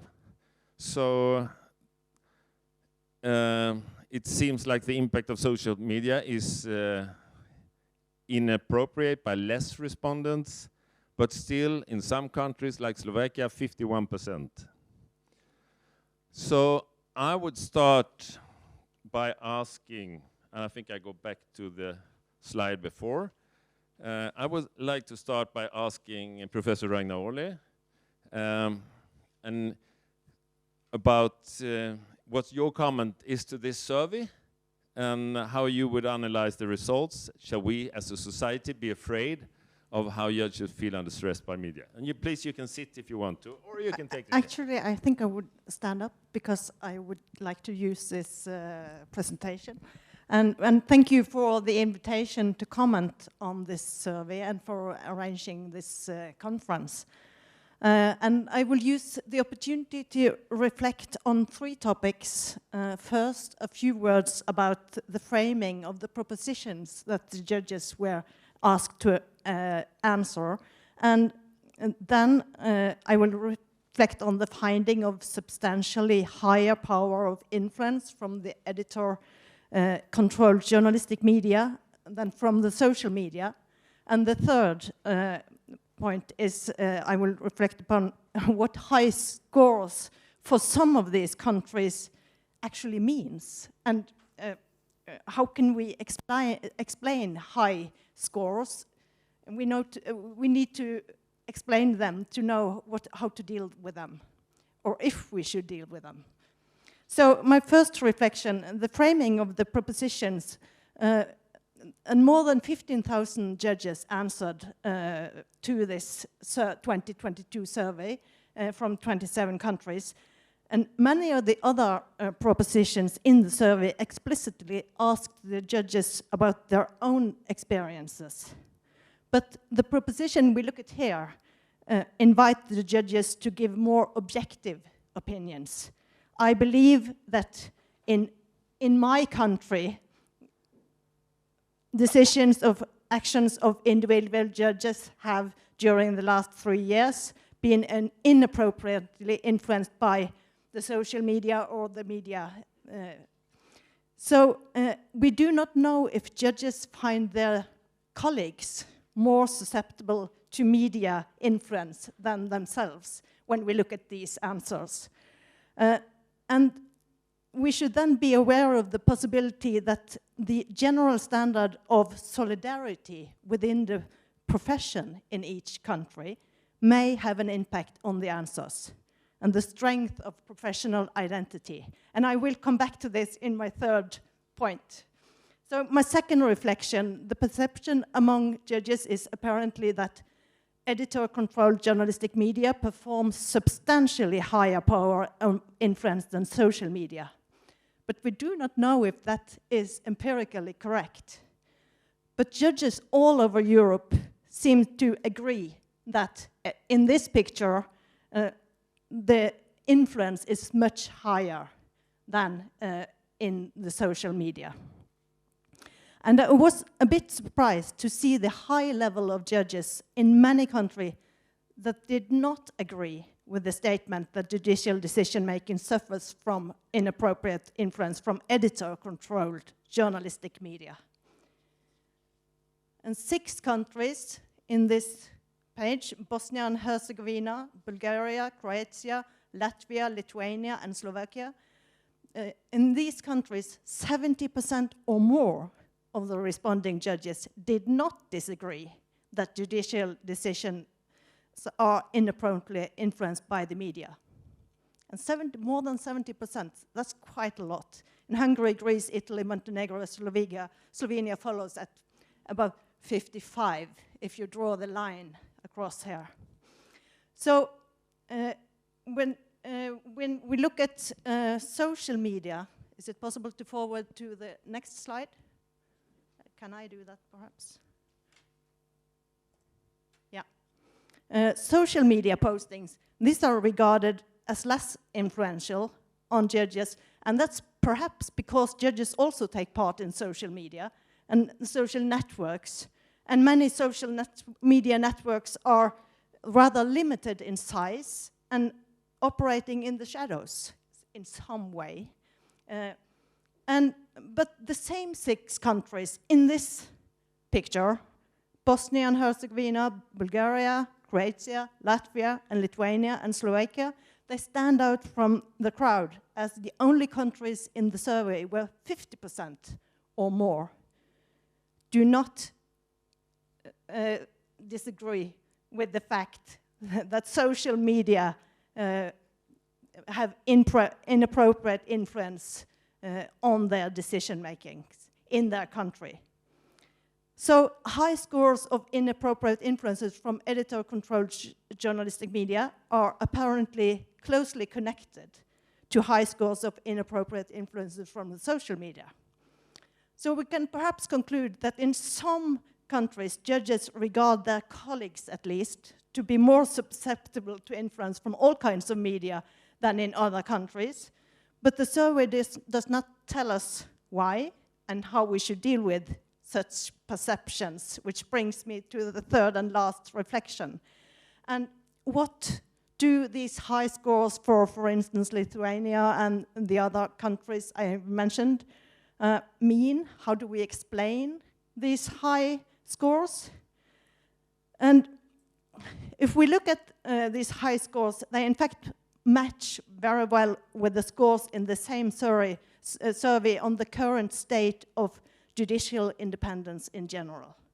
So judges in all the 6 countries on the top list here, they give their country scores below 8 out of 10 on judicial independence in general. But, and this is actually a very interesting point that I would like us to discuss, if we compare the judges' perception on judicial independence with the perception from ordinary citizens measured in the Eurobarometer, there are some interesting differences. The results for the perception of judicial independence in Lithuania and Latvia are actually not that bad if we look at the Eurobarometer. And in fact, both Spain and Italy are much worse off in the eyes of their citizens than in the eyes of the judges. So I think solidarity within the judicial profession, based on a longer history of judicial independence perhaps, plays a part, one part of the explanation for these differences. And I also think there is another factor here that we might hear more of later on, but the level of press freedom, which is actually quite different from these countries. Both Lithuania and Latvia are quite high on Reporters Without Frontiers on the level of press freedom index, while Slovenia, Bosnia-Herzegovina, Romania, and Bulgaria are quite low. So there might be some explanations for these differences. Thank you. I will. Okay, thank you, Ragnar. We will hopefully come back to you. But Dainius Radzevičius, you're chairman of the Journalists Union here, and as we said, we all support freedom of media and respecting it as an important principle. But do you also see that media can pressure on the independence of judges and potentially impact on their decision? And is that a problem? Thanks to a question. Yes, media can do a lot of things, actually, good and bad. But looking to this survey, I am quite surprised that in opinion of some judges, they see how big impact is talking about traditional media, and social media is like almost nothing. I'm shocked, because in reality, in Lithuania case, I mean, some influencers who are dealing mostly with social media and social networks, they play a core role, not just for society, but even for traditional media.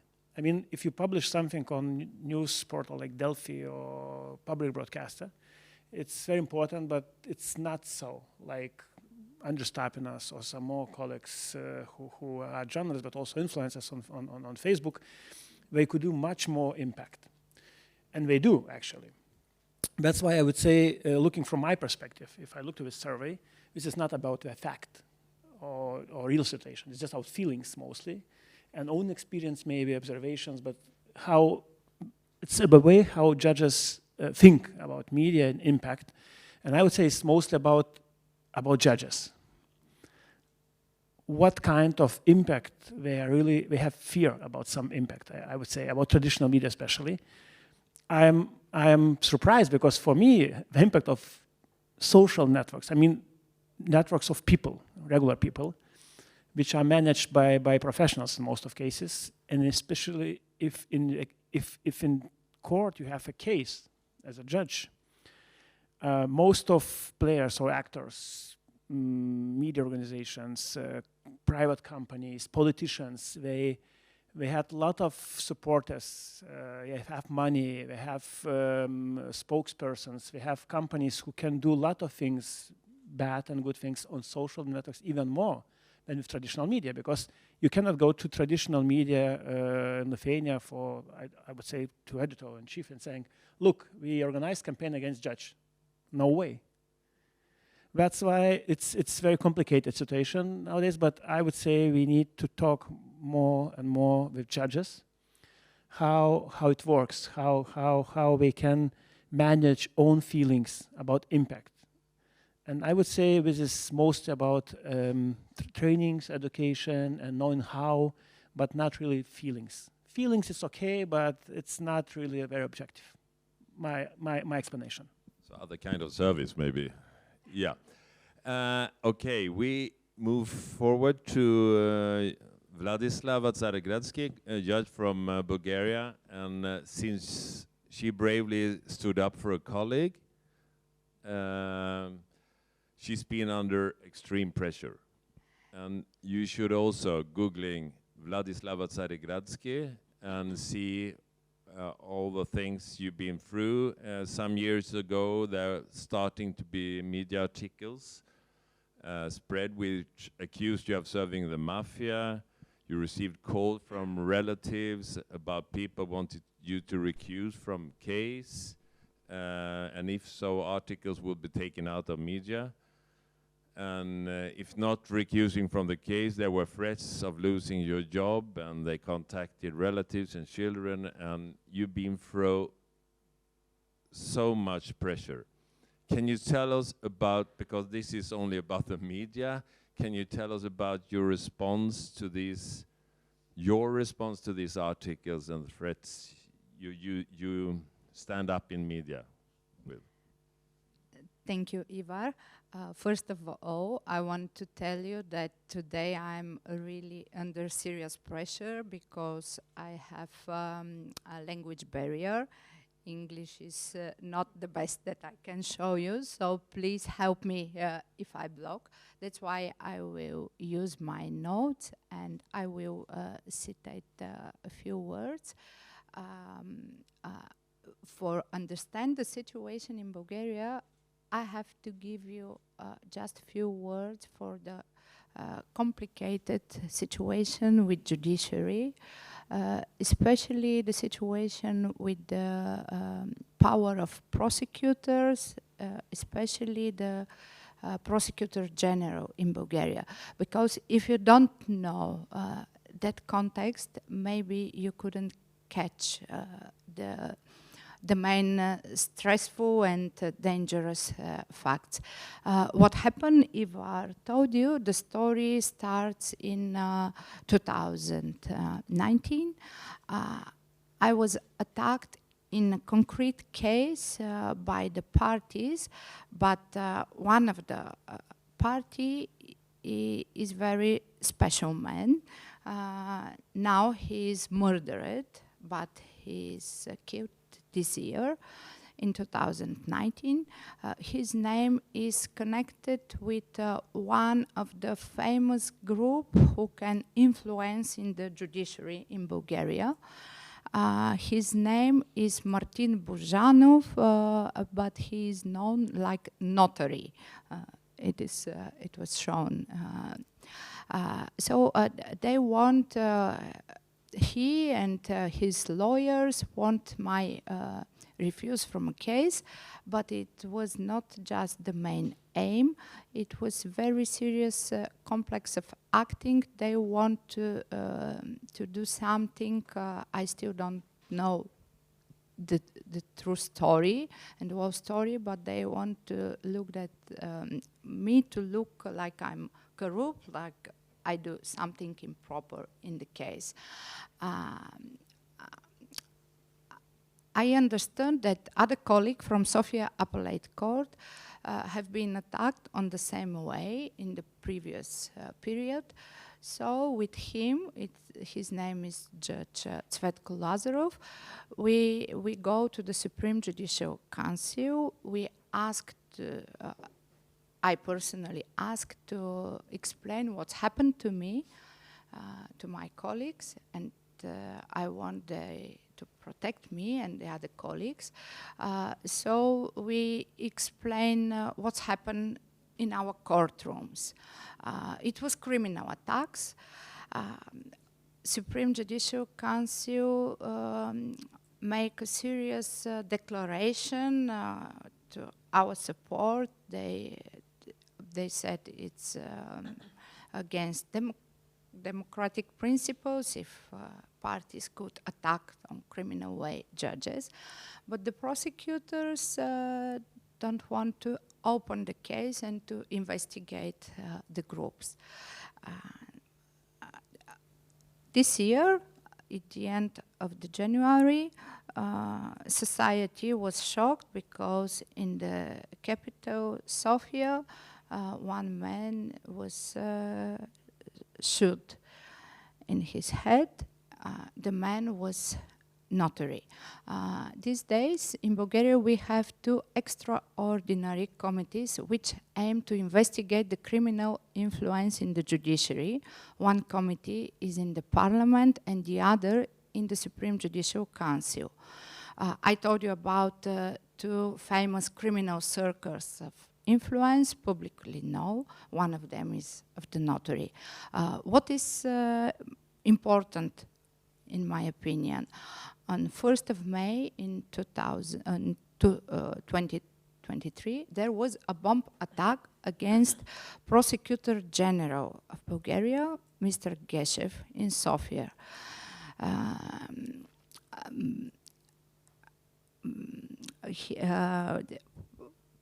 Prosecutor General Geshev has a serious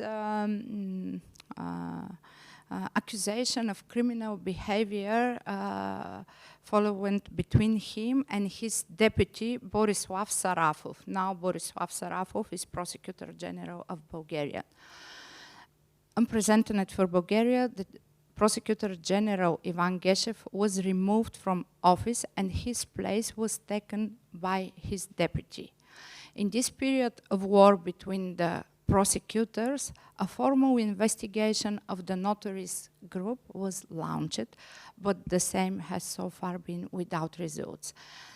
This year, in February, Prosecutor General Sarafov said that the former prosecutor Geshev is connected to both circles with influence in the judiciary. Already at his first hearing, Borislav Sarafov said in front of Supreme Judicial Council that he made a stunning confession. He stated in plain text that the press center of the prosecutor's office under ex-prosecutor Ivan Geshev had fabricated documents to be used for the initiation of inspections and pre-trial proceeding. This happened by the preparation of articles by employees of the Public Communication Directorate of the Prosecutor's Office, which are sent to certain media for publication. And then these publications become a legal reason to initiate proceedings. This mechanism was also damaged by an opinion and information from the director of the Public Communication Directorate.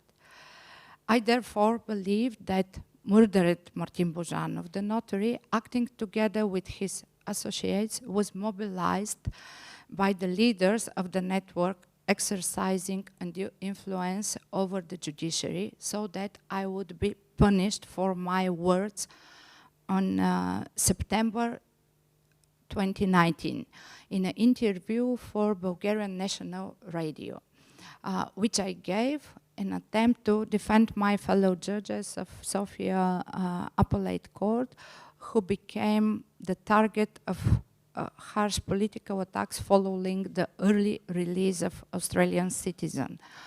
Part of what I said on the radio program and which words I think that provoke that media attacks against me is, I cited my words, this is unprecedented political talk. The Prosecutor General has started talking in an almost threatening manner. I believe that judges in Bulgaria are in principle in danger of being attacked by the all too powerful prosecutor service. The prosecutor has the power to accuse any judge. I can be accused for killing President Kennedy, and there is no other authority in the country that can influence the prosecutor's service decision to do so. It was my words, and after a few days, I received the first media publication. That's why, in that context, I think that it's not just for the case.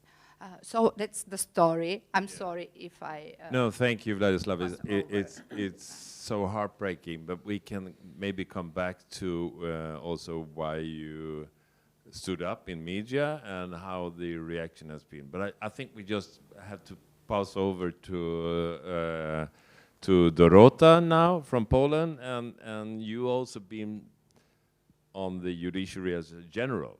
You've been through very special times, as we all know. But can you tell us about what you have experienced when it comes to media's role in the battle you had? Oh yes, thank you very much. So, Daini said that it would be impossible for the public media in Lithuania to be told to launch a campaign against the judges. Well, in fact, in Poland, it's exactly what happened. Because the media, when you think about judicial independence and defending of the judicial independence, they can be a weapon against you, or they can be your shield. So as for the weapon, it was in the interest of the peace government in Poland to discredit the judges and to make them unpopular with the society, because they didn't want the society to defend their judicial independence. They wanted to convince them that we are the enemy. So basically, we had defamations over and over in the public media, on the public news. Whenever a judge issued a verdict that was not to the liking of the ruling party, they would call these judge names, they would invent stories about the judges, they would search their social media. Also, of course, there was a huge campaign against Justicia, our association, which is the biggest association in Poland. About 1/3 of the Polish judges are members. So Justicia was public enemy #1. We were traitors reporting to Brussels and enemy of the state, basically. They even produced a para-documentary series about judges, And it was very difficult to tackle because these were supposedly fictional stories about judges who misbehave, and there was it was a daily program on the public news. So you can imagine the image of the judges that was shown in the program, and of course some people watched that. So news with a thesis, programs about judges as black characters, and hate speech against judges as a group that could be a threat to the government's plan. That's one side of the story. And the second side of the story is the media, who are actually aware of the importance of judicial independence. I don't know if you're aware of the mechanism of drowning. People drown in silence. There is no splashes of water, there's no shouting, people just go under. So you can be the greatest judge of all, and you can have your arguments ready, but when you don't have the voice in the public sphere, then you'll drown. So it was very important to us as independent judges who did not have the support of the state or the presidents of the courts, because they were nominated by the Ministry of Justice, to gain a voice of our own. And our association had developed this cooperation with the independent media in Poland. So whenever something happened around the judges, like a trial or a case in the Court of Justice or a repression, the media would be there to report that. So if there was a case in the disciplinary court, they would go there, and so on and so on. It was very important to us that we had the chance to be heard by the public via that media. And to tell you the truth, the peace government was so fed up with this independent TV station, especially one, then, that they tried to delegalize it. So they invented this law that if a media company has foreign capital, this one had American capital, they can refuse the operation of such a media company.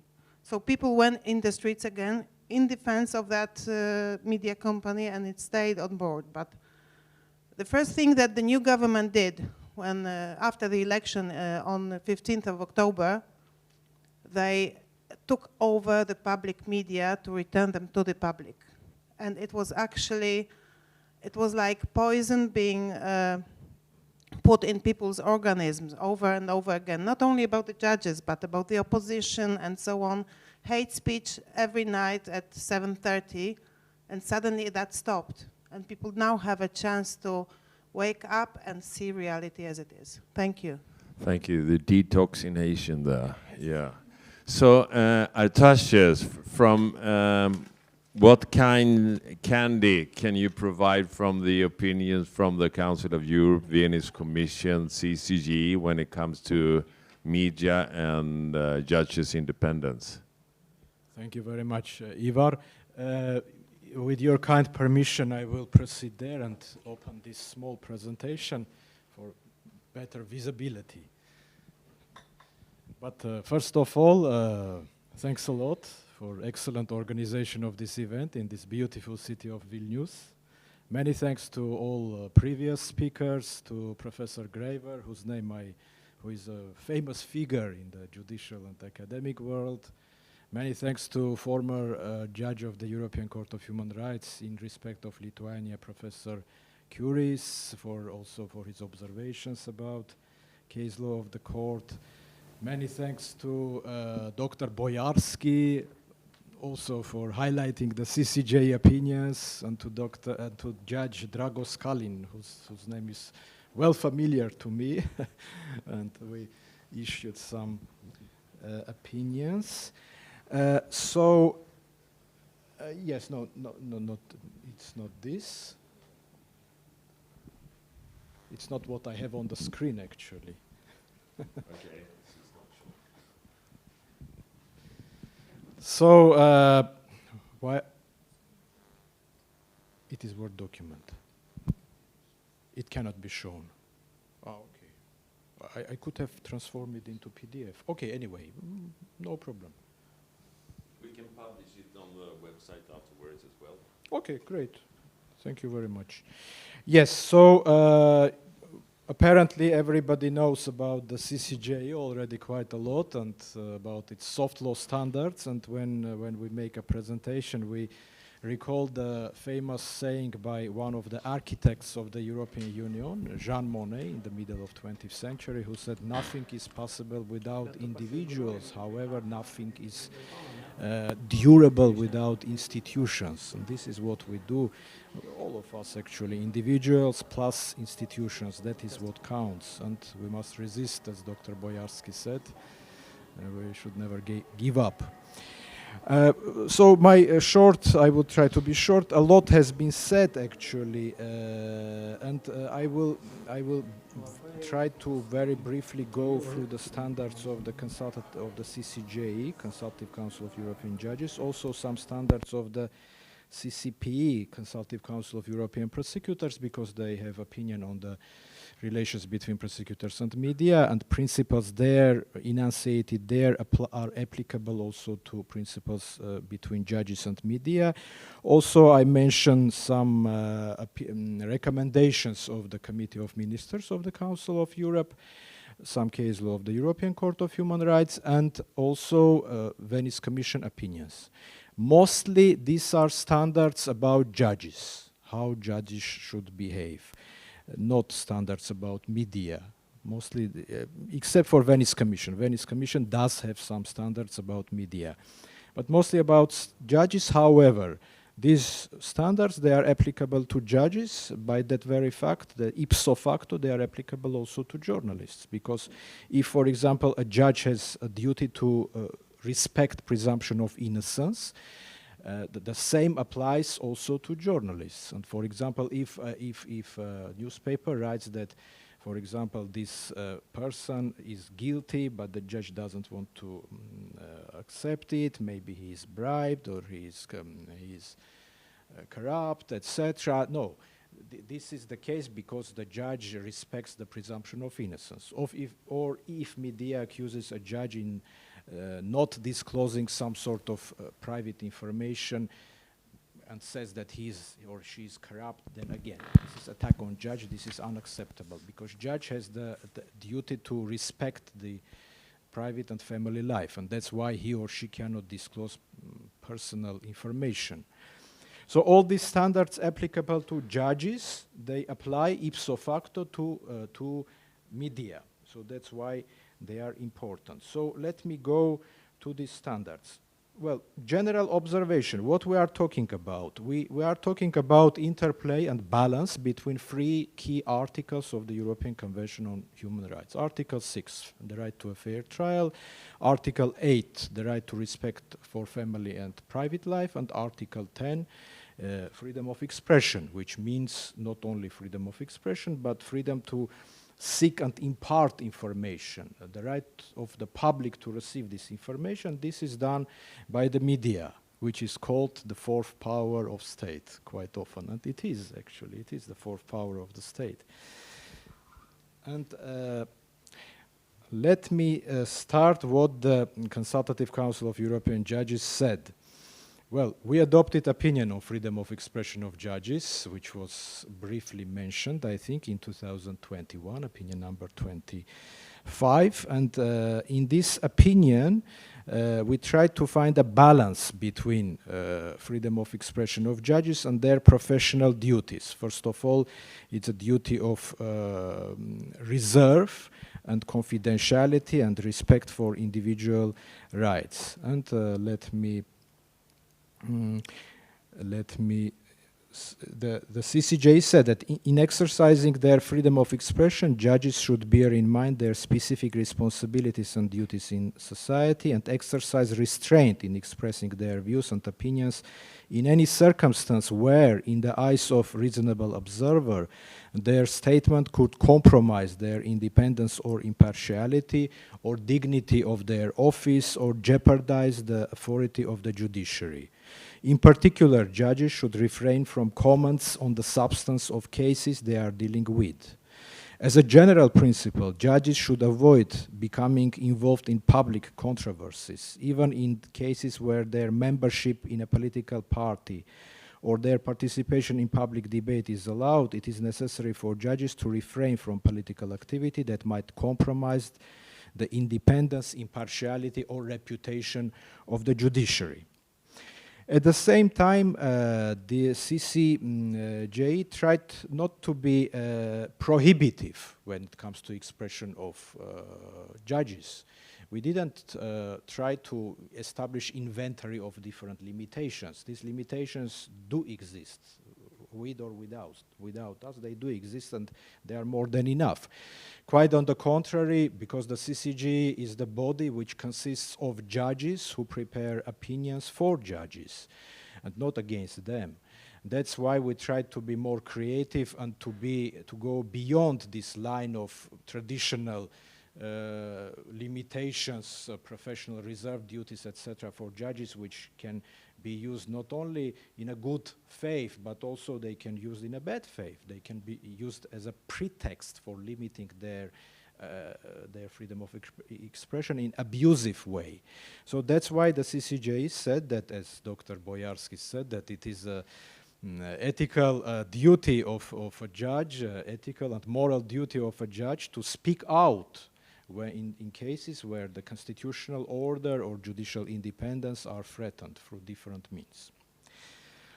Let me not go too much into, because there is a lot to say, I must confess. Ivar, I'm trying to be, I highlighted in green, I thought it would be on the screen, but I'm trying to That's good, and be, we have to show them afterward where to find them. Yes, yes. Yeah. So as I said, also the Consultative Council of European Prosecutors adopted still in 2013 opinion between on relations between prosecutors and the media, and principles enunciated there apply also to principles between judges and media, and they say that these are principles aiming to guarantee a proper balance between the need to ensure independent, impartial and transparent justice and the need to guarantee other fundamental rights such as the freedom of expression and the press, and principles also protecting individual rights, especially those of defendants and victims, including the right of dignity, private and security of private and family information, presumption of innocence, etc. Let me briefly mention the recommendation, one of the key recommendations of the Committee of Ministers of the Council of Europe as the highest executive body of the Council of Europe. This is, maybe you all, some of you know, this is kind of important landmark constitutive recommendation when it comes to judges. It was adopted in 2010. It's called On Judges, Independence, Efficiency and Responsibilities. And it establishes the general framework for judicial power. This is very important soft law standard. And it says that, as regards media and judges, if commenting on judges' decisions, the executive and legislative power should avoid criticism, which is channeled through media, of course, should avoid criticism that would undermine the independence of or public confidence in the judiciary. They should also avoid actions which may call into question the willingness to abide by judges' decisions, other than stating their intention to appeal. Yes, because, you know, the principle of binding character of judicial decisions is sine qua non. It's one of the fundamental principles and should never be called into question. Another recommendation of the Committee of Ministers of the Council of Europe is called on the provision of information through the media in relation to criminal proceedings. And in this recommendation, it's quite detailed recommendation. The Committee of Ministers mentions possibly conflicting character of Articles 6, 8, and 10, and the need to find a proper balance in each individual case. You see, so the thing is that there is no ready-made formula for each and every case, but there are principles which, if applied in a good faith, will resolve in each case with a proper balance between these three fundamental articles of the Convention.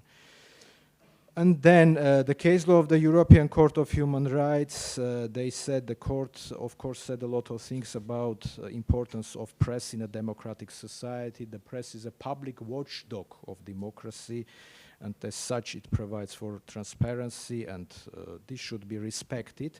At the same time, the court recognized that it is of fundamental importance in a democratic society that courts inspire confidence in the public, and therefore judges must be protected against destructive attacks lacking any factual basis.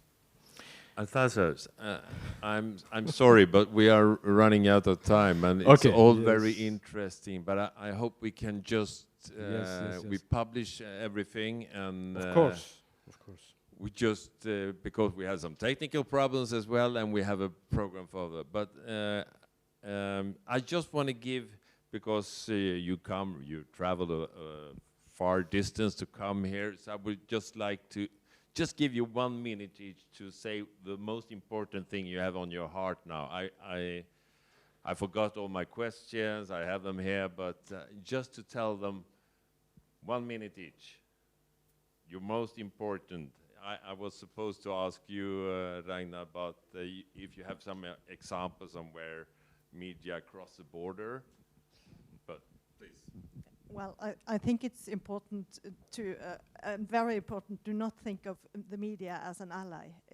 The media is not an ally to judges, nor to the legislator, nor to the executive branch. So, and most of the law that applies to this field is actually the only common field of law is the European Convention of Human Rights, and Article 6, 8 and 10 were mentioned. But I've never seen Article 6 being applied in this when it's only the media being the attacker.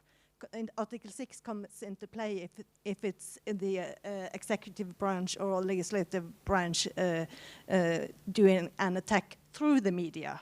But that's not, I think, what we are discussing here. So, but Article and the threshold for Article 8 and 10 to come into play is really, really high, especially Article 10. So, and I think it should be. So even if it's very, I can understand that the experience of media attack can be really, really hard. But we have also seen many examples earlier today that media, you need media as a judge to get through and to protest. So it's an uneasy relationship we deal with here. So I think, yeah. Thank you, Ragnar. So Dainius, could you just say if you that's your comment? Okay. Yeah. Yeah. And Vladislava, could you say something? I'm sorry, it would be too short, but something about why you stood up and used also media to announce the situation you were into. Okay, I think that there is no other way. I have to explain to the society, to my colleagues, to what's happened, and the media, the real media, could be serious support for us. And this day, I feel that support almost every day. The real journalistic, not that kind of media which I explained. Okay, thank you. Thank you. So Dorota, and if you giving so many interviews during time, do you have any good advices for the audience here on what to do when you're under pressure? Well, it's I would like to finish with a more general remark. I stand up. Why not? We are citizens and we have a voice as citizens, but we are also representatives of the public authority. So basically my point is that we can say anything we want, but we should do it in a proper way. So it's the matter of the language, it's the matter of maintaining the dignity of our office. Twitter, now it's X, it's the worst temptation to any person who has some temper and ideas, and if they drink some alcohol in the evening, usually some very interesting things appear on Twitter. So speak your minds, be brave, but also remember who you are. Thank you, Dorothea. And Artaxes, where should we find all the good opinions from the Council of Europe? Well, they are all published. They are all published, and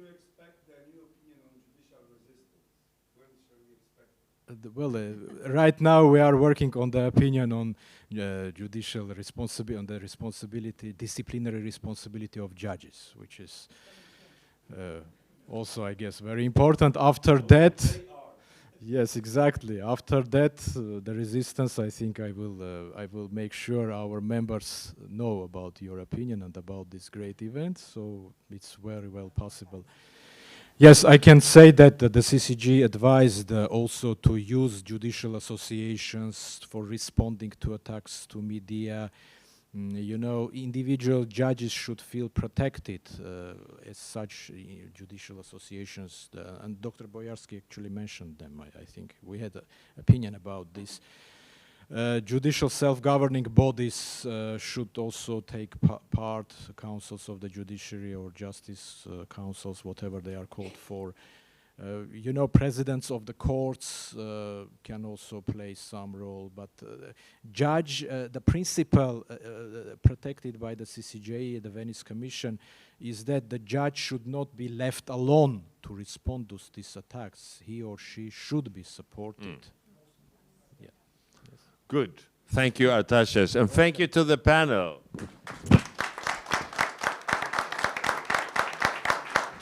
The discussion will continue during the workshops, and now we have to leave the room, and you also have to take your belongings, because we are going to divide this room into several rooms, and there will be group discussions, and if you don't know which group you're into, there is a list on the table where you can see where to go. And Ramuna, when will we meet here again?